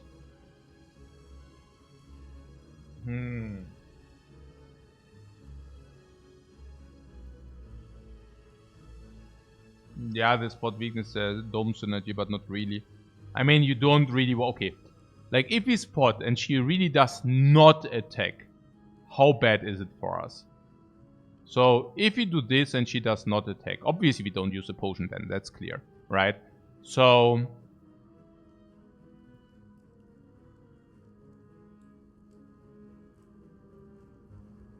I mean, currently we have 6 damage here, so this is like 15. And then we can kill them at Gremlin by attack, and uppercut goes on the lady. Or whatever. Actually, uppercut goes... No. It's 13 each. It's 24. So probably uppercut would go on this, and the strike would go on the leader.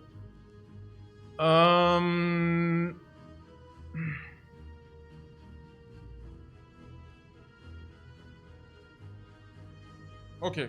So, do we get anything from the information that she does attack us this turn? That would be basically the question. And what you could tell me is, if we know that she attacks, that we should use a potion then. Because if we know she attacks, we are currently taking 19. And if we use the potion... We have half of the cards in our deck are blocks, which basically means we probably get 2 blocks, and then we probably on average block the 19. Somehow. Yeah. Somehow we can probably block the 19 if we use the potion then. Because, yeah. Because, obviously. Right? So if that is the case, then...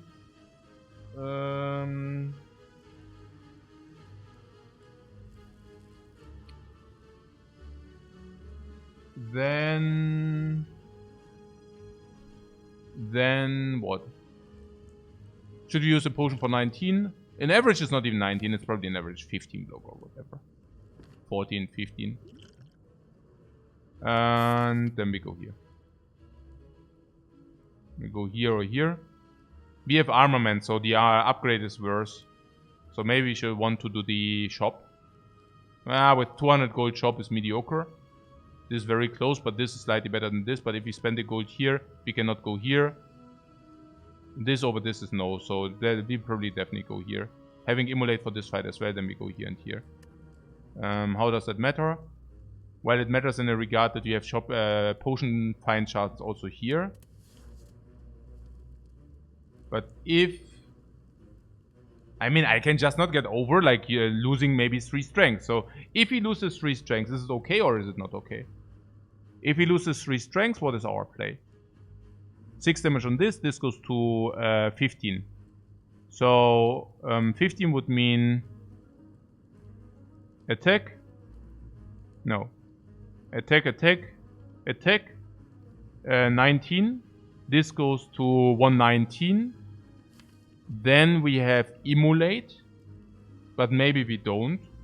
So 119 would be 98. Would still not necessarily kill. And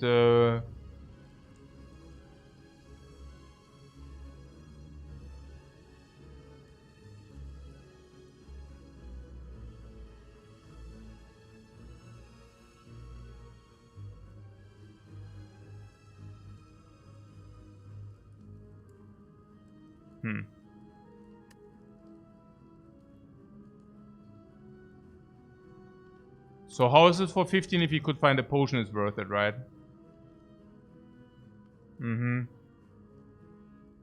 Yeah.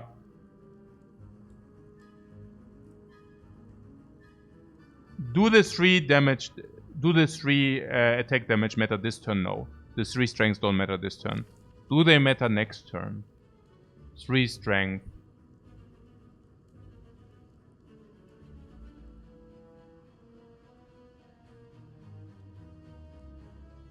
We could also use the hey, this is exhausting. I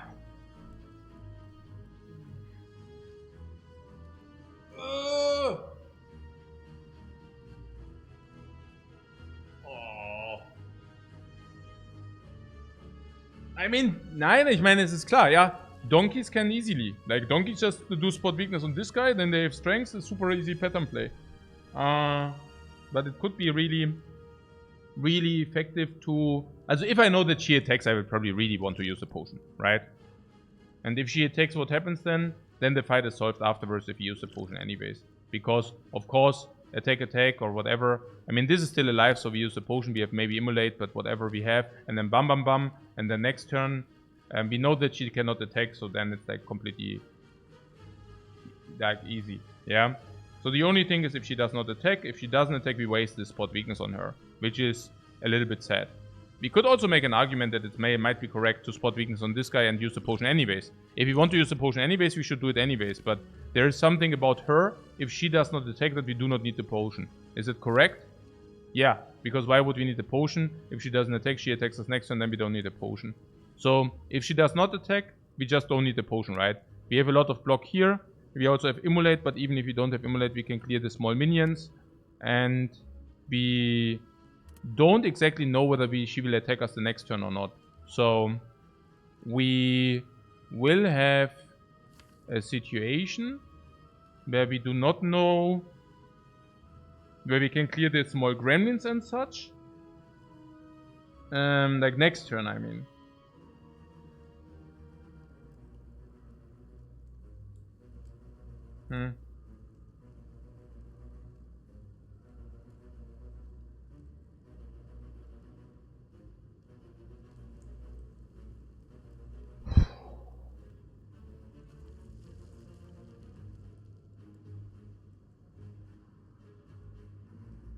If she attacks you, use the potion is finito.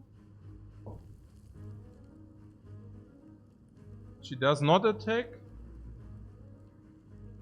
We have a problem or not if we don't take the strength. She will attack or not, but we will exhaust our skills anyway, so who cares about that, right? This is immolate is stealing 31 anyways. So probably 40, 50 and the turn after. What is about the turn after? Don't we have a problem with the turn after?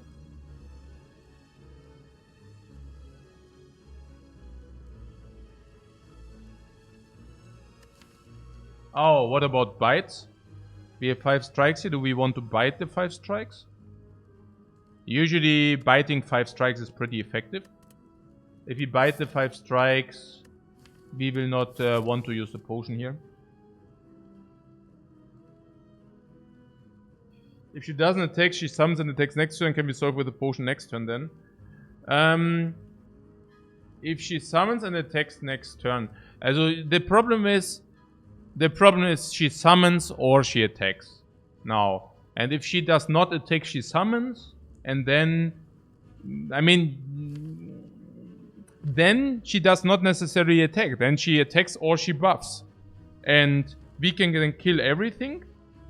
But then she attacks or summons. And attacking is very low. So then we have a problem. Because either we kill her that turn. But if we do not kill her that turn, then we don't know whether she makes a big attack. Yeah.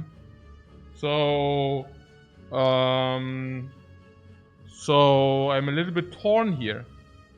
I don't even understand the advantage. I really have fatigue already. Like, I don't even understand the advantage between I mean, what means fatigue? I mean, it's also just super complicated. So it's not that we are playing badly here or something. But just, I mean, I cannot believe how difficult this is. Like, it's so crazy. Because, yeah, I mean, no intention is halt a little bit, here is halt ein bisschen, the decision tree goes a little bit higher, you know. Maybe we just decide to just suck it up if she attacks. How much is it? It's 24 minus 5, 19. Is that a problem? 39, 45, and we always have the potion. 45 golden idol cannot harm us. We would have the potion for this. Honestly, the potion, I don't even know. I mean, again, the average current... Also, if this would save us 9 in average, I would not use it. Because we 50-50 for a potion, but the potion might also be worse. Right? So,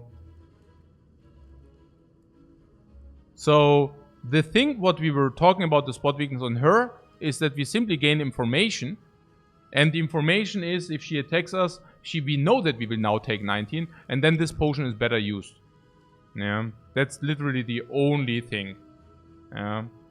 And I'm really curious whether this only thing is worth 3 strengths. So basically, we gotcha. You attack us, but for that we lose 3 strength. Looks like kind of a long haul. We have another normal to find the potion. So, yeah, but is that still easy if you do not have the strength? Not so sure. No, it's okay. I give up. I cannot process this. It's too difficult for me to process this.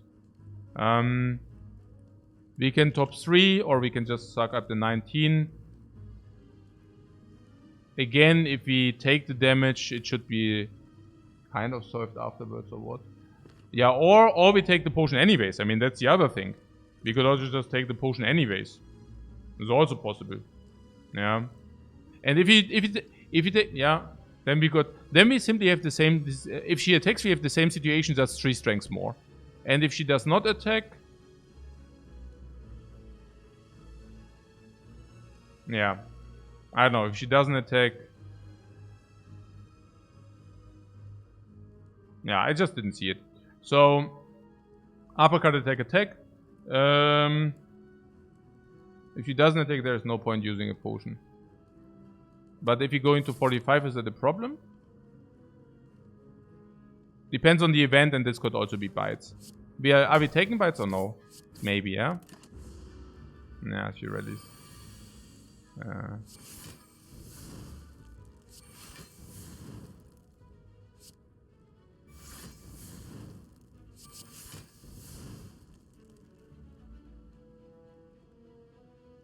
So she didn't attack. So it basically means we just like saved 3 life.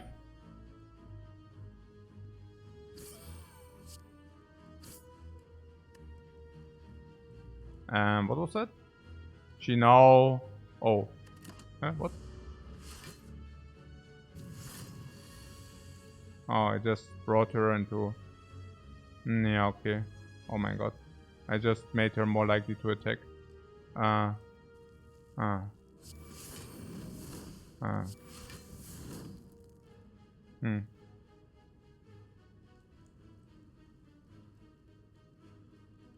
Ja, Fatigue.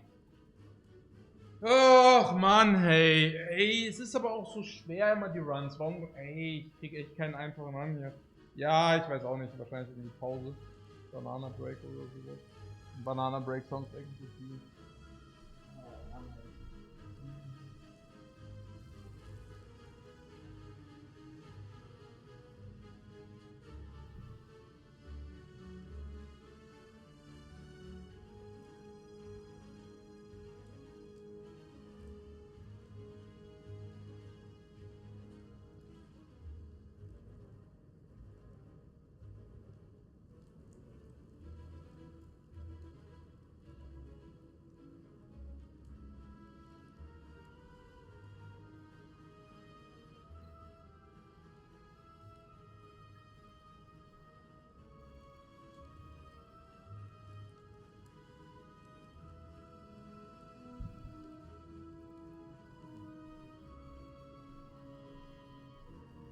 Dann noch einen Kaffee oder sowas. Okay. Das ist clear, ne? And this is now 24. And this is less. So, before, I mean, we know that she has 10 strengths. 10 strengths is 60 multiplied, or 12 times. 12 times. 12 times 3. So 12 times 3 is 36.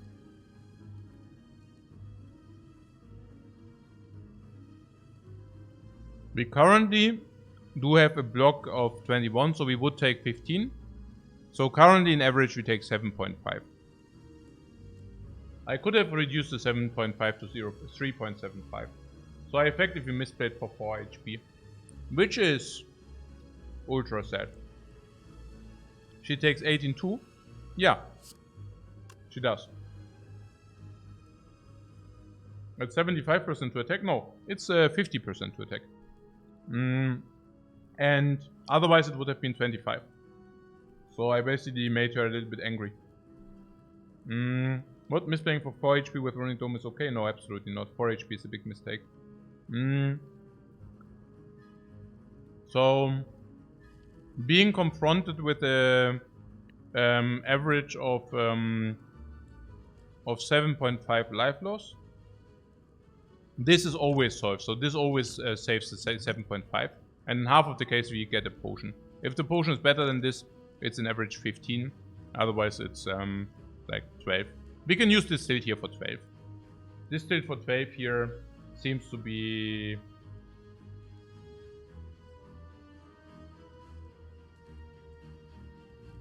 We have 3 wounds in the deck. Yeah, right. Like every strike already solves. This is 24. And strike is 13. So that is 37. 24 plus 13, 37. So that would solve as well. Yeah, it's always solved. We can also twin strike first and then, but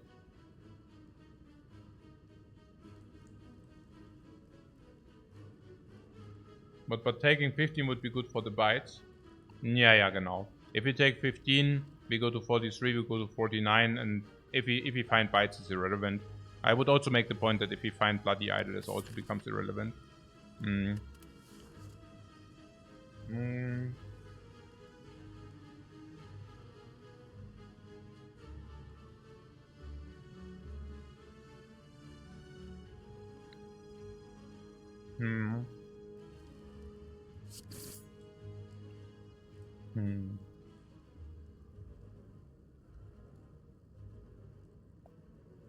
Potion odds are 50%.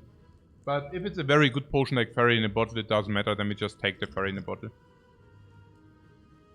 Maybe we don't even take it, but yeah, you get the point. So... yeah, that was a little bit blitzed. I talked about that like usually. If I'm exhausted, making these blunders a little bit. So what was our conclusion? Yeah, we can use this for 12. I think the question is how important it is here, but probably latest in the Elite fight is too important.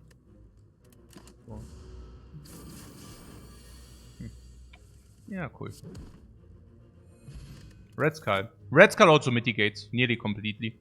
If you have Red Skull, I guess the life loss also doesn't matter too much. Here's Evolve if you want that. Yeah, let's pick that. We need a brain break from before bigger mistakes. Yeah, probably. No. That is probably simply true.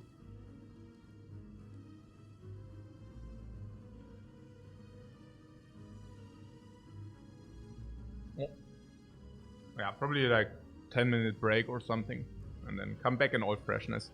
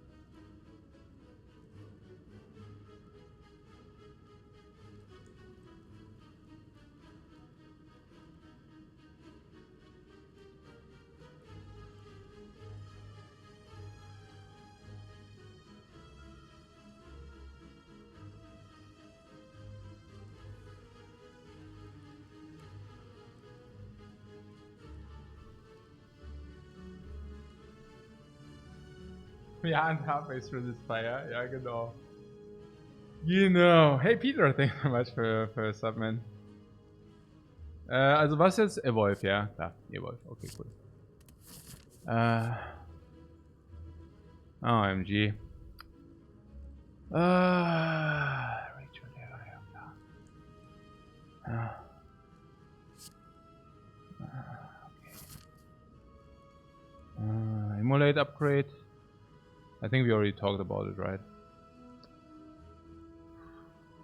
I got them.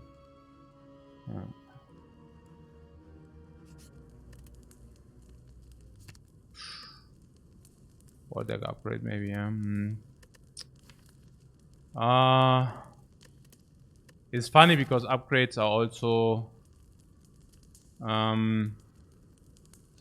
okay. Regal Pillow. Regal Pillow before boss assures that we go into boss with full HP. 22, Regal Pillow 38. So even if we are at half HP, perfect full HP. We should do that because Dome means we probably have to face tank some. Are we in danger to die before that? Well, the Red Skull says no. Pretty much so. And this says no, and this says no. So yeah, there are some things which say no. So, upgrade. We just faced the Lord of Gremlins, but the Emulate is still good against the Book of Stabbing and also against the Slavers. Yeah. The Emulate, of course, will be played on site. So, about this dagger here. Yeah, well, while we would like to prepare the dagger, by the time we get the dagger, first of all, we have one option where we might set up the dagger with the armament sometimes, if it's easy enough. And if it's not easy enough, then maybe we would like to do this. And this also increases the likelihood of us setting up the dagger now, because this is more damage, meaning it's more likely to be quick in lethal range. Yeah, basically this. That's about it.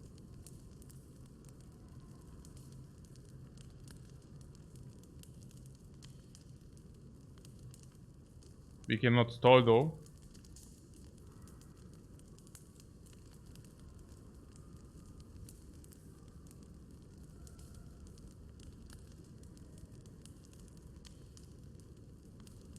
Evolve upgrade is usually not so interesting, no.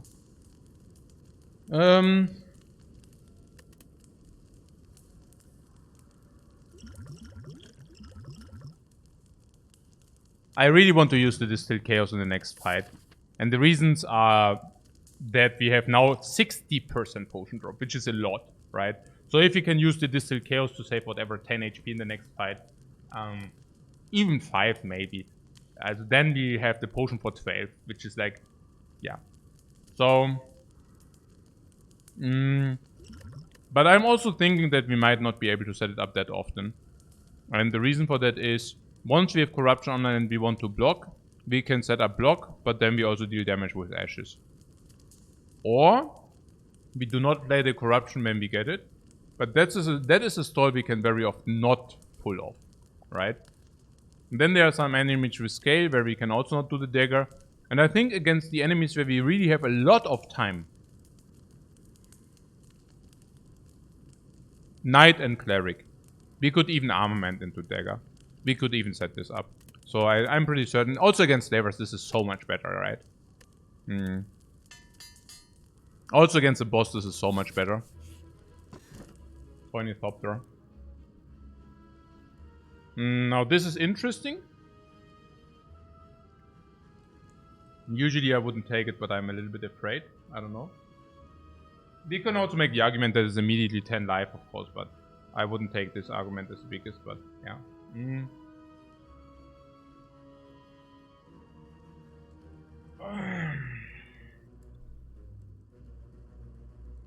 Immediately 13. Sorry. 10. 13? Sorry. What's up? Warum? 13. I don't know. But yeah. So...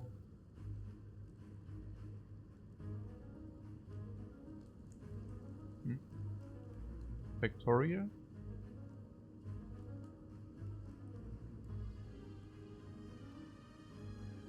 So, yeah, if you use it this fight, yeah. Yeah. So what is with the Toynithopter?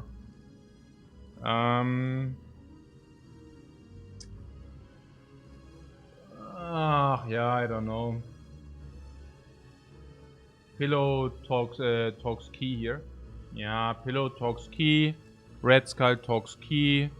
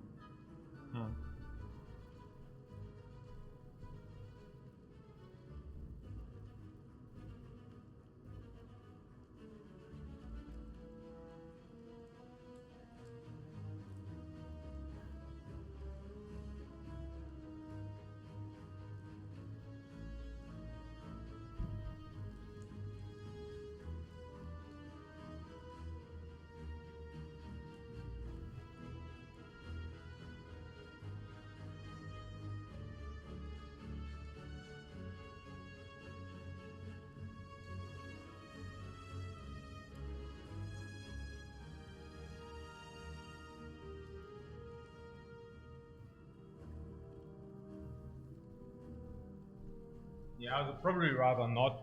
Right. Yeah, also with the Red Skull, it can.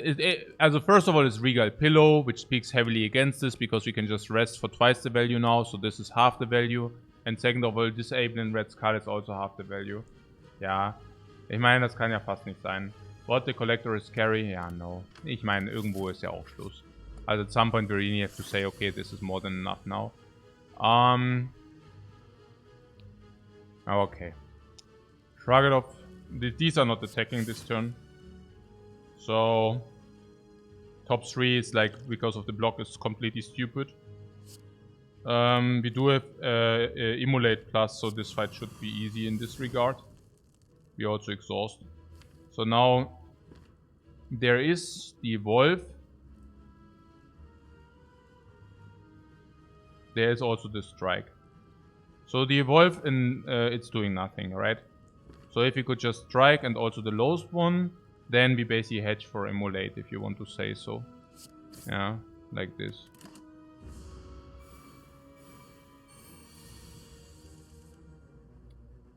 There was one thing where we could delay... I also think the dagger doesn't have the value it usually has. Because very often... first of all, it's difficult to set it up. Number 1. But number 2, corruption to exhaust all is also dealing with a lot of fights, especially with the Ashes in coordination. Something. Yeah, on the other hand, you can say the same about Immolate, but it was also about Slavers. So, what I'm simply saying is we are not getting into a long game here, right? I mean, we see the dagger and we just play it. So...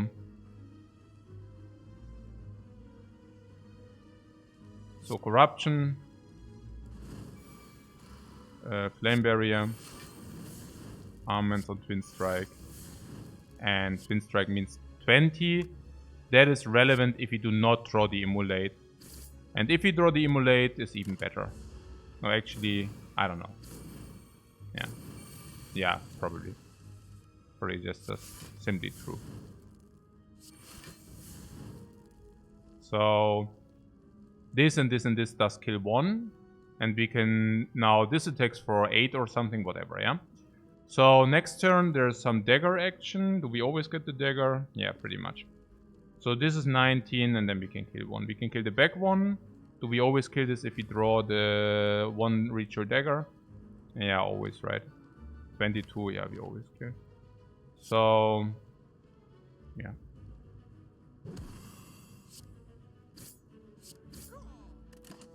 We could have also done the other one thing, but whatever. So, here we go, here, here.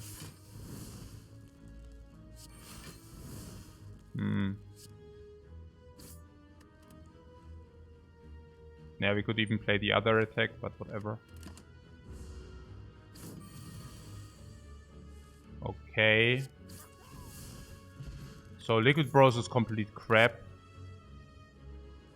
Oh, these fights, man. Blood for Blood is upgraded, but we already have the armament.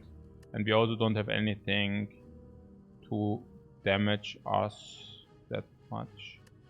So we now found a potion. Potion drop is now 50%. But we fortunately have the Distilled Chaos. Distilled Chaos against Slavers is ultra good. Why? Yeah, because either we drop block or we get also block to block ourselves in. And on top of that, we basically also deal attack damage on one of the slavers, and then we can just farm that one down. Against the Book of Stabbing is also good because it's like block and attack does play both.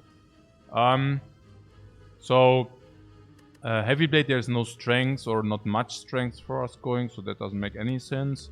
There would be Blood for Blood already, also upgrade already halt, no? 3 energy, 22 if you want to do that. Against this would speak that that armament upgrades a lot of hands anyways. And that we currently don't have any self-wound.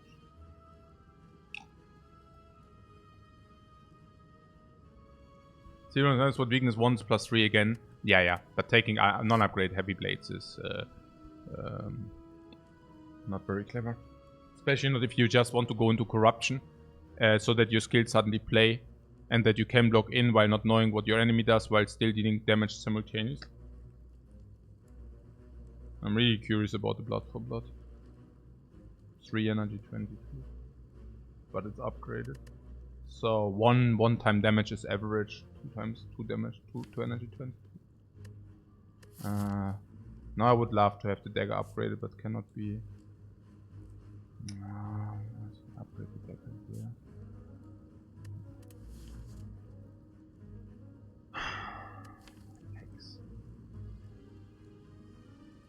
This is also so good because now with Evolve it actually is real.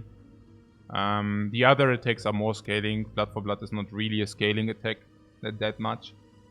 So probably now none of these. Not so easy.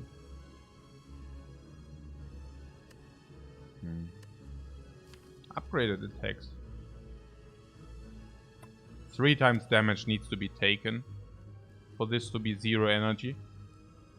In the boss fights you take 3 times damage, but if you draw it too early, 3 energy, 22. I mean, it's just not good, right? You have literally 0 self-harm. And we already have armaments. Flavors.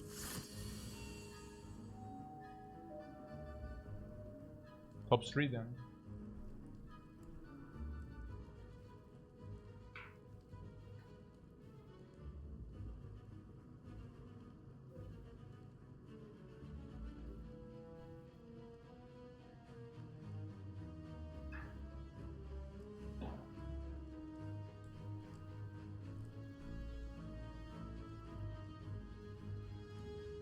Yeah, do we play top 3 or no?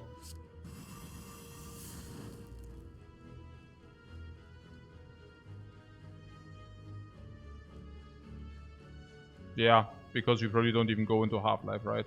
I mean, even if we... this is 1823. Oh, wait, actually we already have block. Oh, but Evolve also wants to play Evolve, right? Weird. Play... do we want to play Evolve? No, we don't want to play Evolve. Unless we want to No, nonsense. So, no, I mean, we currently have full block. Defend is full block. We are currently taking probably 15 plus 10, 25. So this and this is full block. If this is weaken attack is 22, it's also full block. If you want, we can strike the rare.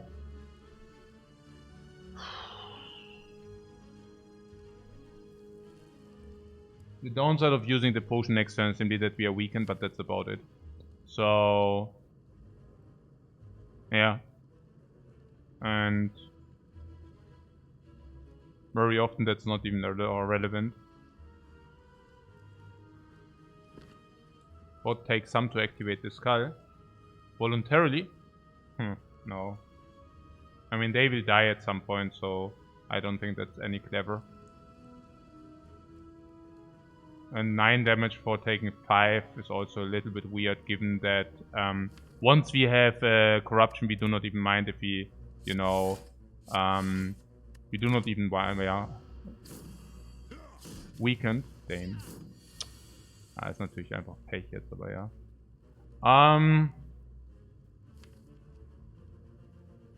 Pretty unfortunate. So...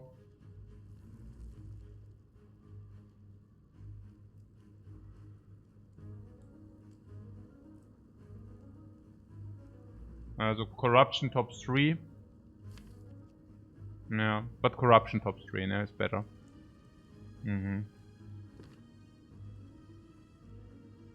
Yeah, because we need to spot weakness first. Also because of the exhaust things. I don't even want to know whether the rare does attack or not. I really am not interested. What did happen? Nothing really, right? We just block in. They are still weakened, so that's good. So what do they do? Attack, yeah. Attack, yeah, and? Attack and vulnerable. Okay. So... here we have different options. We are vulnerable, but they will die. If we get the dagger with this, we can... yeah, and otherwise we just upgrade what we draw. Or not. Whatever. Okay. So, yeah. I mean, this slaver needs to die, and this slaver needs to die as well. Yeah. Unless we cannot kill this guy next turn, though. Then. But weakness runs off. So, this will be a 34. Yeah, okay.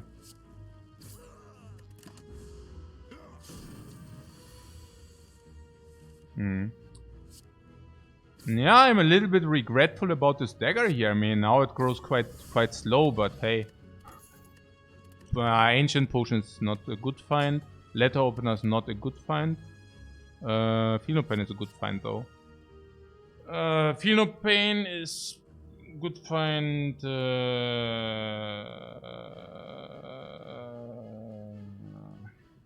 What we keep bottom decking Emulate and then it's being okay, that's a good sign. Naja, because we also have the Ashes which dealt like the AoE, right?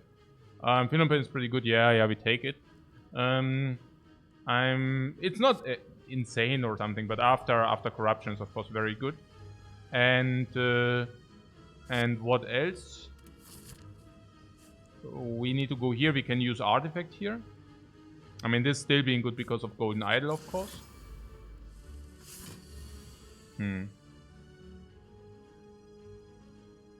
So now we could block the Frail. What is the play here? Power through. Also Shockwave is clear or what? It's just insanely strong. If we have to play Power through, but then I play Evolve 2. And I'm wondering to block out the Frail if you have Potion drop 40-50%. But you could also use the Potion against the boss. Yeah. Actually, yes, right. You can just use the Potion against the boss. Against the boss is very valuable. I think it cancels out Frail or something. Or what does it cancel out? I don't know. But it's just very, very strong against the boss, right? I mean, that's like where it just has a very good use. Okay, we also use this Potion, but... like... here we just waste it, right? Kind of.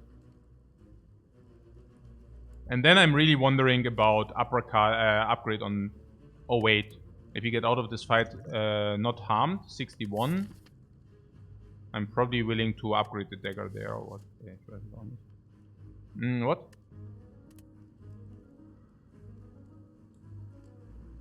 Right block something weird? Right block something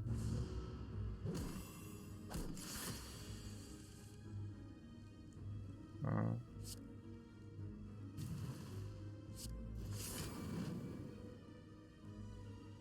This is weakened. So And this is also 5 damage. Oh, it blocks weak first. Yeah, can also be weak. Yeah. I forgot about it. So this is 13. This is 5. No idea. This can never be a big attack now, so we could also just deal the damage. We never take any. Yeah. Because it's no, it cannot. Oh wait. Oh yeah. Oh. This could also. Oh. Okay.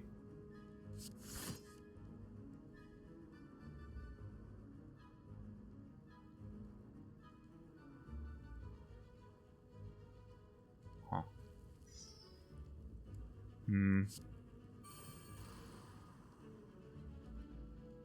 About this dagger. The unexpected red attack a little bit, yeah. So we block 12, but we are vulnerable. We could use this to not be vulnerable if we want that. I don't know whether I want that. In 50% of the cases we just ditch this potion height, but yeah. How much is it already? 36. Yeah. 6. We could also wait with the dagger. Yeah. Of course, we could also wait with the dagger. And yeah, because we have evolved setup, right? So it's basically if we wait with the dagger to exhaust into armament, we can definitely get this going. This never attacks us this turn. So maybe we should. So if we block here, we are probably good to go, right? Yeah, let's do this. Maybe I'm too greedy. No idea.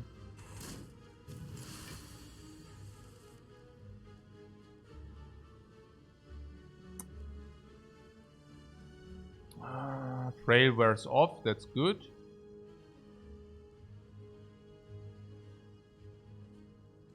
Not being vulnerable if you want to set up the dagger.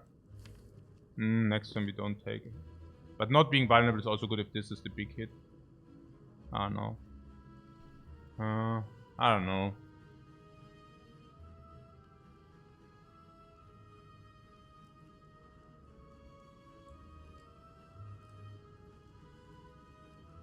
Funny, we could have also killed here if we would have actually done the dagger.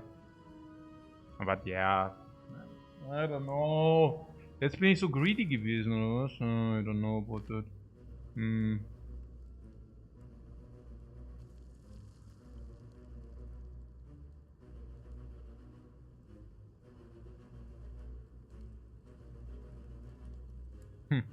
Funky. 46 plus 24 was 46, das ist 24, 13, 37, 37 plus 46, das ist irgendwie 80. Yeah, with the dagger... Okay, but then we would have also been vulnerable last turn, so I guess. Yeah, we can cancel out the vulnerable if you want that. If you find a new potion, I will always ditch the ancient potion anyways. And we currently face... I don't know what we face. It's usually it's 7 times 2, vulnerable, 10.5. And then we would block off.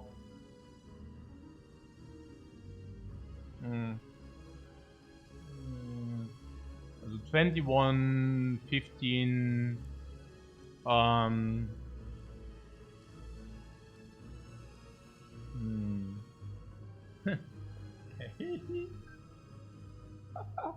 Hey, warum sind denn die ganze why are the decisions so difficult? I don't get it. Like, is the ancient potion usually crap, but against her it's actually good, yeah? Or what? And now I really don't want to be weakened, or what? Is it really that important not to be weakened? I don't know.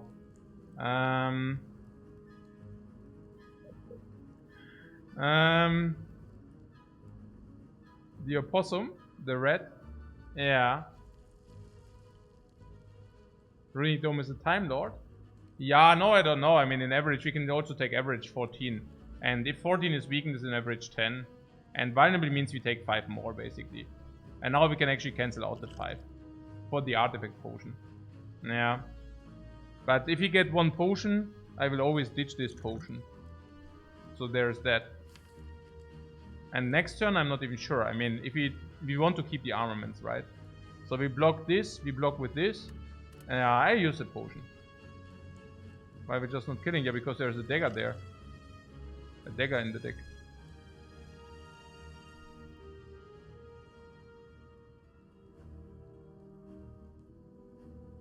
On the other hand, we exhaust these, right? Which basically means we never take.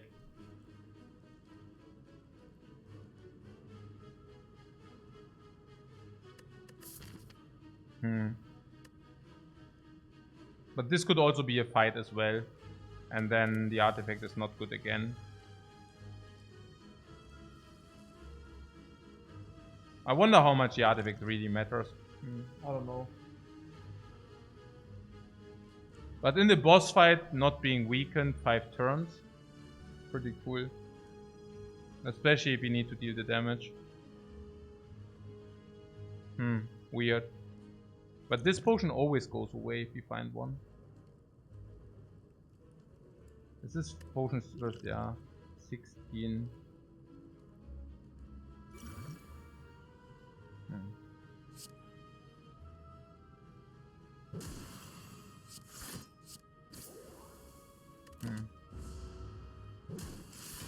Yeah, we just saved 7 HP at least, probably more. Now it cannot do the big attack again. So this is 6 block, this is 6 block. So we can even play it. We can even armament this. Yeah. Oh, but if you armament this, we cannot armament dagger. So maybe shrug it off into armament? Yeah, shrug it off armament basically. That should be good enough, right? 6 block, 9 block, yeah. We need to play it in case it's dagger. We need to play it this way.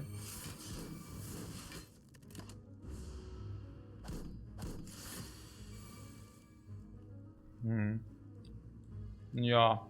So in our case, we now play Flame Barrier. The biggest attack is 15. So this is full block.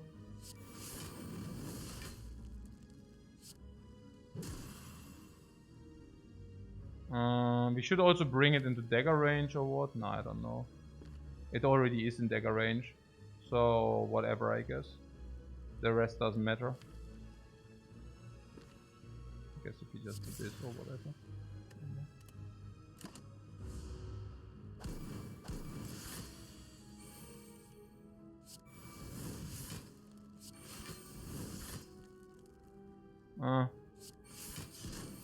Uh-oh.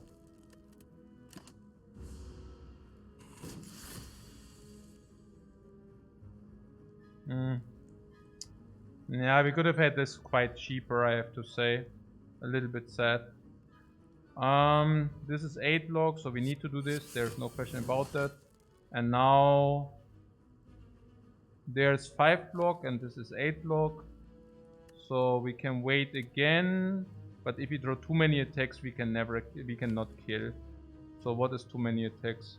Yeah, only if we draw 3, 4, 5. Also 3, 4, 5, 6, 7, 8 attacks. If we draw these, then we cannot kill. And only then. 8 attacks oder was? And every block is full block or no? The blocks are nearly full block usually, yeah. So, and we draw 10 cards. If we draw 5 attacks, it's super unlikely. I would just wait here. Yeah. I would definitely wait here. Even a shrug it off is already good enough, you know. I mean, not always, but usually, yes. This is a very bad draw, by the way. Okay. And also last turn of weakness, and then we should kill now. And we will. Oh, my god. This is so sad. Uppercut is 19. That's sadness. So we can now risk 15% on 2 life, so like 0.3 HP to get the upgrade on the dagger one time. Well, okay. Oh. Ja, holy Shemoli. Das ist ja mal richtig... Mann, oh Mann, ey. Ja, Yeah, heavy blade upgraded is probably different, right? Man, what a ripoff. A double tap dagger is also there. We tried, and maybe I should have upgraded the dagger, honestly. Maybe it was, I don't know. Yeah, I mean, upgrading the dagger would have been now already 30. I mean, that's hindsight, of course, but yeah, it's probably hindsight because upgrade on the freaking amulet is also so sick. Double tap heavy blade upgraded already. Yeah, the heavy blade upgrade is a little bit bait because what not upgrading dagger is quite greedy. No, upgrading dagger is greedy. What do you mean? Like upgrading dagger is I mean it's obvious that you upgrade the dagger because it's just very good. I mean I start like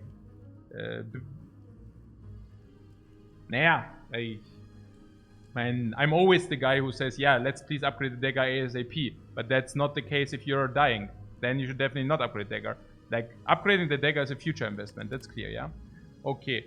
So, there is heavy blade, but heavy blade is upgraded. But heavy blade upgrade doesn't matter with the armament, right? Every 5th draw, yeah, we upgrade it for free. And we draw it probably 2 times. So it's like the upgrade is only worth like around half of what it, you know, right? Because, and if you get another armament plus, maybe we even take that once we already have Dark Embrace. But what I'm simply saying is only half an upgrade or whatever you want to call it. And the strength is also there. But there's also double tap here.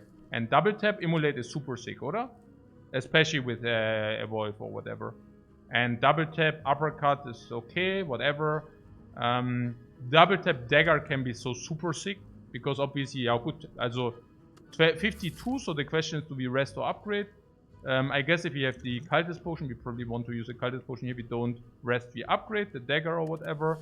And then we have double tap. Double tap, okay, double tap uppercut is not even that great.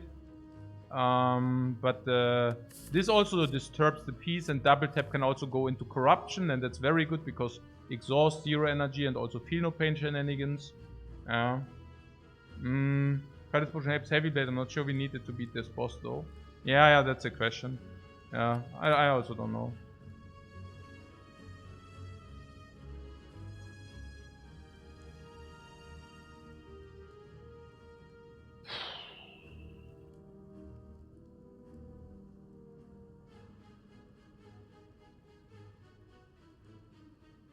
What, 5 strikes yet though? Yeah, you mean 5 bites, right? How much damage will the ashes do? Yeah, like 60 or what? No, 40 was that last count. Yeah, it didn't increase that much.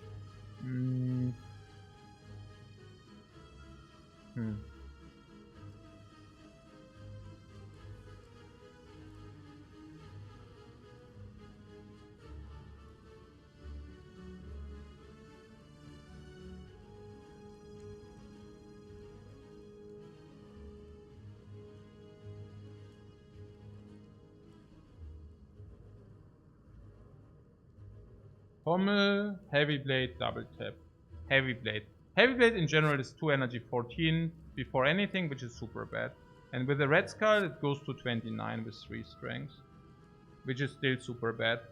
And if we get spot weakness, it's 3 strength, 29 is still super bad. And then we have the Ritual Dagger, which will increase our deck quality. Also, armament, of course, makes it also much less appealing. And then we have Ritual Dagger, which will get stronger and stronger and stronger. 24, probably 27 then. It's already a very nice front load. Yeah. There are a lot of times I double tap bricks, though.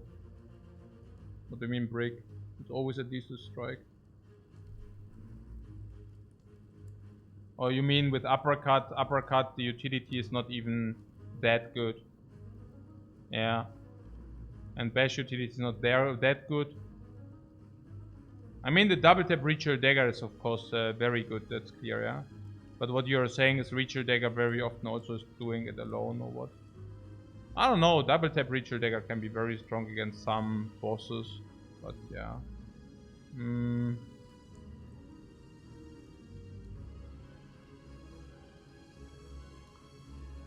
Naja, the heavy blade is upgraded now, it's not so bad.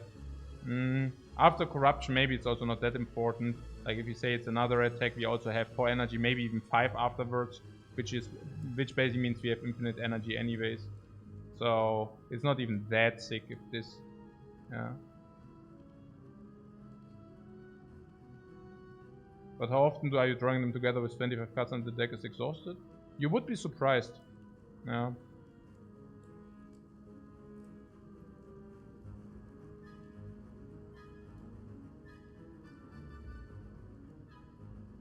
Even Letter Opener and Ashes damage. Yeah, true.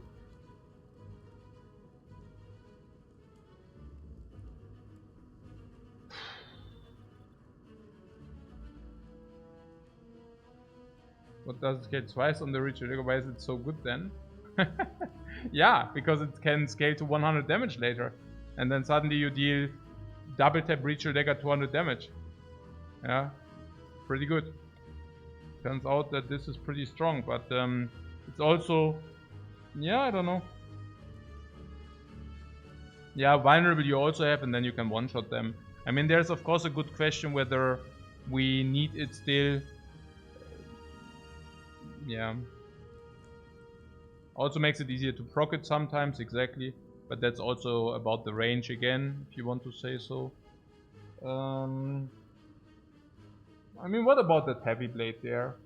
After corruption, a 2 energy attack is not even that bad, I have to say. I mean, we draw 5 cards. Let's say we draw 3 blocks, and that's already problematic, right? We exhausted 3 blocks. We are sitting there with 4 energy, and maybe cannot even spend our energy. And we also don't want to necessarily spend it on strikes. So I could see it. I could see the 2 energy, honestly. I mean, it is upgraded. I mean, that's probably good enough for us. I don't know. I do not mind having an upgraded heavy blade sitting somewhere, dealing the damage. Yeah. I'm also having the feeling that we might pick another spot weakness, and then it's nuts with the cultist. Yeah, that's right. Okay, so that means we rest. We do not upgrade the dagger. Oh! There is something about this heavy blade.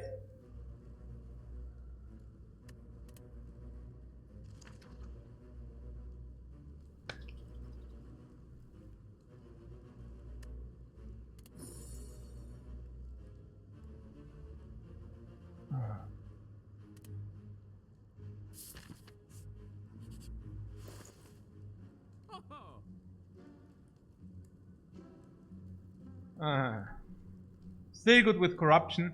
Still good with corruption. And at least it takes away the decision making on the rest plays. The Abacus? The Abacus is pretty good with the corruption, right? Exhausting everything, and then we have Abacus in the corruption. Strength is also always an option. And we should also definitely remove his strength thing. Remove his strike. Strikes are literally so ultimately bad. Strike. Strike out. Oh, strike's gone. What do you say? Warcry on sale too? Warcry, yeah, good, aber... Vajra seems cool. Oh, Abacus is probably better than Vajra, yeah. Abacus is probably better because we remove. Vajra, also Vajra with his sucks. Only heavy blade. +5 one time. I don't know. On the other hand, we have Abacus, which basically means 25. Exhaust. Exhaust down. And then suddenly you have, yeah, let's say remove. And you get a lot of block from this Abacus thing. Yeah. I mean, in our case, we don't have Pommel Strike yet, but we might still receive Pommel Strikes. I would also probably spend the entire gold. Blood Potion is always a nice potion. Wouldn't mind to buy this as well. But yeah. Abacus or Vajra?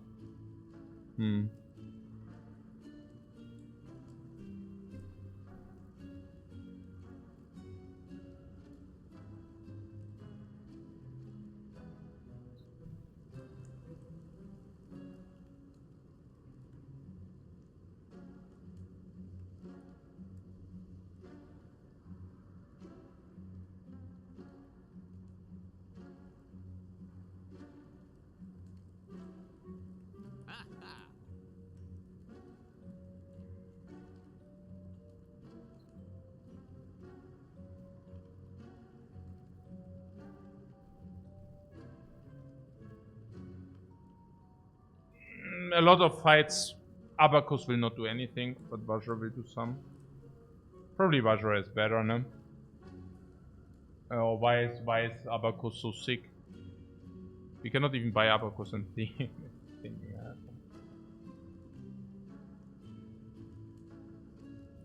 Could take Blood Potion, use it, Power Potion and Dagger. Yeah, but before I do that, I definitely want to have more Strength or Abacus. And we can also buy the Blood Potion as well. I do not have mind to have the Blood Potion. Usually the Abacus is pretty sick, but that's mainly because of Pommel Strike. If you draw your entire deck, you can convert Pommel Strikes into block 12. Upgraded Pommel Strikes will block 12. So you block 6 and then you have upgraded Pommel Strikes to block 12. Yeah, there's also something about infinite, like once you exhausted your entire deck, you basically can go infinite if you, for example, if you remove this and we replace these with Flash of Steels, we are effectively infinite. And then, what, Vajra might actually open Limit Break with Skull. Yes. Yes, because Limit Break is at least 1 strength, which is still bad, but not fatally bad.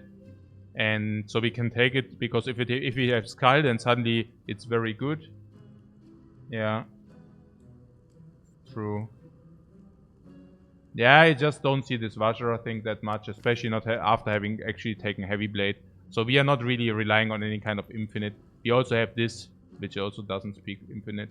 We basically tend to try to get like 7 strength, then this is 50. And with vulnerable it's enough. It's also about the front load thing here, which also speaks against infinite. So yeah, pretty much this. I mean, also infinite, there is no infinite, and even Pommel Strike. Currently we don't draw the entire deck, so it's really, this is basically 6 block per fight. Very fights, in a lot of fights it's not even the 6 block. Yeah, I don't know, I shy away from that. Yeah, I like this. So now there's this potion. Yeah, I buy this potion and we rest here, yeah? I mean, this is not mandatory to rest here.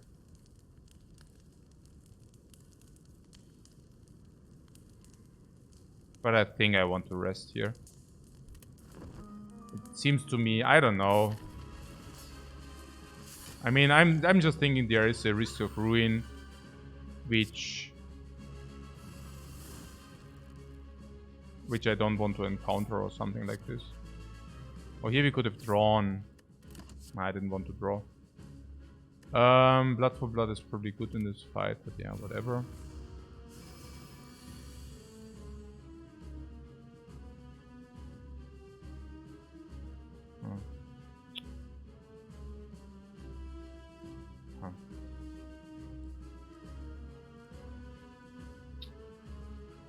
This would be a little bit higher, that would be pretty good. 16 plus 26. So this kills 1 if you wanted. Skull range, yeah, but we could also kill 1. If we kill 1 and we play with Feel No Pain, we actually... good Vajra, by the way.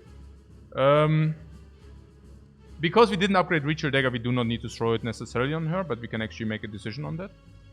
So this would be... Also currently that's like 40, 50, 60 on this. It's not enough. Yeah, probably Feel No Pain and then kill this Torchhead. Yeah.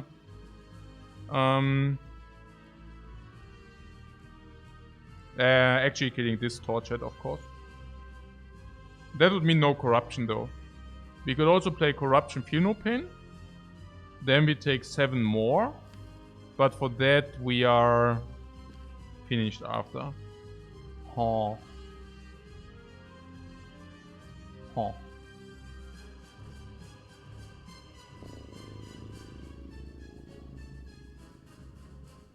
I mean, this being permanent vulnerable, permanent weakened as well, is of course a good thing.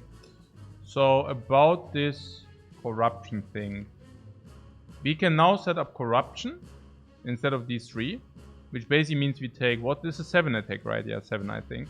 So we take 7 plus 3 more, 10 more. For that we have corruption online. That has to be worth it, right? Because currently, if we don't have it, like what do we play? You know? Do we play attacks? Do we play blocks? I would be completely clueless in this regard. I would just not know what to play. Or what?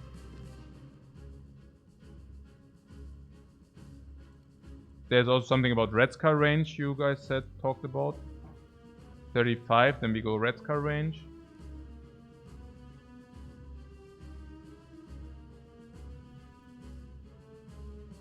Of course, corruption also deals the split damage, and we keep the red ritual dagger for the upgrade, if that's the thing.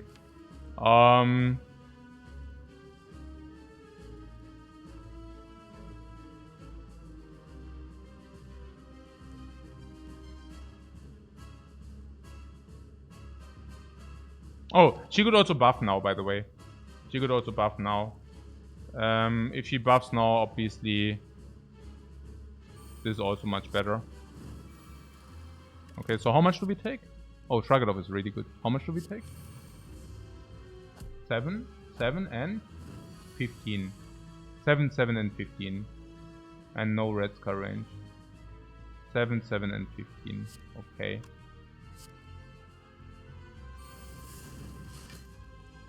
$50 means she has a base attack of 21. Or what? Yeah, 21.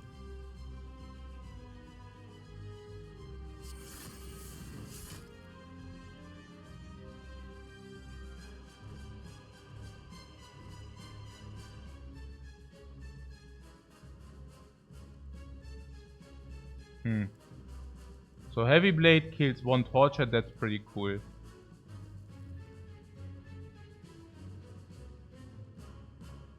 Yeah, I mean, this is must, right? I mean, Heavy Blade on her can still be played later. Oh, actually, it's not must, because there's Immolate sitting there.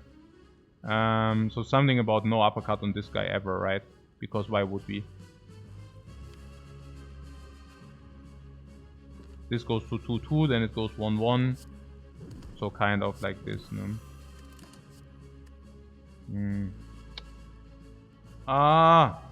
She also buffing now, so if she buffs now, we don't take damage. If we take damage, we go Red Skull.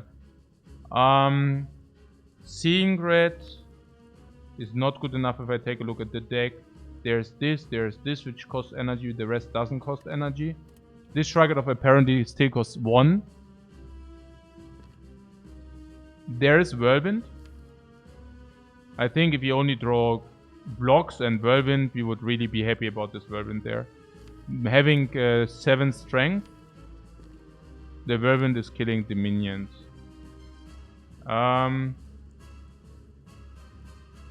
So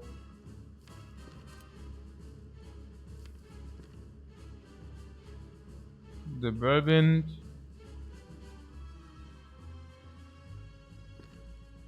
is currently dealing. Yeah, I mean, it could deal up to 4 times 18. Also it could be that because we have the Whirlwind there, for 4 times 12, it would deal 72, which it could otherwise not deal, for example, if you draw badly. I take this, I take this. Oh really? She attacks again, man. Hey. Okay. Oh, puke. So now she always does that. So she really, like, what did she summon? Summon into double attack. Yeah, that's so sad. She can never attack again. She is always... what did we say about her base? It was 21 damage base, or what? 21 damage base into... But because she's weakened, she didn't deal the full. Okay, here we need to Shrug It Off. No, we even have armaments for the Whirlwind. Of course we take the Whirlwind there.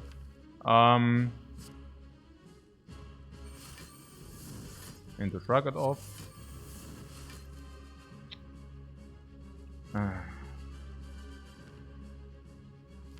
And we have wounds already? No. It's always debuff turn now. Yeah, it's always debuff turn now.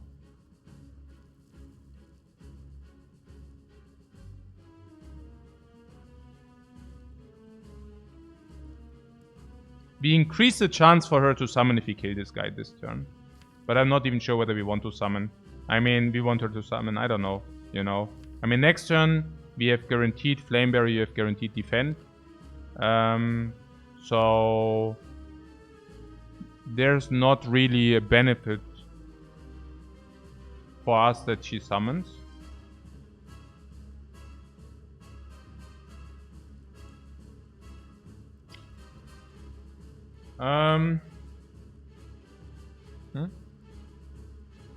The armament for dagger, yeah, but this only because of Evolve is currently doing. I mean, it would already draw 1 if we play the Emulate. I don't know about the Emulate though.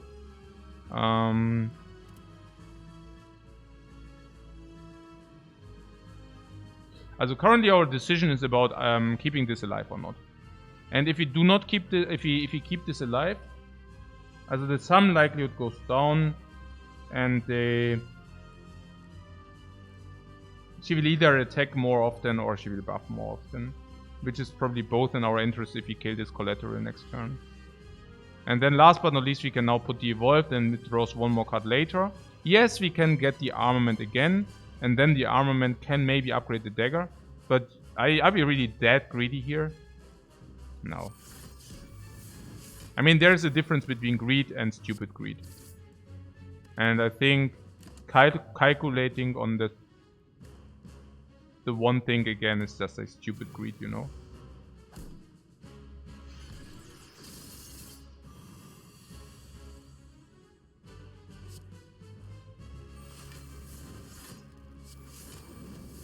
Yeah, Emulate is just simply positive. Positive in the regard that the burn draws us more cards.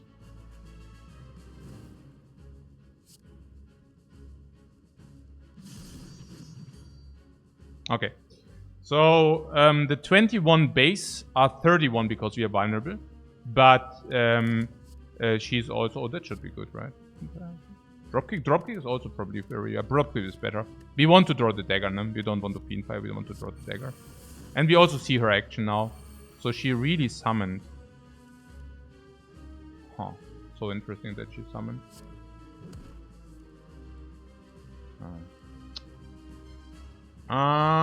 If I see it right, we are not dying even if we do not kill her, because she has a base of 21.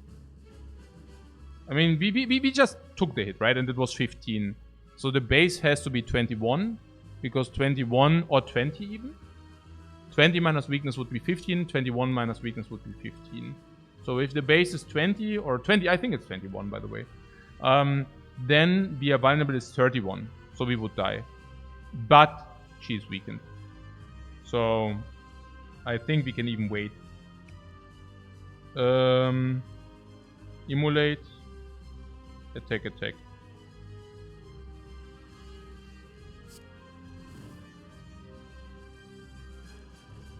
Kills.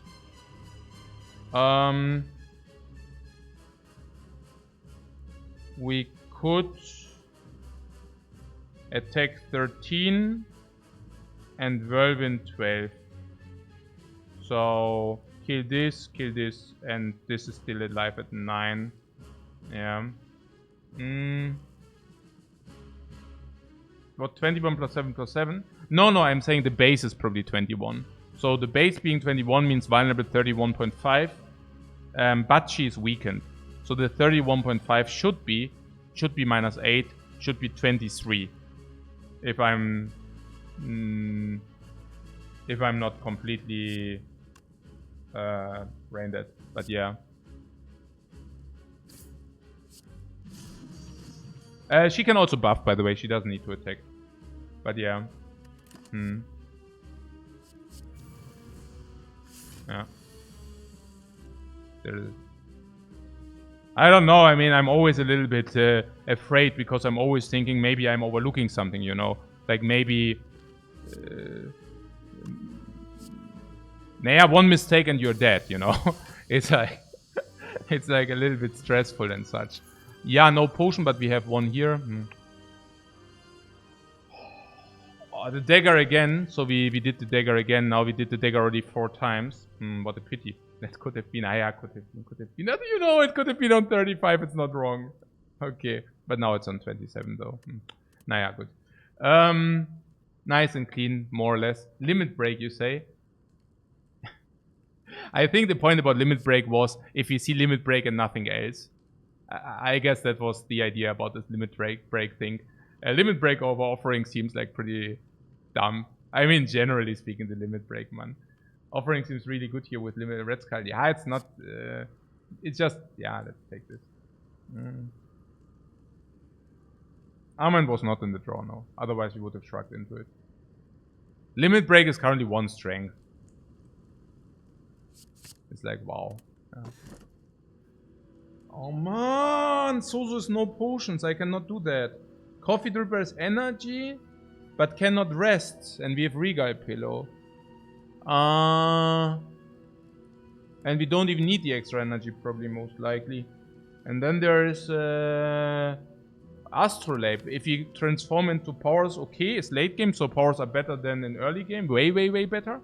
We are talking about after Act 2. Powers are way, way better, because before Act 2, powers suck tremendous. In Act 2 they are good. In Act 2 they suck tremendous. In Act 3 they are very good again. And if you get skills, corruption is there. Can we remove the strikes otherwise? No. Do we have any X which would upgrade anyways? No. I don't know, yeah. After corruption, I have the feeling that very often we cannot utilize our energy after corruption. So, yeah, this basically. Astrolabe on strikes is good. We haven't been short on energy. Yeah, also after corruption, we are definitely not short on energy. And before corruption is like, of course, a little bit tricky, but...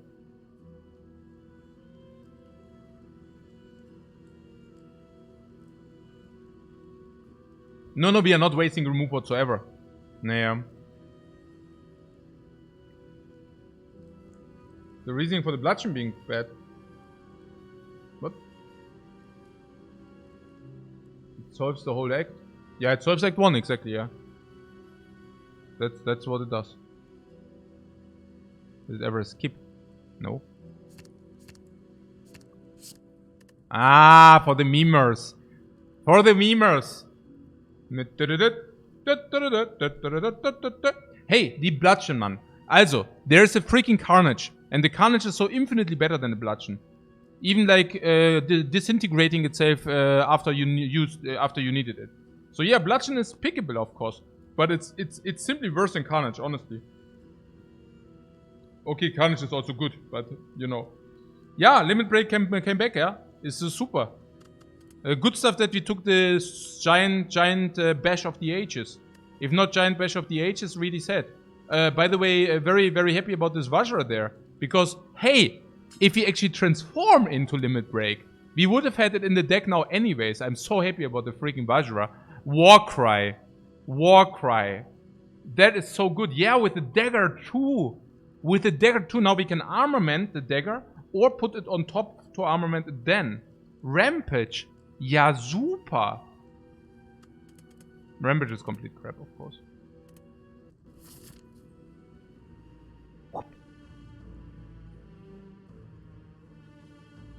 Burning Elite here. There is a shop. There's a shop here. But we don't have sufficient gold. But we have a mummery. Probably not, right? So, but we also have the golden idol as well. Could do it. In the worst case, we remove here. But in the best case...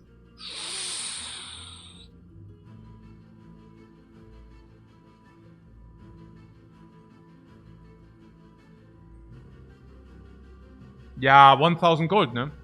1000 gold or 333. And in the worst case, we still have a lot of question marks. Let's do that.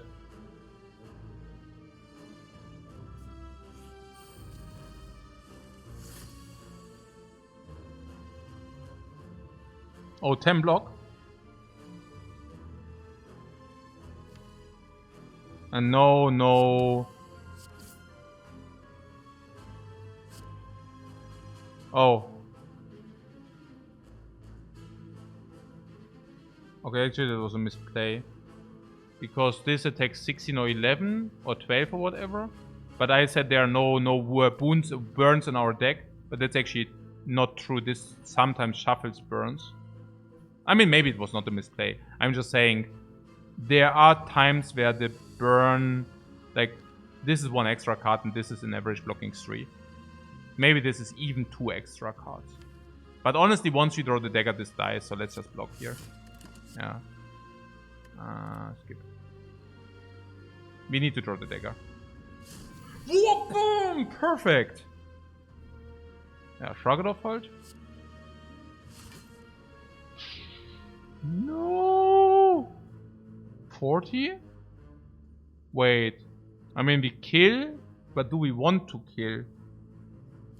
Where's the armament? There. So, we have the shot 3 cards for armament or for Warcry. No. 3 cards as 1/5 of the deck, so like 20%, like 40%. So we invest an average 14 HP to get 2 more damage on the dagger. 14 HP. Probably not. What worst case it's offering to kill now? What do you mean offering to kill now? Also we can just kill now.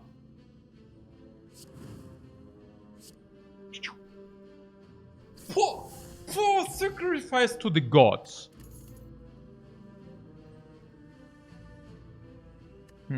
Shockwave, shrug it off.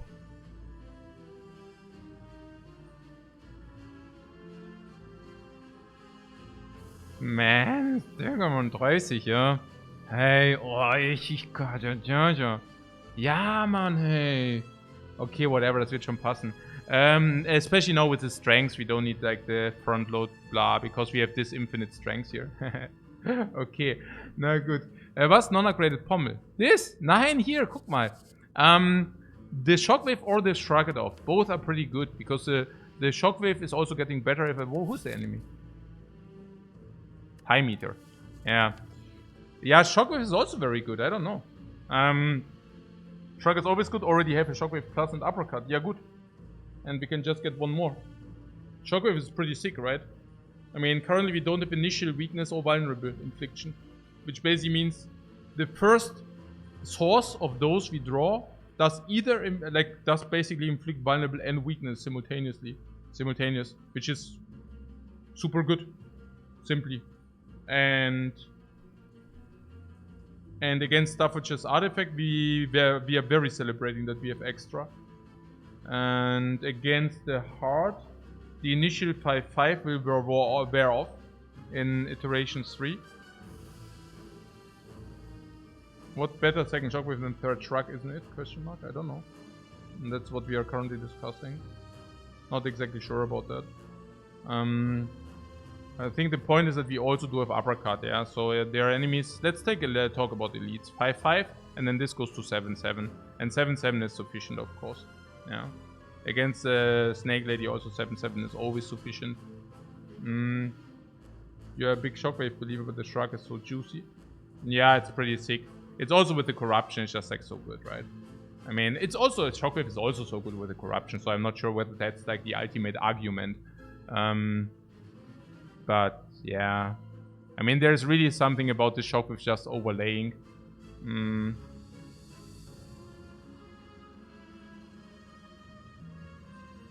I mean, even against the heart, if we say we draw... Also in the end, we'll also have a little bit rampage, right? But we will definitely play corruption, because against the heart we have so much block, and against the heart we can basically begin to exhaust our block.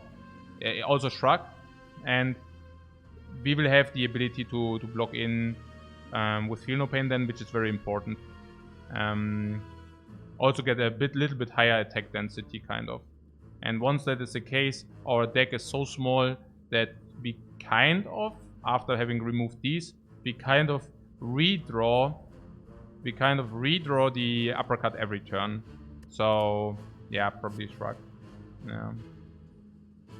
Like not seeing uppercut or Shockwave early versus X3 leads hurt us a lot.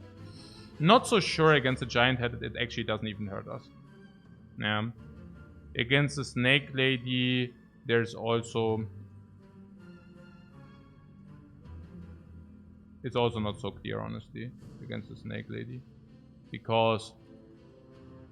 yeah.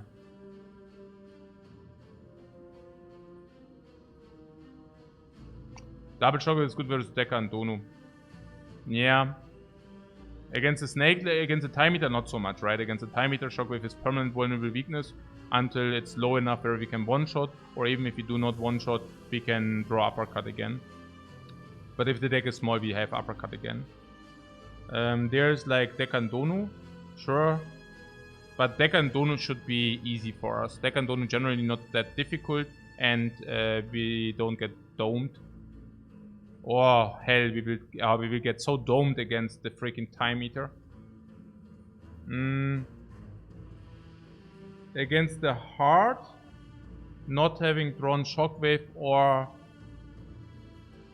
Uppercut in how many draws? We get 1/5 of the deck, and then probably draw another... difficult to say. There is a chance that we do Rick.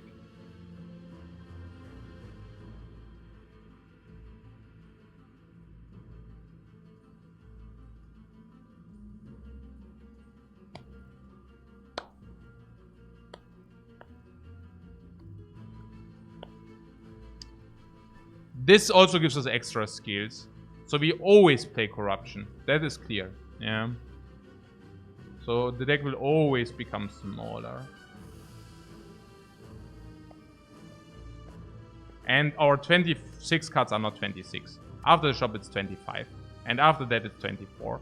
So we definitely draw half of our deck. That being said. Putting that aside, there's draw here, there's draw here, there's draw here. No. Let's take the Shrug off. Against Spire Shield, Spire Spear. Against Spire Shield, Spire Spear, we have Ritual Dagger on 45-50. And then we block in the rest. Maybe. Last but not least, if we find another Shockwave.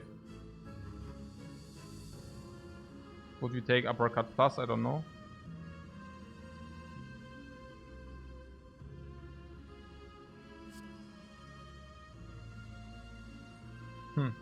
Maybe the biggest argument is really that if we draw double Shockwave, it's so sad. Yeah. One Shockwave simply being enough. What is that? Pain. Bash. Pain, bash.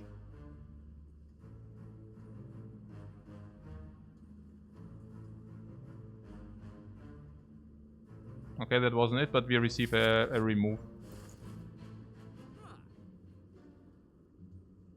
So it's definitely remove this strike here. I mean, this strike is complete trash. Is it? Yeah, probably. And there is triggered on sale, but I don't think we'd want that.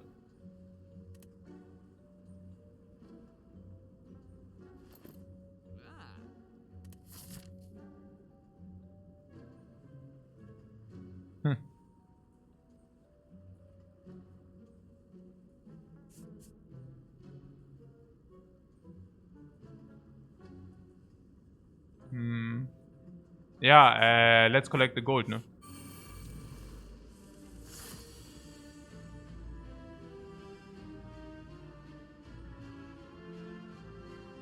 Let's get a small coffee break. What Gentleman says, the viewers are popping off. Lifecoach, I think people missed you on your vacation. I don't know. Maybe it's also also something to do with this this Ironclad thing, and maybe also people know that this will be unique, so they cannot just watch it. Like, it's not content which will be repeated. This is a one-time content thing, and afterwards it's simply gone forever. Yeah, and I don't know. Maybe it's also has something to do that I'm in a very good mood since I came back, also getting some priorities straight, and I don't know. Also, maybe that I really sorted things for myself, like in a way that I say, okay, what, basically doing what I really want to do.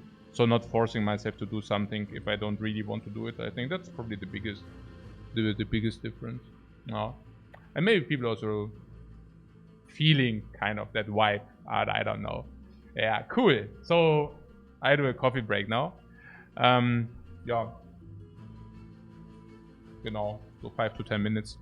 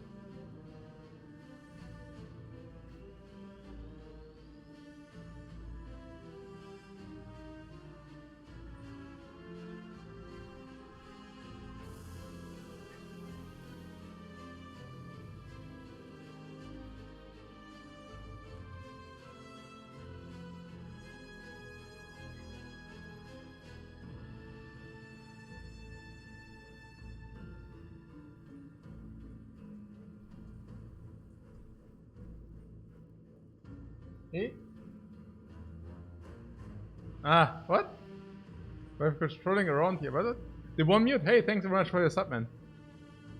Must be a tough pick, you guess. Was it tough? What was tough, guys? Did we nearly die in Act 1? Multiple times. First of all, Act 1 was not friendly to us because we received a lot of garbage relics. Then our first choice of the run, like Neo choice, was bad. Was corruption for damage, which we couldn't utilize. Then we had some very bad fights.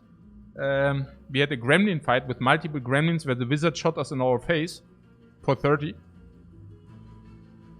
In floor 5. If you remember. Then we needed to skip very late elites in Act 1 because we were just dying. We needed to skip question marks because we were dying. Then we had the slime boss fight where we were also basically dead. And in this act, in Act 2, we didn't get Bloody Idol. And it was also a tough act as well. We even needed to buy a potion in order to survive. We need to keep Cultist potion against boss, and we need to pick Heavy Blade in order to survive. And now we are in Act 3. And the corruption, the later the game, the better it gets. And there's also Ritual Dagger. The later, of course this will also scale, like, I hope we can get this to 50 or 60. Then we have something very nice going against Spire Shield, Spire Spear at least. I mean, very nice, but yeah, you get the point. Maybe in coordination with this, with Mass Exhaust, we will get there. And yeah, no, Runic Dome was also very, very tough boss pick. Stuff like that. Yeah. So it's very, very rough. Yeah, there was also some Gremlin boss level also. So there were a lot of... Huh? What the hell? Lifecoach is trolling in the... What? Yeah? What?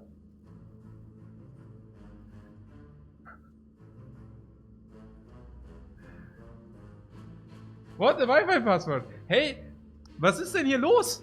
Was ist denn... What's going on here? Was ist denn hier los? Hä? Okay. And what do we do here?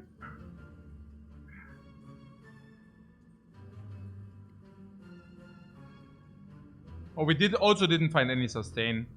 Not finding any sustain also definitely didn't make it easier. So about this offering here, I just played that, right? Why?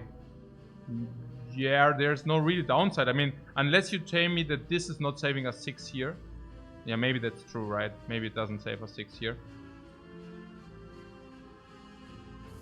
What skip potion sustain? What do you mean? The third one is attacking. How do you know?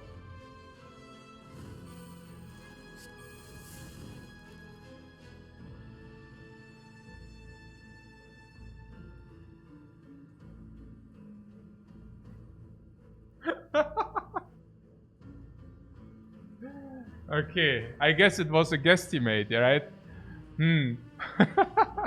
Okay, I see what you did there. Okay, but fortunately we don't need to care too much. At least we now also got an information. And we got the information that this guy does us not attack us. Important intel. Yeah, we just received intel. So, pause rune top. And because the last one doesn't attack us, he can never, we can just do this. And now we have guaranteed block next turn. So the question is basically what? The question is... Yeah, I mean, if we have really power through next turn, we shouldn't be too bad, right? True Grid, do we already have Feel No Pain? No. But it's probably good anyways. Double Tap is also good. Double Tap is probably better. No. Yeah, probably Double Tap.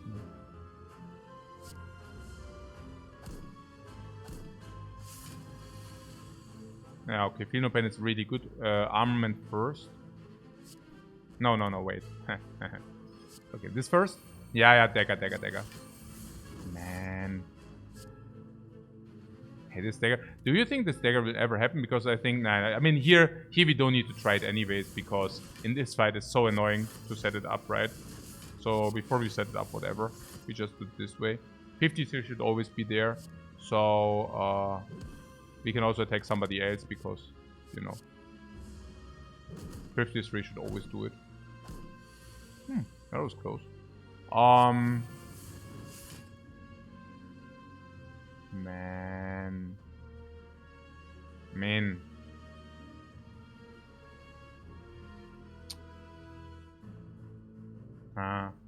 Also we could lethal them, but then it's not dagger halt, ne? Do we have any incentive to do that? Yeah, we can throw the dagger here and then we have it solved. Meaning we don't get ritual.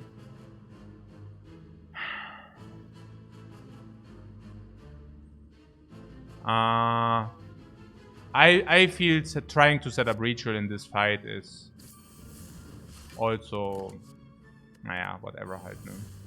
It's good enough. We have full HP. We didn't use a potion. For that we found an amazing potion. Rampage is upgraded, which is irrelevant. Dropkick being pretty good, by the way. If it's about the dropkick, I'm really sad that we didn't pick, that you did not pick the additional shockwave though. Dropkick infinite. Yeah, but you know, against enemies which have artifact, the dropkick is just a complete curse. And against the enemies which do not have artifact, I'm still curious whether it's good enough. Because, again, we only have two vulnerable sources in our deck. The one being Uppercut, the other one being Shockwave. One argument about not taking Shockwave was also the Nilris. Nilris can get us Shockwave, right? How often? Not that rare. I mean, we have 3 turns until we can actually draw. And it's like 3 times 4% or something. So it's like 10% to get it anyways. It feels so not needed. Yeah. Does have much benefit from an extra small attack. Don't have much benefit here, genau. No any synergy otherwise, genau. Yeah, there's synergy, but once the synergy kicks in, there's Heavy Blade. So I also don't really see it. I do go the right path, right? Yeah. Okay. So this can still be 999 gold. Not sure whether we would take that, but I definitely take the question mark because we can also get golden idol for 333.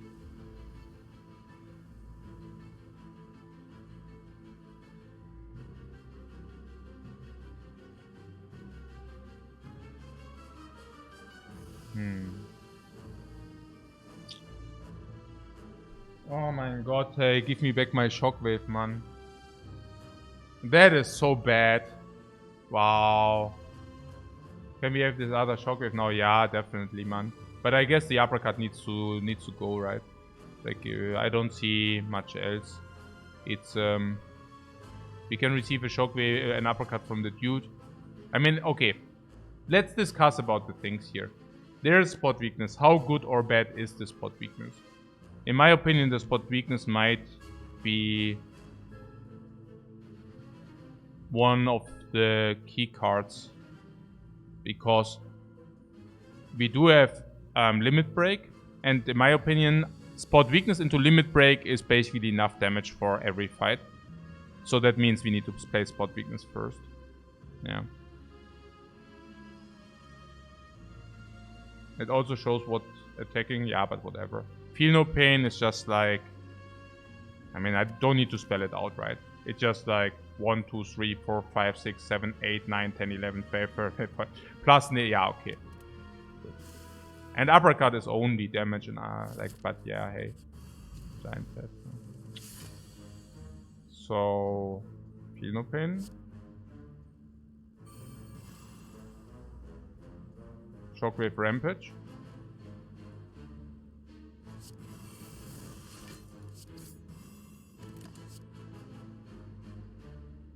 Axiom. Good. Attack us. Palm blocker the walker. Okay. So now we spot weakness first, correct? Yeah, of course, no. Metallicize is weird against this, but it's maybe bailout. But before I do this, maybe we also want to do this. I don't know.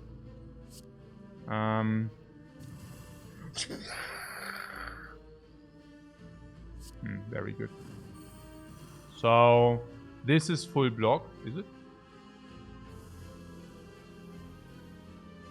8. Yeah, this would be full block, so we can keep the Shrug off basically. Seems nice to keep it. Oh, really? Boom! Now we Shrug it off, of course. Can even attack again, I don't even know about that. So there's Shockwave. Yeah, Shockwave. Yeah, or we dagger twice is also possible. I mean, Shockwave seems to be pretty sick too. But yeah, so this. How much is the dagger? 66. So we could dagger, then exhume the dagger again. And keep it in the deck. Alternately, we can take the Shockwave.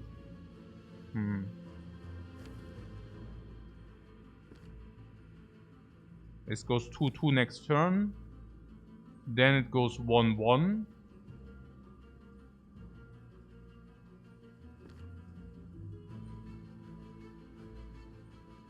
I would probably want to not take the 66. I'd probably just take the Shockwave here. Because it's also damage. Oh, that's also good. Shock looks good, yeah. Oh, I could have taken also the other Warcry instead, but yeah, I don't know. So now it's 1, and now he wants to attack us.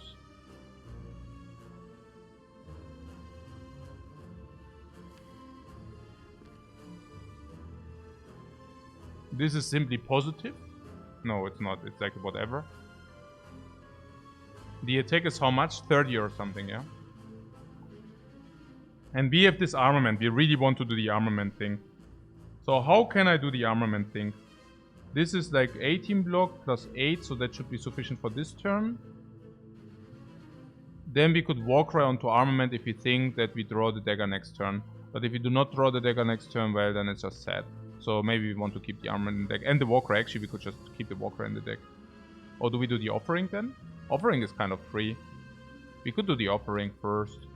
If we are afraid that we don't draw that again. And then we could maybe put Battle Trance on top.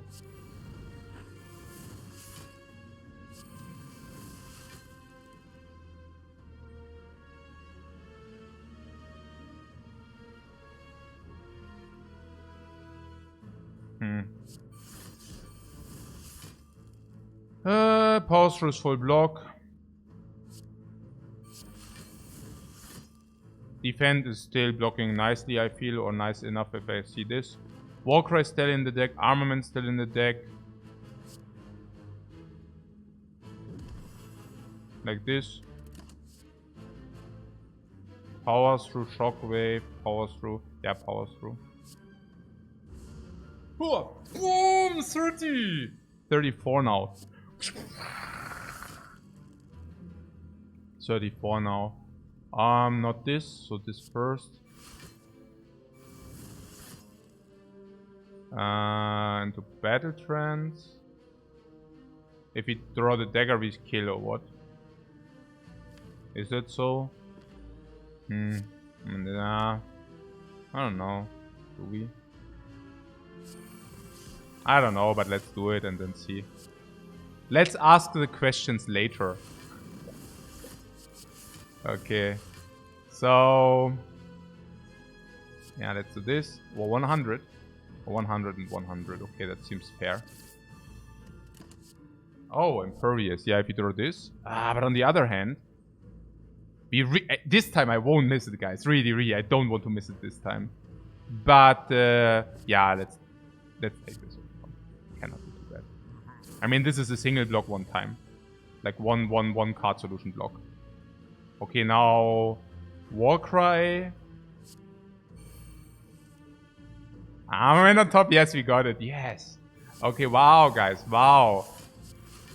This is the day, man. The day of the tentacle. Oh, is it if I do this? Is it like 73.5? But there is nothing which deals damage, right? Right.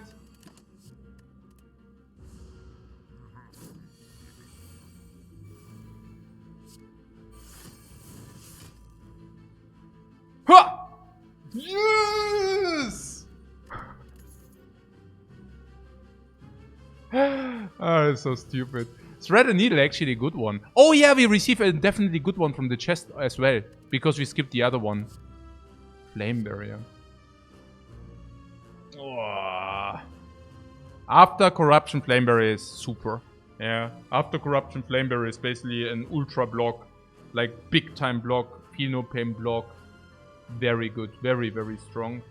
Naja, it goes 0 energy. It's like exhaust. Blocks 15. 1 card.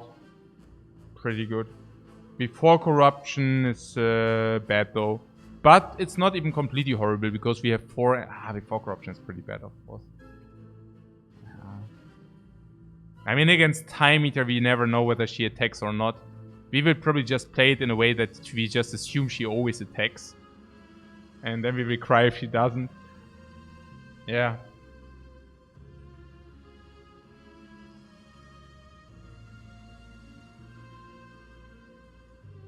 Okay.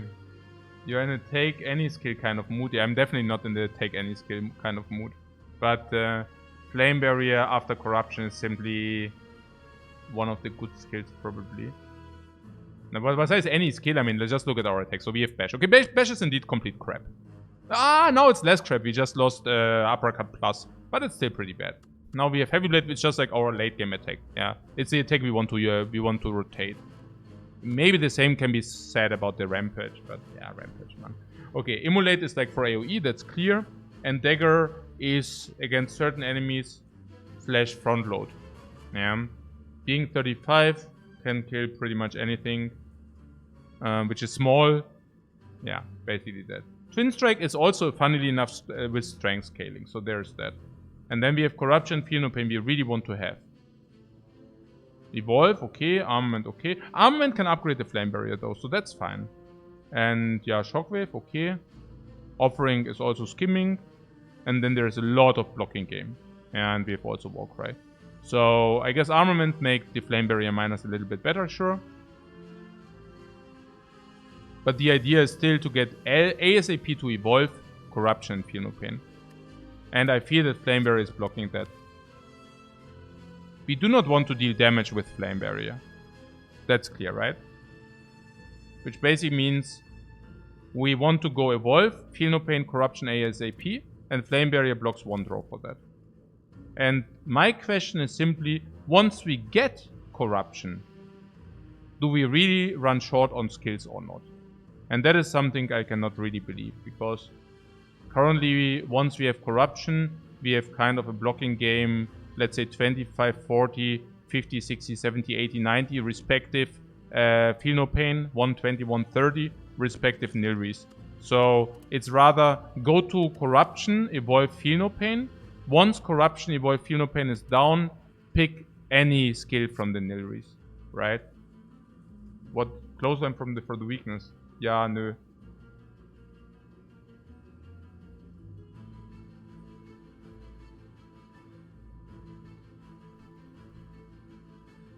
I don't see this. This is not a card I respect a lot, by the way. Also with being on 4 energy. It's like, don't forget we are on 4 energy. After Corruption, everything is fine. Before Corruption, this, for blocking purposes. Holy shamoly, yeah. Rather not now. Unless you tell me that this, if we draw this and we don't draw Corruption, we can stall with that into Corruption, right? But honestly, I mean, base defense are already doing the same. Literally. Literally, base defense are already doing the same. And if you get limit breaks, I'm not even that sad, right? I mean, then we just rotate limit breaks. Are we sad about Immolate? No. Are we sad about Ritual Dagger? No. It just doesn't make the cut, right? Swift Potion, though. Swift Potion over Blood Potion. We can drink the Blood Potion immediately. Yeah, this 15 HP Swift Potion is draw 3. Draw 3 seems to me more impactful than 15. The downside is that we need to decide now. But I have the feeling that this can save more than 15. After Corruption, very certain. Before Corruption, even there. Yeah. Against the Snake Lady, I'm pretty certain there are draws where this is a lot.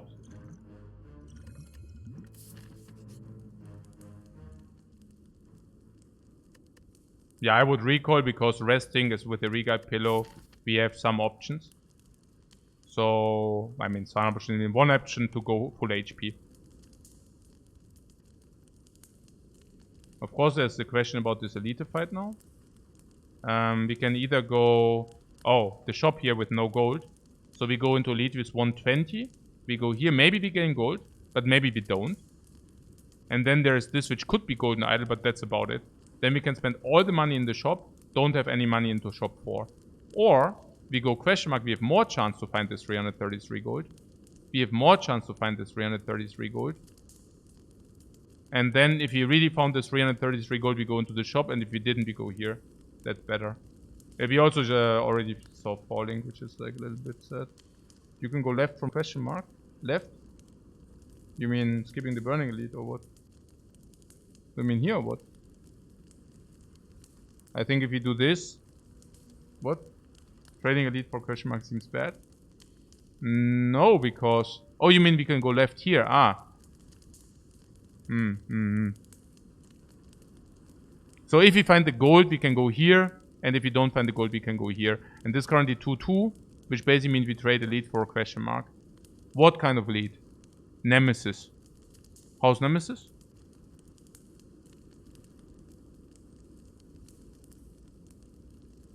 With not knowing what Nemesis does.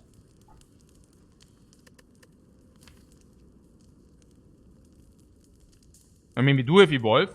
That's good, of course. Very good.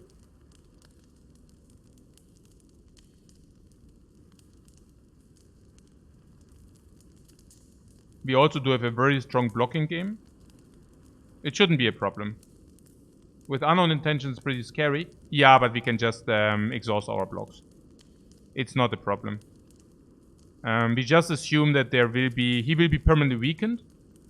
Which is also super sick, right? I mean, the permanent weakness as well. No, I don't think we have problems against Nemesis. Snake Lady. Snake Lady, we have Immolate, which is very, very, very powerful. And then we have Corruption. And if we have Corruption, we actually also have our AoE. So, I guess that's fine. All in all. We have a Swift Potion, or Metallic says probably Swift Potion is better if you need to find something for the Snake Lady.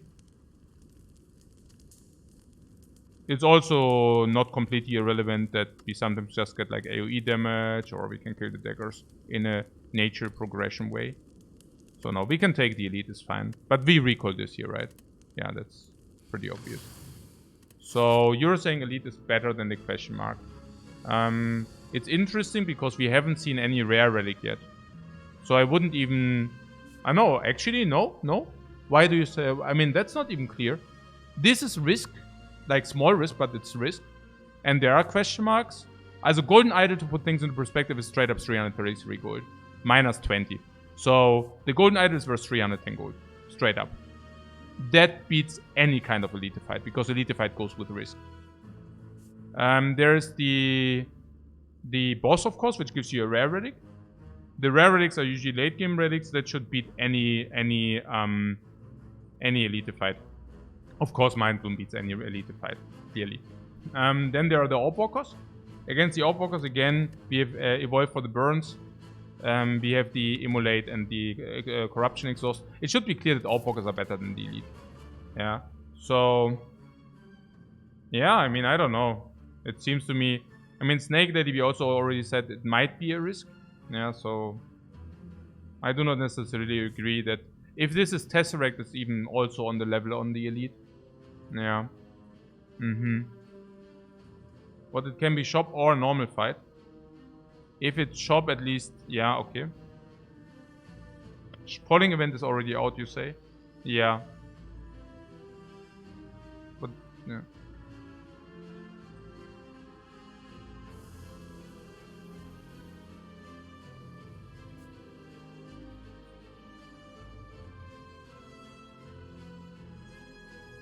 Yeah.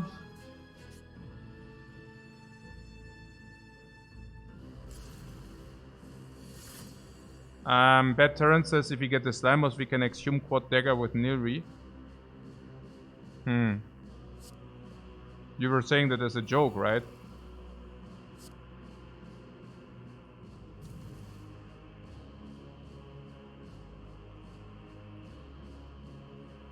The chance of a non-event is pretty high. Yeah, but honestly, I also respect the Snake Lady a little bit. And on top of that, I respect the Snake Lady a little bit, and I also respect the Nemesis a little bit. What I'm simply saying is it's not completely free. And if it's not completely free, you know. Offering, armament offering. Corruption. Software.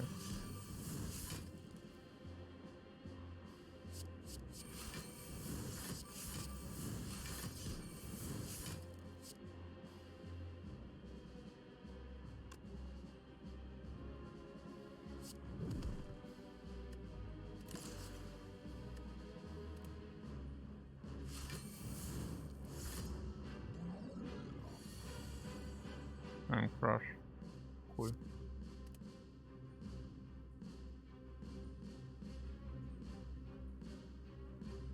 $16.21, but weakened.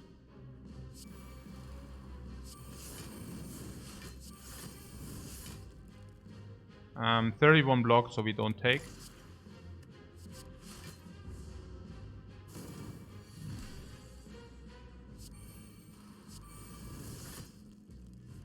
This is simply for the card draw. Ja, whatever halt.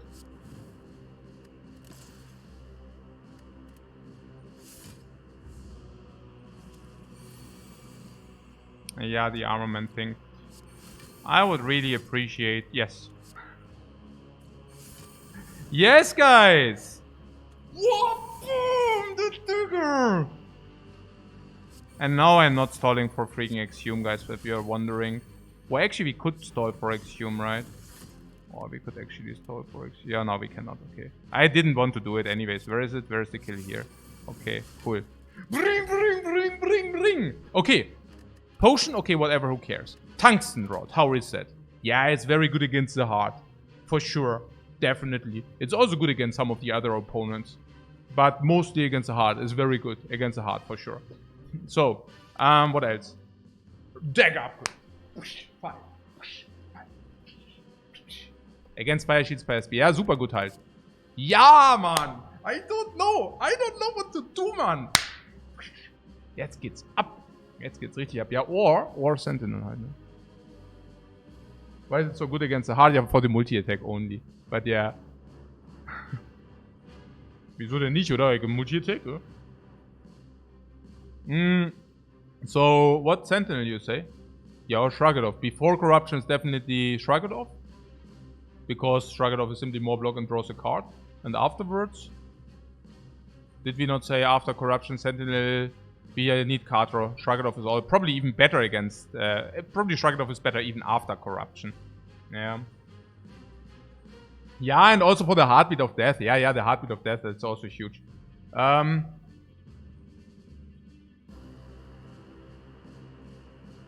You don't actually have others, or nee, eben nicht. Without Darkness, yeah, Shrug is better, yeah, genau. This relic can only be good, guys. Because, like, you know, okay, zack. Frozen Egg. Huh. Purifier. Ooh, guys. Ooh.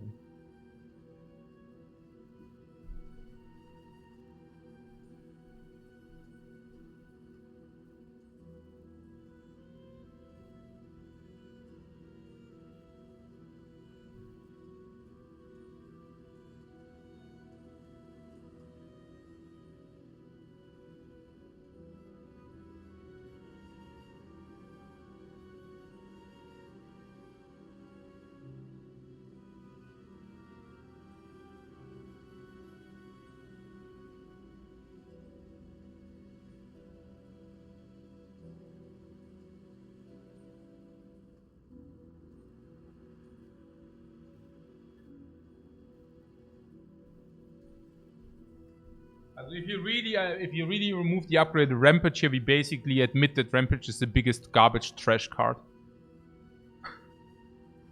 What, Bash sucks now? Yeah, but the question is, does Rampage suck harder?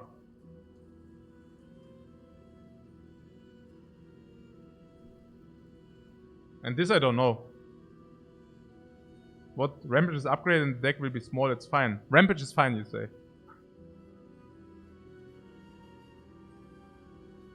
You would remove Limit Break. Guys, we are not here in random remove country, yeah? Like, what the hell?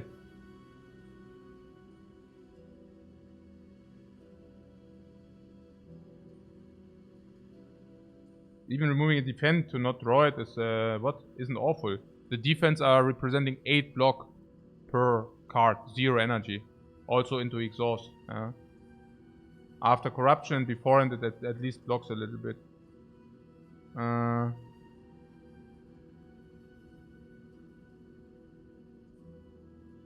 No. There's like either we remove the bash, or removing bash after also removing uppercut seems bad. Yes, that's what I feel too.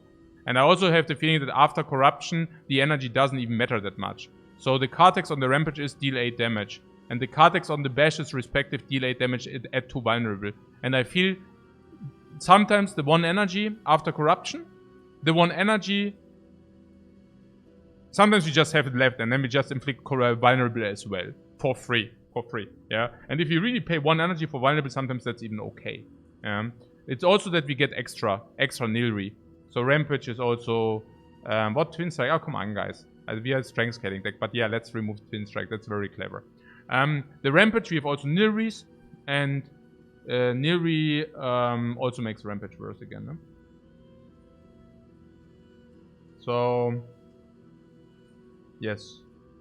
Yeah, Bash also removes uppercut, exactly. Rampage is probably the worst. We probably remove both. I'm wondering about, the only thing I'm still wondering is about the Snake Lady. But I guess Corruption is dealing with the letters anyways, with the daggers. And Immolate, and in the worst case we have Swift Potion. So I can see Rampage going away.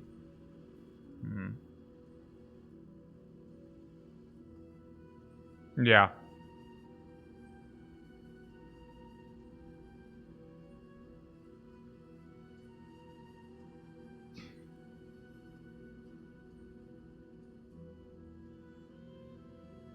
I mean, vulnerable is also way more impactful later, you know.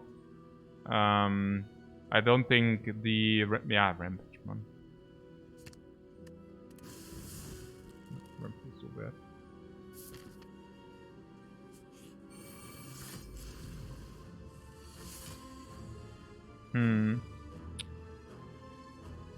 Phenopain, Corruption, go. Limit Break anyways. Yeah, I just block End Strength, so why not? Oh.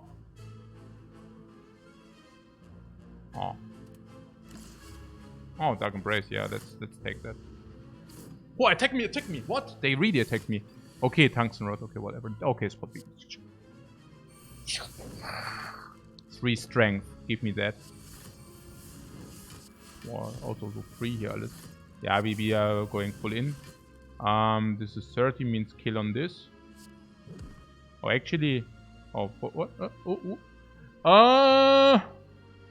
Yeah? Hey, Adio Hans, thanks very much for the sub, man. Yeah, the Ritual Dagger, man. Puh. Also, honestly, Dark Embrace, and then we just go... Yeah, then we get it, right? We get it, yeah, we get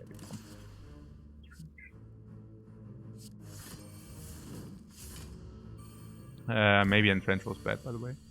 Yeah.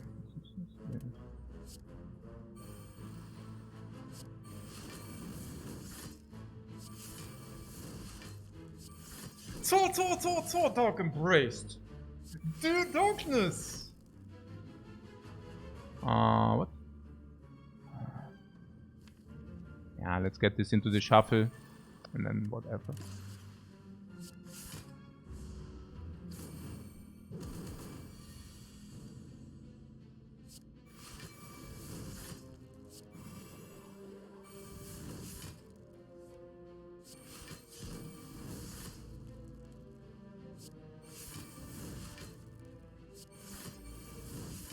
Oh, komm schon! Okay, this is draw 2. Oh yeah, there it is. Ha, ha, ha. Easy. Nein, nein. Easy! Easy! Okay, Chopper! Chopper! Chopper! Hey, the dagger, man. What? Okay, sick. Ja, Mann. Ja, Mann. So, hey, Locam, thanks very much for your sub. And Wolf, thanks very much for your sub as well. Very much appreciated, guys. So, jetzt geht's ab. Headbutt. Bloodletting.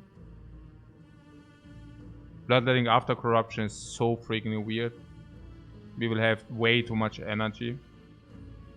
Bloodletting before corruption is also slightly weird. We want to get our key cards. Headbutt. Headbutt on Ritual Dagger or Armaments, which is very... What, Dagger, man. Poor, we upgraded without actually upgrading it, guys. Chopper. 45, 55. And then Spire Spear. Hopefully.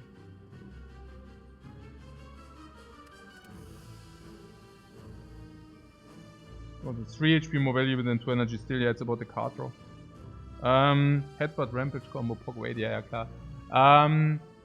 Out of the discard pile, I currently don't see anything which could justify that.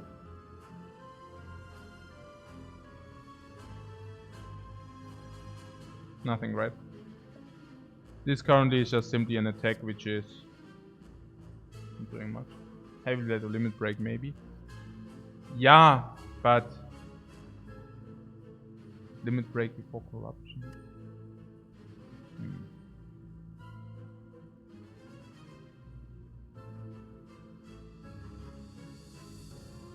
Okay, all powers will be upgraded, so that speaks against Headbutt. Headbutt is simply the one draw we don't want, right? Yeah, spot weakness or limit break, sure, but hey, I mean, limit break is already also a little bit weird, right? I mean, when do we? I mean, if it's anything, what spot weakness? Spot weakness halt, no? Spot weakness so that we can, but we can also put it on top. So I'm not so sure about that. It really feels that this just makes our deck worse.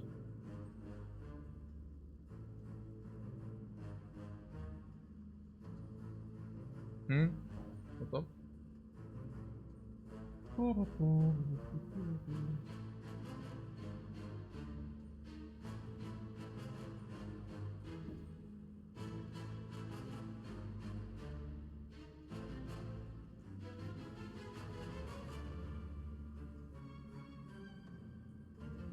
Okay.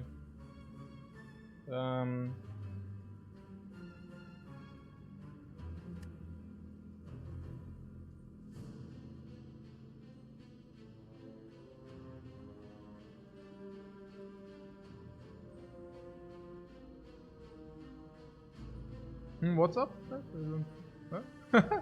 What? Lower? What? On lower Ascension, higher win rate? Yeah. I mean, I guess if you make the game easier, you get a higher win rate. Are you kidding me, guys? Okay, na schön. Also, the Headbutt. We can assume that the Headbutt doesn't make sense, right? Because we want to get into freaking corruption to Phenopain, we don't want to get any Headbutts. I really don't see it. Literally the only thing I can see is that you can retrieve spot weakness. Against the hard to scale faster. That's literally the only thing. But I'm really not sure whether we need that. I think it's more about the setup, and once we have the setup against the hard, we should also be fine. Kind of. I don't know. The Headbutt feels weird to me.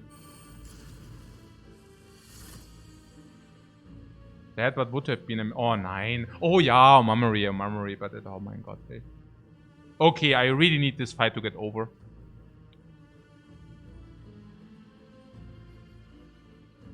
Armament, spot weakness. I really want this fight to be over.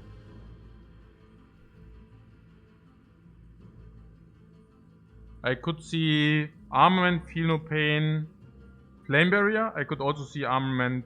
Oh my god, I don't know. It's weird. Feel No Pain, Spot Weakness, and Flame Barrier is probably the play here. Yeah. Then we have Block. No, we have Block anyways. Armament, Spot Weakness, Feel No Pain. 5 block, 19 block. If we are really unlucky, we get a big hit.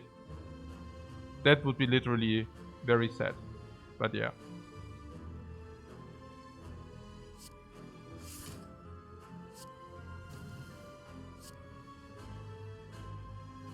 But not sad enough that we do this or whatever. Pommel Strike. Here comes the Parasite. Parasite isn't a problem. Pommel Strike can be taken. I don't know about it. I mean, it's very random what it does, so I guess we just wait for Corruption. It's so much better. So what did it do? It inflicted bad status effects. What a surprise. Yeah, Warcry halt.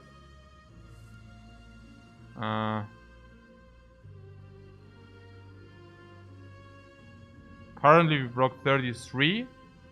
33 surprisingly is sometimes not enough.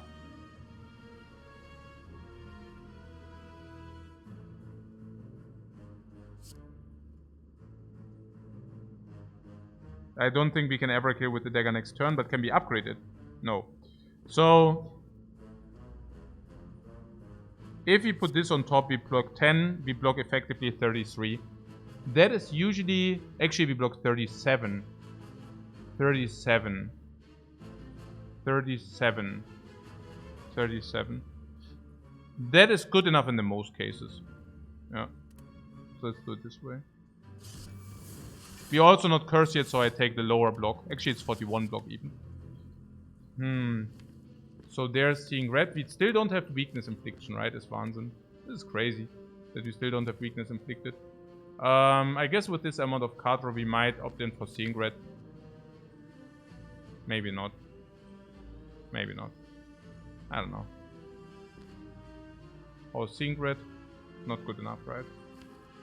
Probably not. I don't know. Seeing red, it actually does have its uses. But yeah, we want the other cards, right?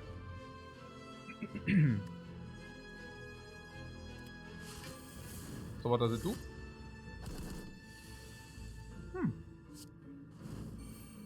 Cool.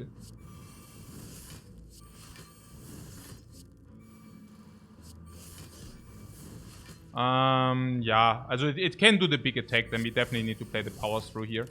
It's a super big attack, so I really don't want to get hit by it. Inflame, we have 5 strengths currently. It seems Inflame is legit with the... Whoa, oh no, only 18. I mean only, but yeah, you get the point. So, it's limit break time. And also offering time, I guess. Yeah. And offering to the gods, guys. No, not armament, but yeah, whatever, it happens. Unless, of course, we can mitigate. 63. Yeah, we don't need to play armament in this case. Maybe we can redraw it again. Yeah, Shockwave is useless. Yeah, we really outplayed this thing here. So... yeah, I guess we try again, no?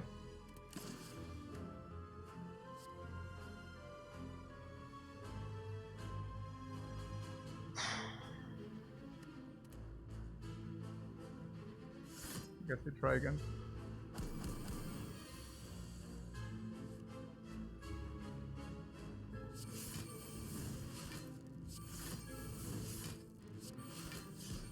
Ja, holy schwuli! Das gibt's doch nicht! Ah! This is full draw, man!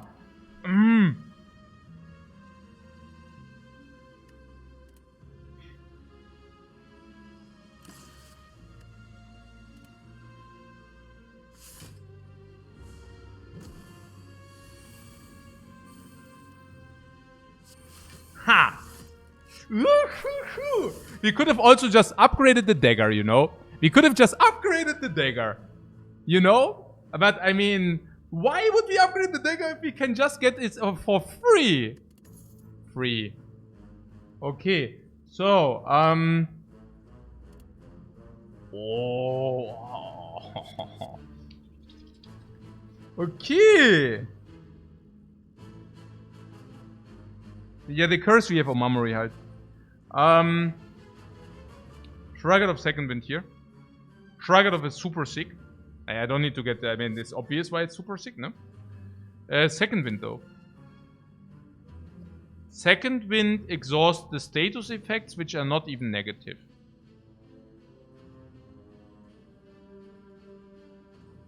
On the other hand, before we draw corruption, the second wind can actually... Okay, then we also need to have Feel No Pain too. Weird, right? Yes, we could exhaust these, but we don't even want to exhaust these if we have second wind. Power through though. Yeah, but okay, the wounds are not negative, okay. But we have 4 status effects in total. So we could wait until... But then this is just better, right? Yeah, I guess. And if Evolve gets upgraded, then it's even very positive, the status effects. Yeah.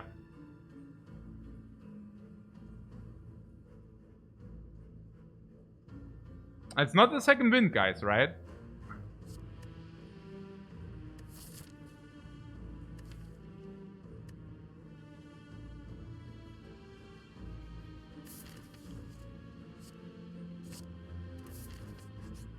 Oh, Snake Lady, really. Oh, good stuff that you drew the offering. It's really good here.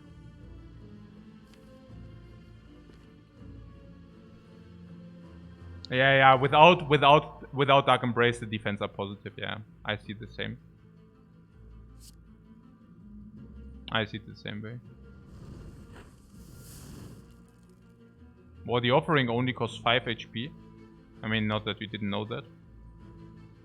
Max HP Lady Monka? Oh, I don't think that is so Monka. Again, we talked about the letter opener thing, right? So, yeah, as long as we can play Corruption, I would just do that. 5 damage on the freaking daggers. And this is 19. Evolve is must. Limit Break is 1 strength only. We can still play Corruption. I would still go maybe into this. Unless we want to do the Flame Barrier to deal 6 on each. That we could do as well. Weird situation. Could we play 3 more blocks?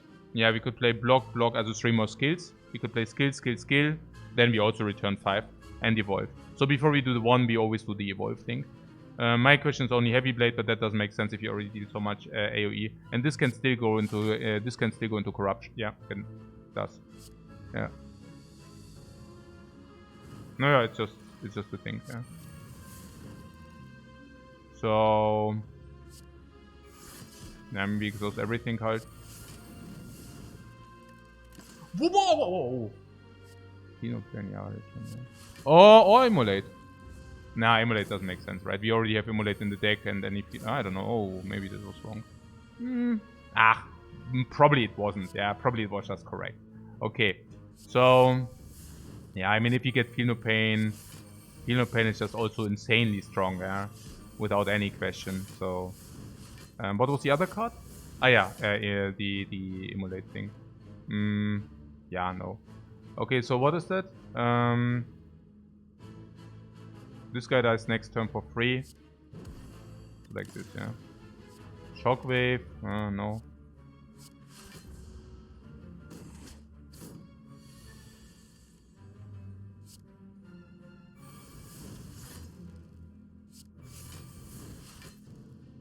What was that?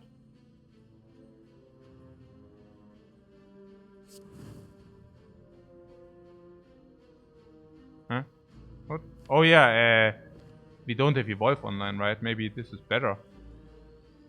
Or this into this or whatever, I don't know. How much can we take? Not much, right? But hey, I don't know. 18, 22. There's more than full block here if I do this.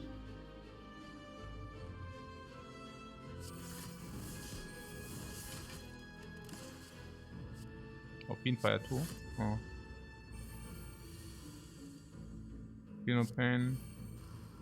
What was that? Ah, yeah, shrug it up into dagger. Maybe dagger, also upgrade the dagger for sure. Maybe Warcraft first. Oh, now we need to calculate. I said like 30. 130 and this is like 82. 112. But not if you armament this, then it's more. So this is, yeah, enough, right? Yeah. Pretty sick. How much is that? 82.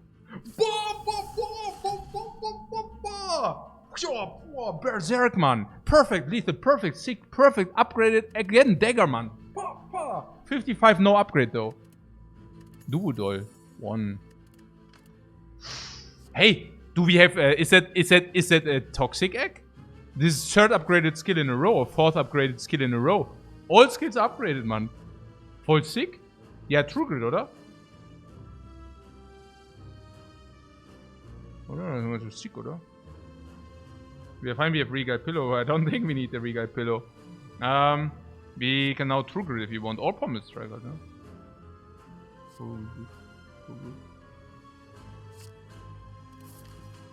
Shop for 195 or the question mark.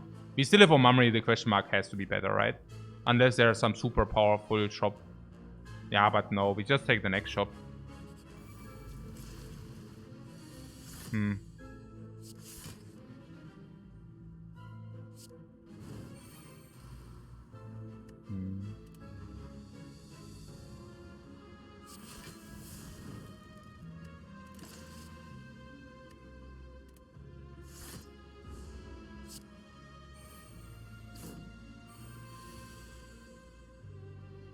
Doll is +2 with limit break, it seems okay. It's pretty sick, right? With the limit break. We are really making limit break work. And now some people might come in and say, wow, that's not a biggie to get limit break to work. Huh? Limit break is a strong card, right? I mean, but okay, so okay, whatever now. What I'm saying is sometimes, you know, you get like, okay. Sometimes some people might not see the beauty of certain cards getting to work. Getting to work like certain cards. So Limit Break, for example, is a card. Like getting that to work is like a miracle. Yeah. But not get. Of course, you can get it to work if you just always pick it. And sometimes you just die. And sometimes, you know, it works out. You know, but getting it to work out by picking it in a reasonable fashion, that's what is pretty very unlikely. And yeah, that might be one of the beauties people sometimes might not see. But I don't know, you have to judge yourself, I don't know. Yeah. It's just like my feeling, kind of. Yeah, that sometimes, yeah, you get the point. Okay, so, naja, kind of if you, have, for example, have a very good demon form build, you know? And then people are like, yeah, but it's demon form, like, what did you expect? And you're like, yeah, but it's not so easy to get demon form working, right? So, okay, what is that? Oh mein Gott. Oh, hey, jetzt schwätze ich nur. Ich schwätze nur und währenddessen mache ich halt voll den Mist. Kriegen wir jetzt den Decker oder nicht? Hey, I'm telling you, wenn die jetzt nicht den Decker kriegen, dann töte ich. Komm schon. Oh, Decker. So gut.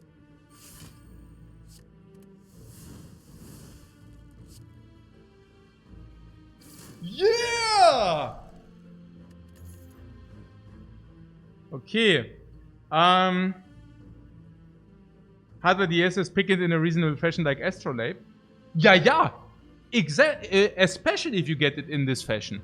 If you get a random card, which is crap usually, and suddenly it works, or you get it to work. Yeah, that's pretty good. Yeah. Absolutely. Absolute freaking lootly. Okay. So, skip here. What? It's Reach Your Deck again. Yeah, it's so good. Reach Your Deck already on 58. Oh, yeah. Oh! Ah, no, ah. Okay. Okay. Would you pick anything from this? No, right? No. And then the question is upgrade?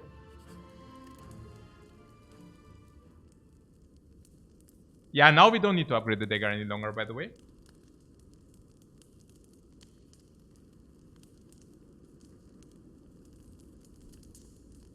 Okay, I can see Evolve, because Evolve is very powerful in all the long fights. Feel No Pain I wouldn't, because Feel No Pain, once it gets powerful, it's win more. I could see spot weakness, but I also feel once we apply one spot weakness is also getting win more. Corruption is not, because I feel with 4 energy we usually should not draw into corruption unless we have double block. Double shrug it off into corruption, which should usually not happen. Offering is also somewhat win more. I feel if you have one-time offering and you draw 3 extra cards, that should be sufficient. Yeah, I also think evolve. I also do think evolve.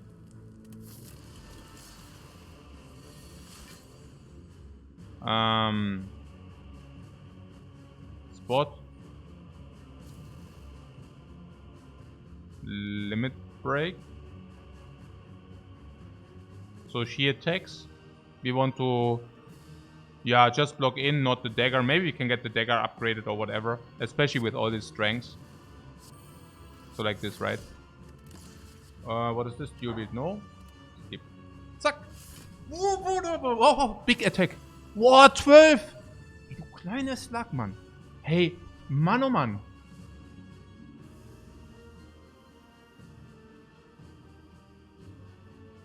Ja, also Armament, Feel No Pain Offering.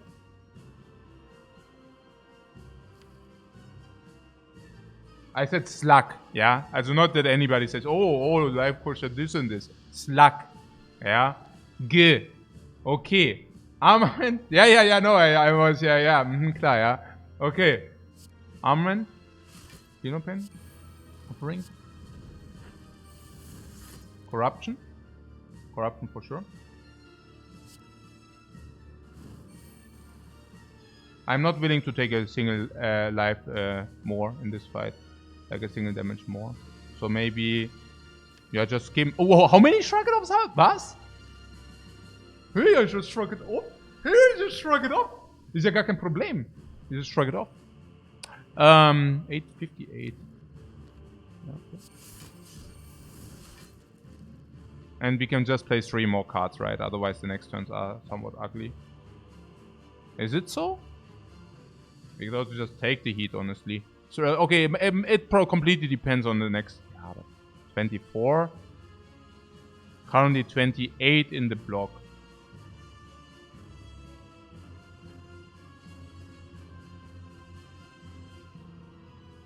What? Scared? What?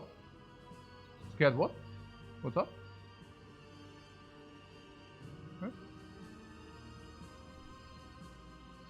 Huh?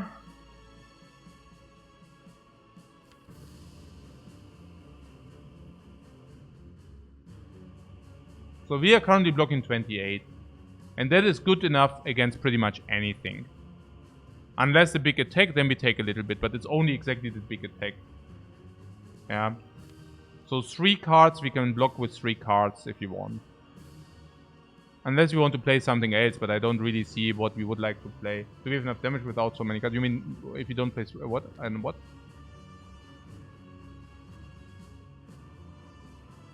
The alternate would be block, walk, right. Can he big attack twice in a row? Good question, right? I don't know. I don't know about that. But even if not, the question... he cannot even. But it's not, I mean... I would just keep it anyways. I mean, 3 cards should be usually sufficient. Even if it's 1, 2, 3, right? If she debuffs us, it's not that clear though. Then she can hit up to 50. Which is like 35. This is 19. 19 plus 6, 10, 29, 25 block or something. But what do we really benefit if we... Nah, I think the benefit is just too low, right? I mean, if it's multi-attack, it's completely a joke. And if it's not a multi-attack... Yeah, if it's multi-attack, it's really bad to exhaust the block here. Oh, Battle Trance and Second Wind. Battle Trance. Bomb! Perfect play. Okay, yeah, 3 blocks out. Hopefully Shockwave one of them. Okay, sure. So, yeah. This... Yeah, I mean, it's obvious, no? Inflame is not needed. There's blood for blood is not needed, I think. Yeah. We just want to circulate into dagger, into limit break again, and that's about it. Yeah. Attack us! Draw reduction, we don't care. Okay, now block as a battle friend hold. She's really aggressive, by the way. Here we have 16 blocks. A lot of damage. We could deal 100.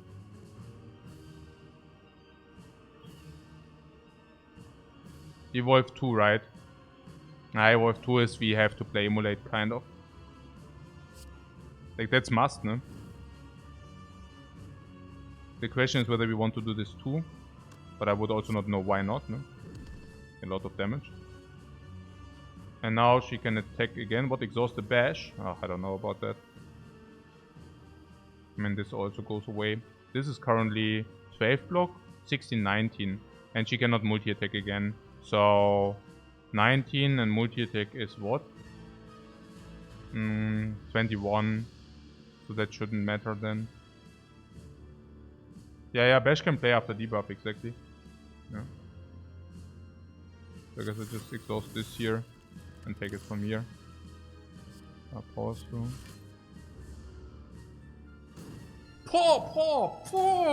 One life, doesn't matter, man. Boah, Spot Weakness, jetzt können wir gleich spotten. Was? Hat connected, oder was? She attacks again. Okay. Schick. Yeah, theoretically, if you do this is 60, if you do this is 60, is 120 is 160, 160, this is 90. So leaving 70 left is Heavy Blade. There are iterations, and this is good for the burn anyway, so let's do this. Yeah, easy. Uppercut. Sentinel. Yeah, Sentinel is... uppercut is also okay. I mean, now we draw up to 10 cards. There are many lethals. How many 4 cards to be played? Sentinel does not empower the lethal. Uppercut does empower the lethal under certain circumstances, or what? Could probably uppercut, right? I mean, uppercut is just potent.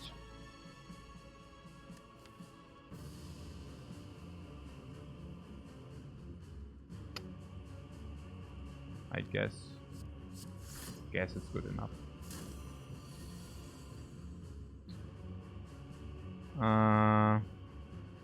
I really wonder whether we should keep it, whether we should just kill. We do not get the dagger upgrade, but the dagger upgrade is also a small one. I am a little bit afraid, and I would probably just kill. That was perfect block, yeah, that was perfect block. That was pretty cool. Status by bug, we draw 4 for this whole fight. Yeah, because draw reduction halt, ne? Annihilated. Okay, at least this attacks every turn, so there's that. You can compensate with strength. Ja, das heißt compensate, aber ja. So. Also. Yeah, Spot Weakness is too important. Emulate is positive if you play Evolve. We could also shrug it off first, honestly, and then see. Okay, with this offering we can actually play everything. That's probably even better. So that we spot the weakness, this is clear. 5, and now we can shockwave and emulate. I think that's just good. There's something about this dagger, but I'm feeling actually quite happy if these are gone. Yeah.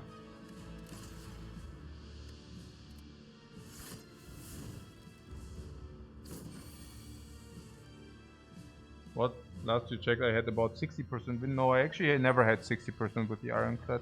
It was usually always around 70. It oscillated between like 66, 68 was first try, 60, always like around 68. And very, like, usually, like, there were like usually we oscillated above 70, and then at some point I did lose my temper, and then I just threw a lot of runs. Yeah, you remember the 69, right? No, it was always above 70, and then I donked away runs like very heavily. And yeah, I mean, for those who watch, they know. Yeah, just like throwing runs into the garbage can because I was tilted, whatever. And without tilt, it's probably around 75, and in this, we probably just have upswing. Whereas I also have the feeling we play better. So I think the 75 might go nearly to 80 with playing better as well. The rest is upswing. There's no way you play the Ironclad consistently above 80. No way. So the rest should be upswing for sure. So what is this? We can True it, we can play with corruption, we can also play without corruption. We play without corruption, right? There's literally no reason to play with corruption. Yeah.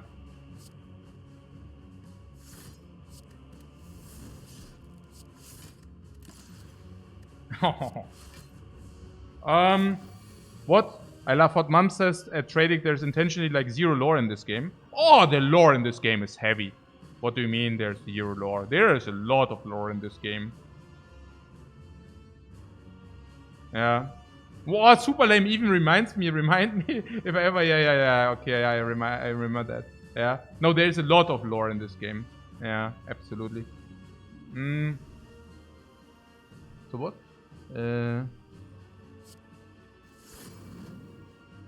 Naja, also lore in ways like that. It's kind of a dream world that's pretty clear, and it's I mean, it doesn't mean you're dreaming as a normal person, but it can also be that Niao is challenging the evil forces, and adventurers are getting sucked into a dream world where they have to play and dream the same thing over and over again.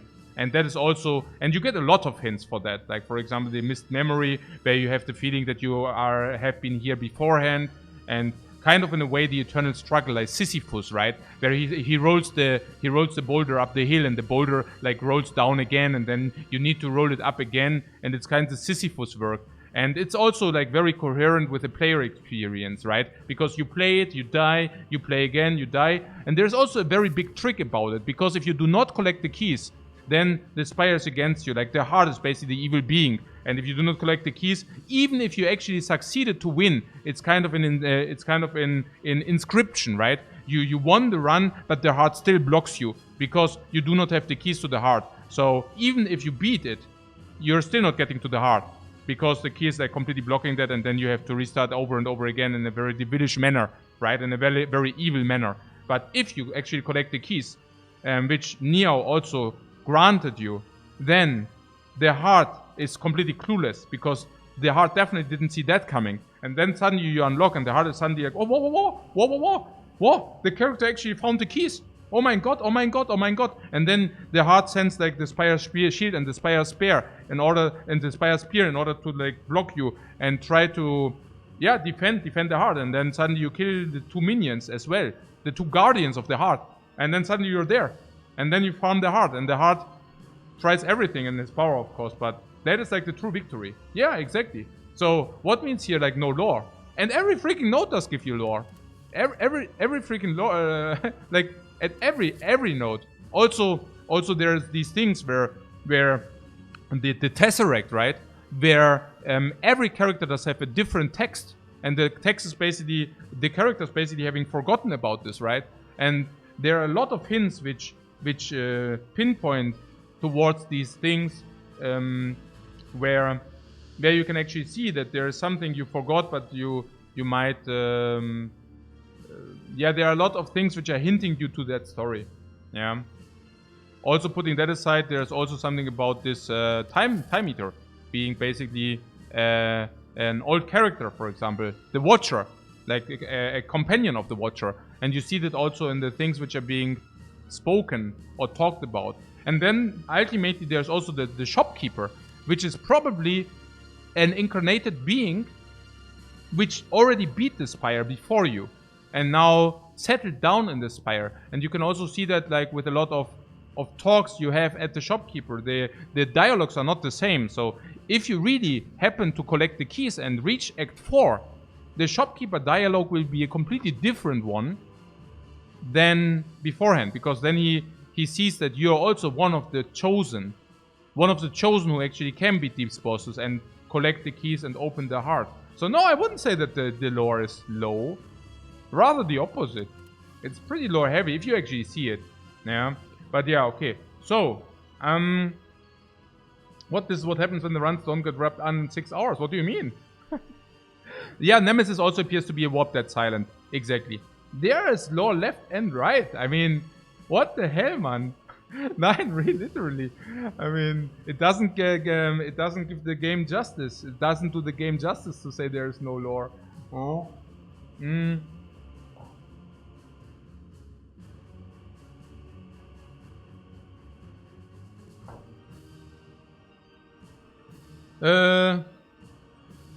What is here? Ja, hier, oder? Rupert. Huh.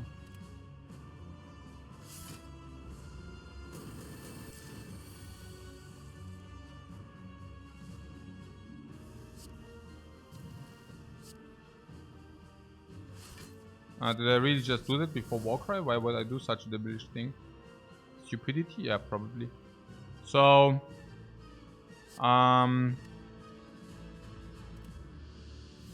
this block.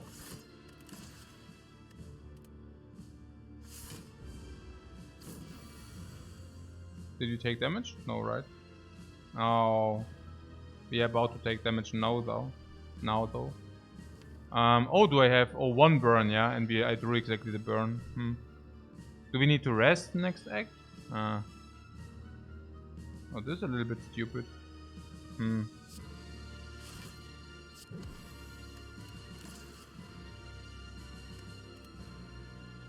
Maybe this is okay, though. I mean, maybe I just take it.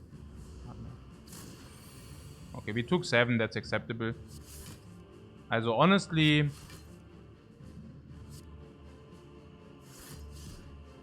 Honestly, I can nearly not believe that we... Oh, yeah. That we only took that little damage. Okay, so...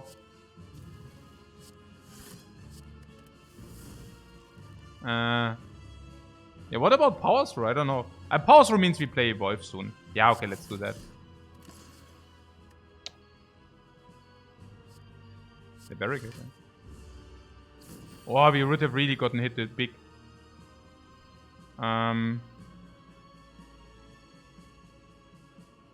You misclick corruption? What do you mean?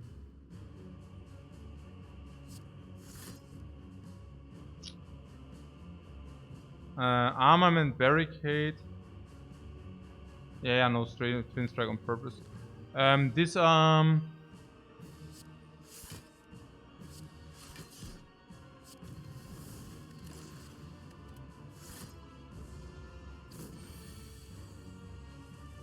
yeah, so only the big attacks are relevant, yeah.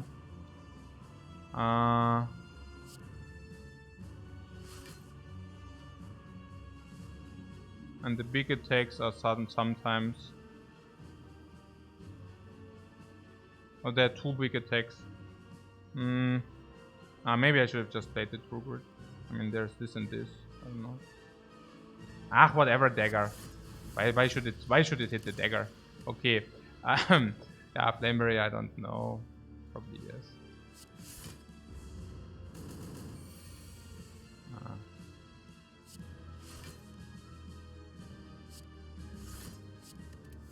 And the barricade or what? Nah, whatever. Power Sprint to evolve or something.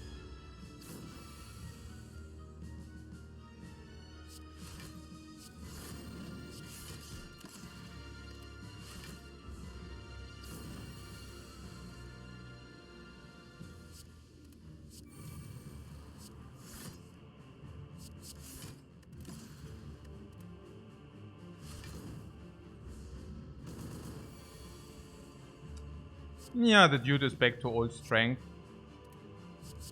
Yeah, wounds are positive.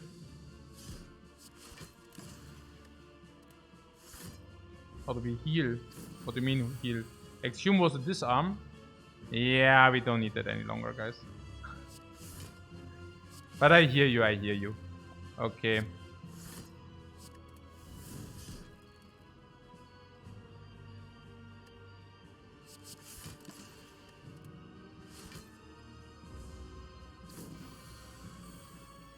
Where is this armament thing? Armament dagger would be super good. We have enough wounds now, yeah, that's true. No MG, that means no armaments again. I'm such a spew. Nah, whatever, oh yeah, whatever, oh yeah. Oh, that's pretty dumb. Okay, machine.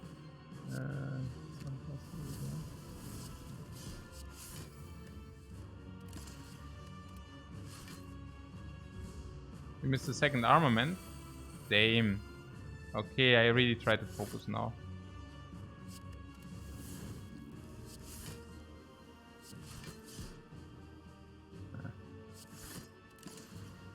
Oh, cannot pass that.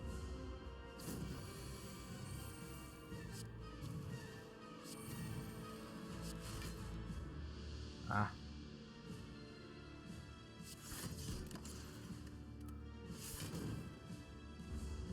Dragon Ball is powering up.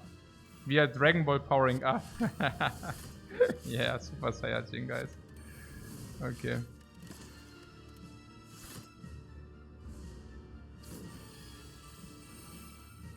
Okay, there is armament, guys. And where's the dagger? Oh, it's there, it's there. Yes! Yes, guys, very good.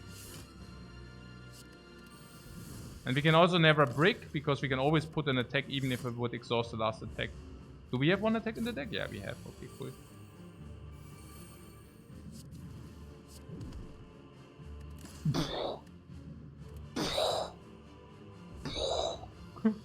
$3,000. Yeah! Oh!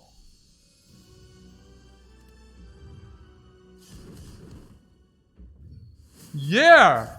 Okay. Good stuff. 70. 5 life or upgrade? What's better?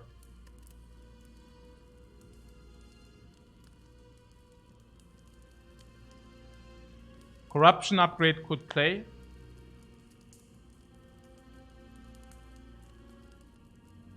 What? Feel no pain? Feel no brain? I don't know. Yeah, probably feel no pain is good, yeah. Power rule upgrade should be 5 life, yeah, but you kind of like spot weakness. I think it's win more. If you connect with spot weakness, we win more. We never play. We never exhaust. We never exhaust double power. Yeah. What I'm saying is we never exhaust the limit break without having played spot weakness. Okay, I can see the offering. It seems to me that the offering is the one which lets us set up the fastest. It's actually simply plus 2 cards. It's very good. No rush, no rush. No rush, no rush. We are about to beat the 4 boss. No rush, no rush. Okay. So. Yeah. What do we do? Reaper guarantees full HP against the heart. I kind of like that. The bash is gone. You want to remove the bash? No, I want the Reaper. Reaper guarantees full HP against the heart. I think having full HP against the heart guarantees this run. I mean, not guarantees this run, but you know. Yeah, makes this run certainly better. Yeah. Remove the dagger because it did its job. Yeah, very good. But full HP if not dead. Yeah. Yeah. Genau.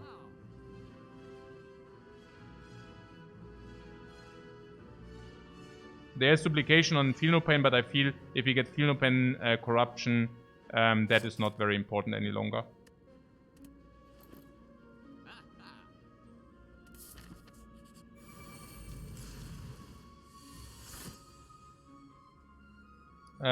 Is Havoc good enough? Havoc is good enough, no.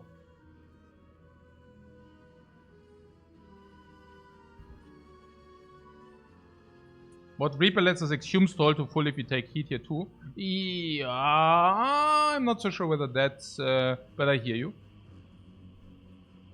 That would be a rather long journey though. We draw 3 cards next turn. We could just use this next turn. That's probably the best. That we use corruption yesterday. Oh, I could have spot weakness for... yeah, but spot weakness. I mean, this is 3 damage as well. This is 3 damage as well now, and it's another 20. So it's like way more damage, right? It's way more damage. Dark Embrace, yeah, that's not used. Oh, it really attacks. Okay, wow, that's a draw. Yeah, Insanity einfach. Because this guy already attacked, it's like such an insanely good draw. Yeah, we can just keep it this way. 4.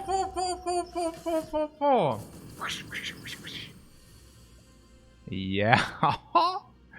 Ey, das ist ja so sick. Okay. Okay. What?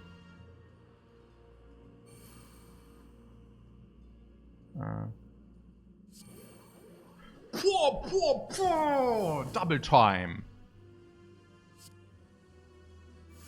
Quick Bash. Pom. Power through without armament or armament first. Yeah, armament first is okay. We want to upgrade the dagger anyways. So what is it? Oh yeah, Limit Break needs to play. This dagger could kill this guy if you want to do that. I mean, yeah, there's nothing which speaks against that, right? No, not much.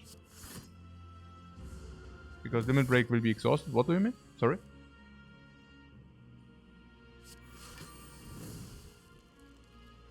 Okay, we need to get this Heavy Blade there. Oh, you mean we have exhaust and can now not deal the damage, or what do you mean? Is it true? I don't know. What? No, I think it's okay. Also this is what? Oh,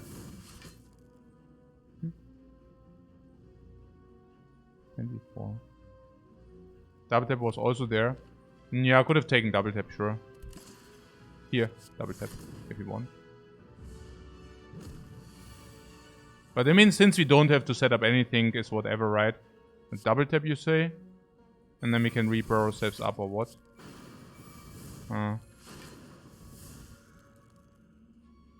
What am I even doing?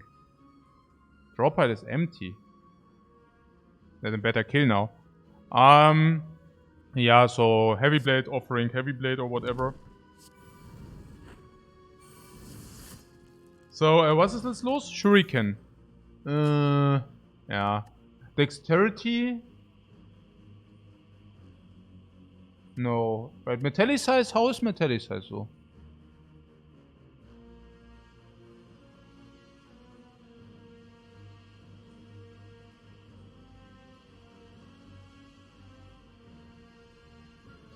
Hmm. 60-10 should be better than this, you say? Yeah.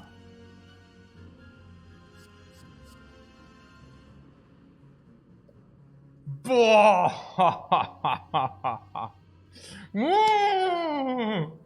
Haha. Wow.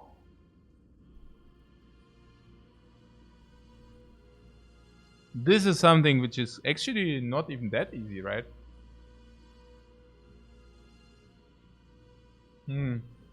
What dual wield is Monka? That dual wield is appealing. The dual wield! 9, man! Offering or spot weakness are there. What? There are 3 cards, 2 of them are viable. Okay, so, yeah, the question is, what dual wield Reaper is basically you win what? Nee, let's think about this. I mean, also, dual wield Reaper, what? No? Dual wield Reacher Dagger is also good. Yeah, okay, we cannot exclude it. Like, we cannot exclude it. Like, we cannot exclude it. It's actually also very strong. Okay, forgive me. We can actually, we actually have all 3 choices. All 3 choices! You like spot to guarantee the limit break value. Yeah, that's something I'm really thinking about. Because we have card draw and we have metallicize. Let's take a look at our relics very quick. Turn 1, we don't take damage. And even if we take damage, we don't really take damage. Turn 2 and 3. There's the multi-attack. The multi-attack, we have Tungsten Rod. And there's a big hit. And the big hit can really hit us. For sure. Unless we played Corruption, Feel No Pain and stuff beforehand. So, I guess there's something about the spot weakness. Where we guarantee the thing. But honestly, do we not have 2 strengths already? Yes. And we might get 3 strengths with the Shuriken. No, let's keep it 2. We have spot weakness, it goes to 5. Hehe, 5 track it off. I don't know.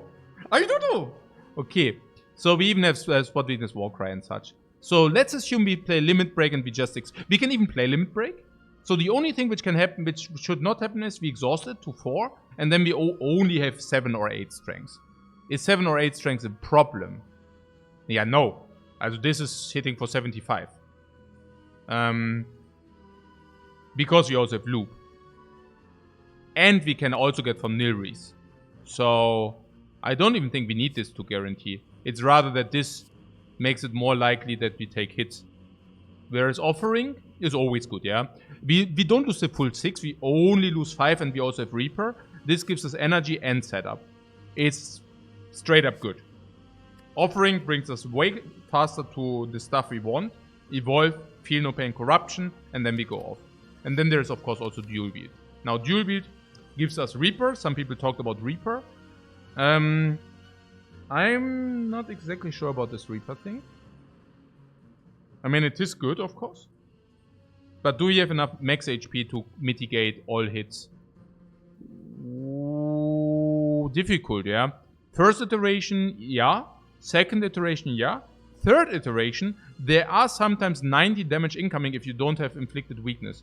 Which we can sometimes do with Nilris, but not a complete guaranteed, right? We also block a lot of the heat. So I'm not even sure whether we need an additional Reaper. But we could. What is if you duplicate Reacher Daggers? Is okay, but also not mandatory. Evolve is not to be duplicated. Corruptions are not to be duplicated. Feel No Pains can be duplicated. But then it's probably just win more. Because we want to exhaust skills. Yeah, otherwise we redraw only skills is not so good, right? So exhausting skills is not a problem. And if you already have Corruption, Feel No Pain, we usually overblock as well. Especially after having inflicted weakness. So I don't know. It seems to me that offering is quite convincing. Yeah, exactly. Yeah.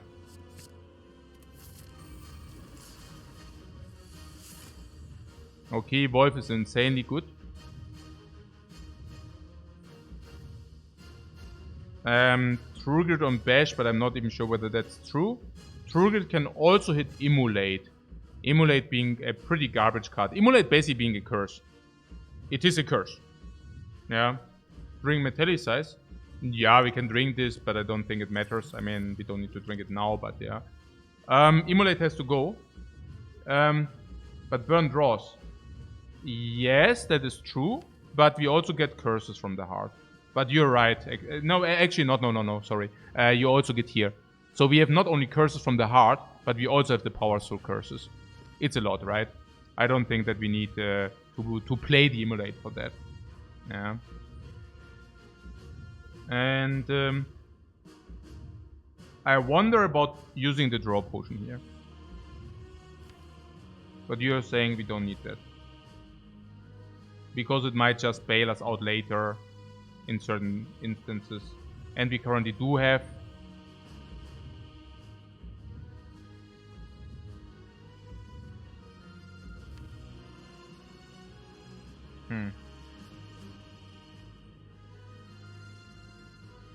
Also, this is better. Yeah.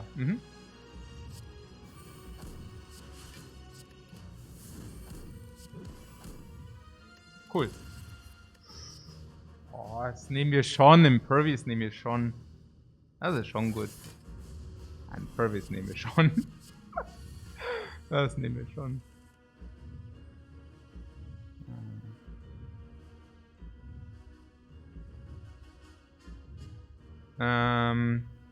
Limit break is 2 strength.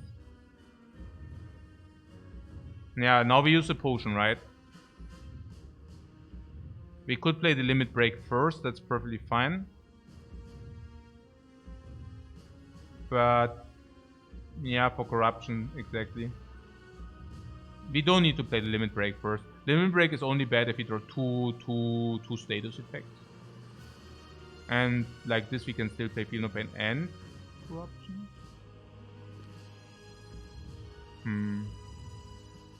With armament in the hand, it's not bad. Yeah, that's true. I'm just wondering whether we should play limit break first to get more space.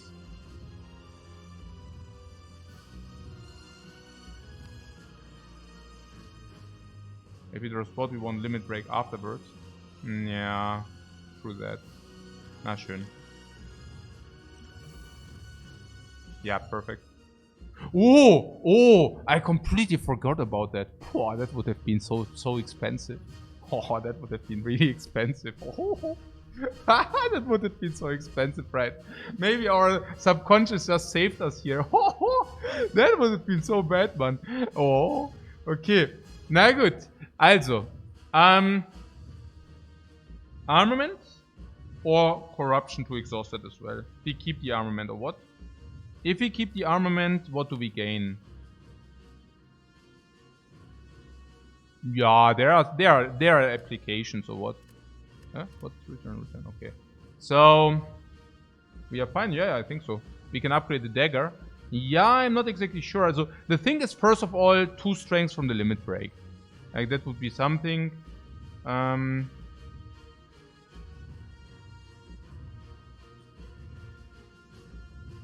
should be positive because of yeah, genau, and the recards as well.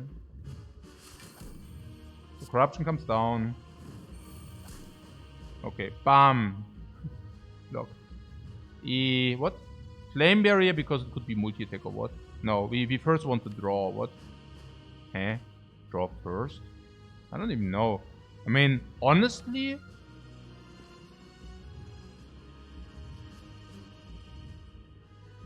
we just want to take it, right? I mean, I definitely don't want to play these if I don't have energy. That's for sure. Yeah. So, also Shockwave. Yeah, but Shockwave is also better later. It's not good now. We want to Shockwave into the future, into third iteration. Yeah. The barrier always happens. Yeah, I think so too. Yeah. The defend.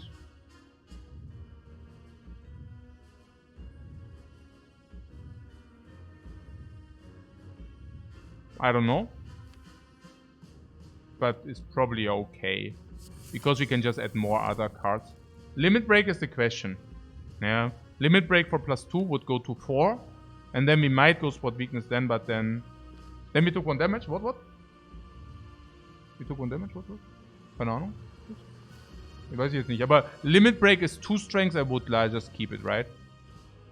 No, maybe we can just do it. 4 strengths is good enough. 4 strengths and then at some point we get this extra. Yeah. First takes 1 damage less. Yeah, okay, but okay. How things are. We could also get a new limit break. Is 4 strength. And even if we do this first, I mean, okay, my concern is not if we hit with spot weakness. Then we win anyways. My concern is if we do not hit with the spot weakness. And this now basically prevents if we do not get hit. And if you get the next tune, we just get a new limit break, exactly. Let's do it this way. Double tap or entrench.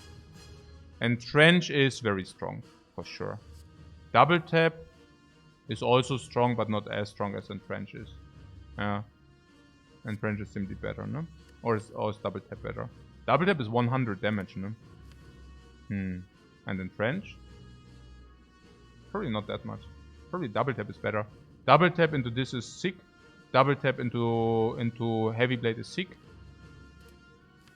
On the other hand, double tap. Yeah, double tap on Twin Strike is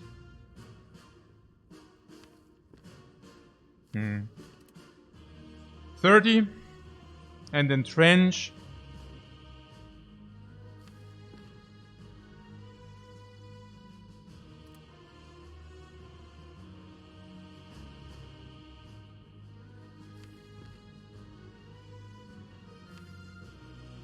There's a Heavy Blade.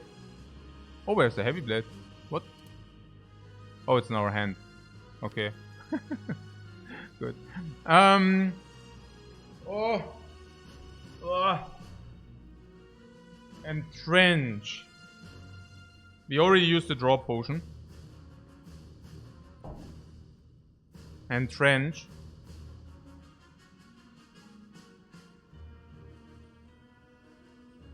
I think I like Entrench. Multi-attack, please. Oh! Oh, we get Red Skull. Red Skull.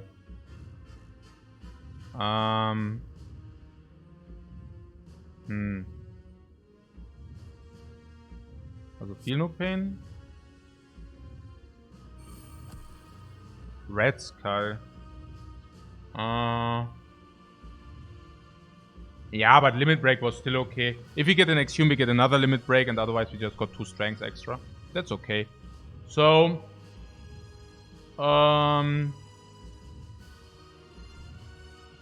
Warcry first.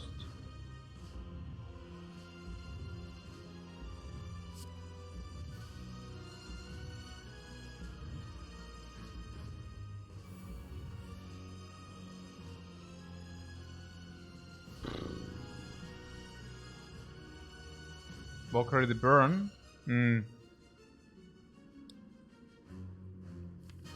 So now we are not taking damage in this turn.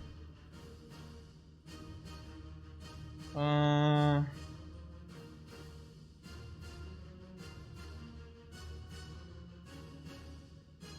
we have reason to be stressed out a little bit? Actually not. Also on average we shouldn't be stressed out whatsoever. Currently I have exhaust 3 each. So if we exhaust we gain 1 block each, right? That's not a lot.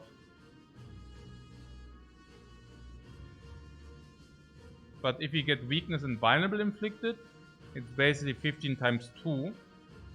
And 15 times 2 is suddenly very little.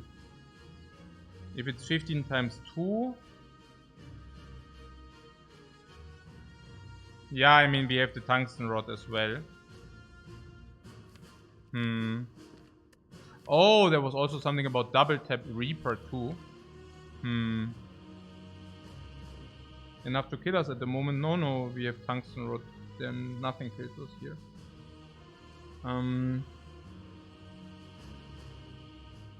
So I think the question is, do we want to offering here or not? And the answer is losing some plated armor in the progress is a little double-edged. Yeah. I mean, currently you're saying this is only blocking 4. And then Trench, we might really want to have in the later turns for very good extra block, right? 4. And Trench. Yeah, I mean, what is the weakness in the next turn? So now, then it's in the next iteration, basically. So it will get to 15 times 3 and to 35. So we will face 40 damage on average. And then Trench could mitigate a little bit of that if you want that. Currently we have 1, 2, 3, 4, 5, 6, 7, 14 block. And we could, of course, with the offering, we could just block full. If we want to block full. I don't know. If we draw block for... I mean, next turn, if we don't do the offering, it's a blocking in turn, which is super sad because... We don't want to block in.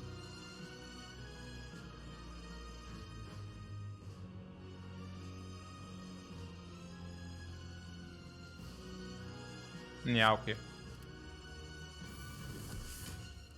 So maybe it is actually correct to do Shockwave here. Then spot the weakness of what now. As a block for sure, defend is worthless. Then reach your dagger as well or no. Spot weakness can also just be deployed. Reach your dagger can be played before we do the offering for sure. So let's do this. And the entrench was the question.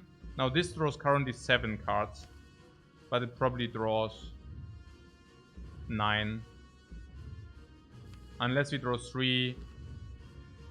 We could just play the entrench. I don't know. Is the entrench really important?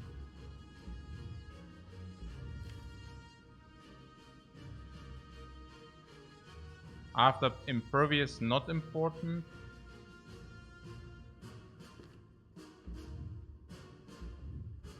So, but yeah, we could also offer. I mean, how many did I say? If we get 2 status effects, only if it draws 3, it's not good. What next end doesn't do much too. Yeah, that's why we should dig deeper. That's the thing. Yeah. If we do entrench, we can offer for 10 cards, which is pretty cool. The downside is that if we do that, we also... Yeah, maybe we can also just do this and then maybe even play entrench too. That's also fine. I mean, at the moment we are facing how much? 15 times 2. Hey, it's really unlucky that the big hit was first. That's ruining a little bit game plan here. But 15 times 2, guys. What is 15 times 2? 30. Yeah, I mean, we already blocked this. If you block this into this, we already have the 30. Yeah, kind of. And we wanted to play Power Through, right? Power Through is giving us a wound, which is, I mean, not necessarily wanted to play. So... keep offering for difficult times. No, then the draw next turn is crap. We don't want that. And we want to skim this, right? We just want to skim through. Yeah, I'm pretty certain we want to skim through. Yeah.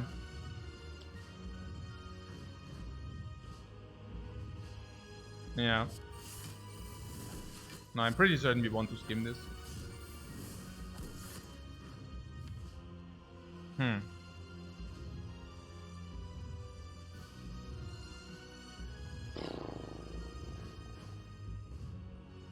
I mean, we are not bad. We have 10 strength and such. So what are my questions? So this defend can just go. I'm pretty certain the defend can just go. Whoop! Boom! Gone. Easy. So, yeah, the twin strike definitely needs to be played. That's obvious. Peter actually feels like we are cruising. We are cruising. But, yeah, we are cruising. I mean, the life total is not very cruising. Like... Okay, I'm a little bit afraid of a very bad draw, but I guess Reaper is just mitigating this fear. So I just want to reduce the risk of ruin. That's about it. Yeah. So here we are just good, right? We don't want to play anything.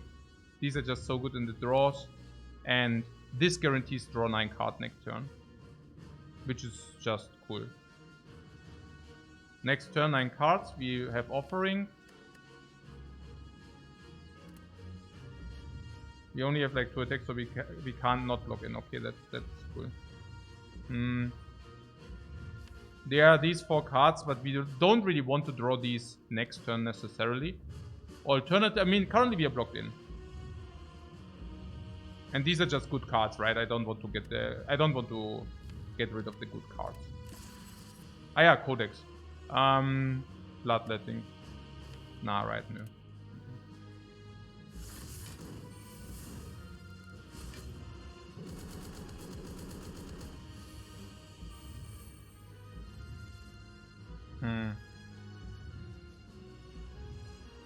I mean, what we want to do is we want to max out the damage, and this is maxing out the damage, and that is good news.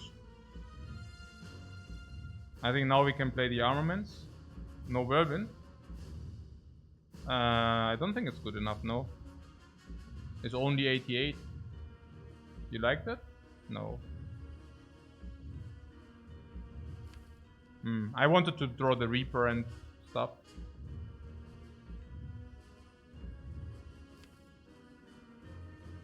Okay.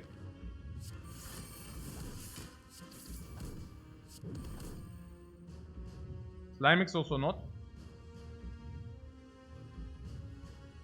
There are currently 1 bad stuff, 2 bad stuff, but we play this as 4 bad stuff. And in case you don't draw the attack, yeah, then we probably needed to exhaust some of the shrugs. Slime gives stability. Stability for what? If you draw a lot of garbage. Safety slime. Safety slime. Yeah, no, I mean, maybe, I don't know. Okay. This is the off turn, right? Oh, disarm. Offering as well. But we don't have a way to artifact strip. I mean, yeah, we do, but it's a long way. Maybe offering is just about right. Can we get rid of artifact? Yeah, we can, but it's a long journey. I mean, we are very close to kill. And we should just execute this kill. Blood for blood, yeah, that's one of the ways to lose, right? Also currently I think True Grit Bash.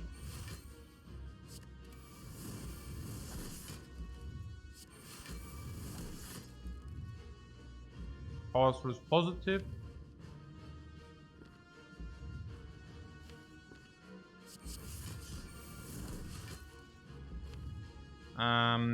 Okay, next time we have guaranteed impervious though. Yeah, it doesn't matter. We need to deal the damage now, right? So, offering.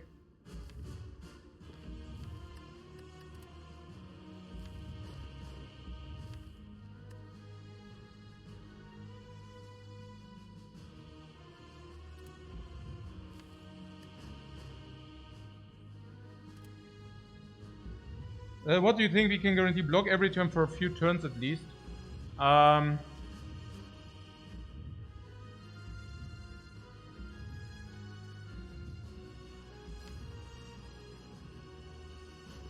What still think the feel no pain? Yeah, the feel no pain. That's like the biggest. This is the biggest topic right now. Okay.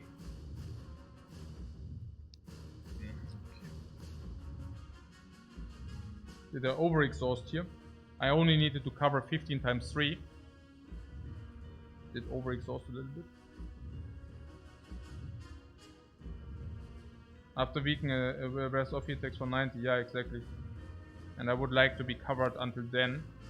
And covered means we currently have 10 strength, it's still vulnerable, it will wear off at some point. I want to actually deal the damage every turn if possible. We could offering now. Then we can shrug it off. Like we can at least play Reaper. Yeah. We can kill before 90 or we can block the 90. Yeah. No.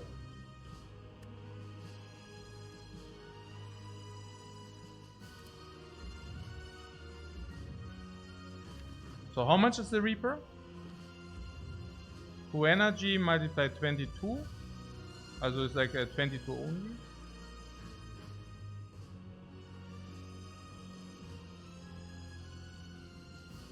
It's 180. Yeah, it's at 180. That's what I'm saying. Yeah.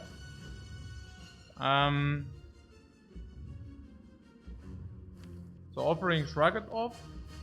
And this is the deck. So if you draw slime, we draw. If you draw this, we draw. If we draw these, we have to skim. And then we go heavy blade twin strike. And then we block again. Ja, no, we just need to max out, ne? Oder bin ich jetzt stupid? Ja klar, zweimal, dreimal max out, fertig, oder? Danach ist fertig, danach ist Schicht im Schacht. Ende Gelände. Okay, so shrug it off. 3, 4, 5, 6, 7. So now we draw 1. And there's Heavy Blade and we need to play that. I mean, that's clear. So next draw is 7. And we can probably deal 200. Now, some people were saying something about this turns off the Red Skull. And that is also the case.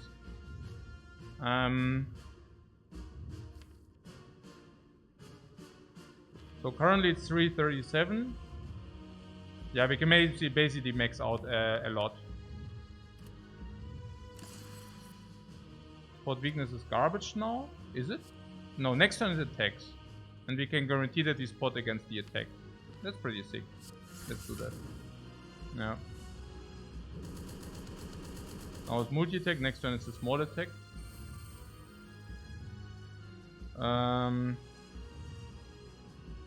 Yeah. Shrug it off. Overdraws. Yeah, I mean, it's gone. I don't know. I just play this here. Yeah, let's take one. It's okay, whatever. So heavy blade, spin strike. Now we shrug it off. Defend, of course. So we need to create some block. This offering, it doesn't make sense. We have full block here. Yeah. If we don't have certainty, we could just play impervious.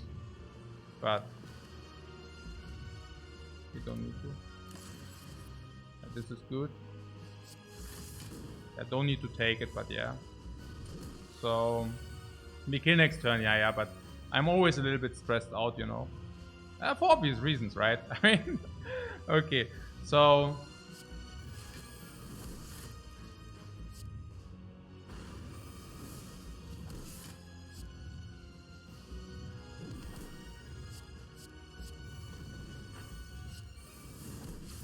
yeah, everything is always fine until it's not, right? It's even the off turn. I know, but the run was so difficult. I don't want to throw now, if that makes sense.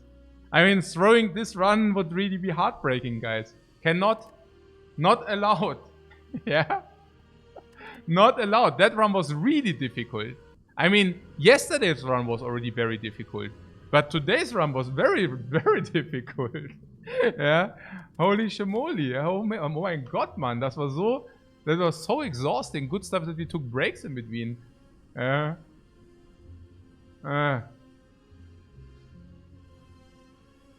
Okay, so let's update the score. It's now 62 or what? Oh yeah, 62.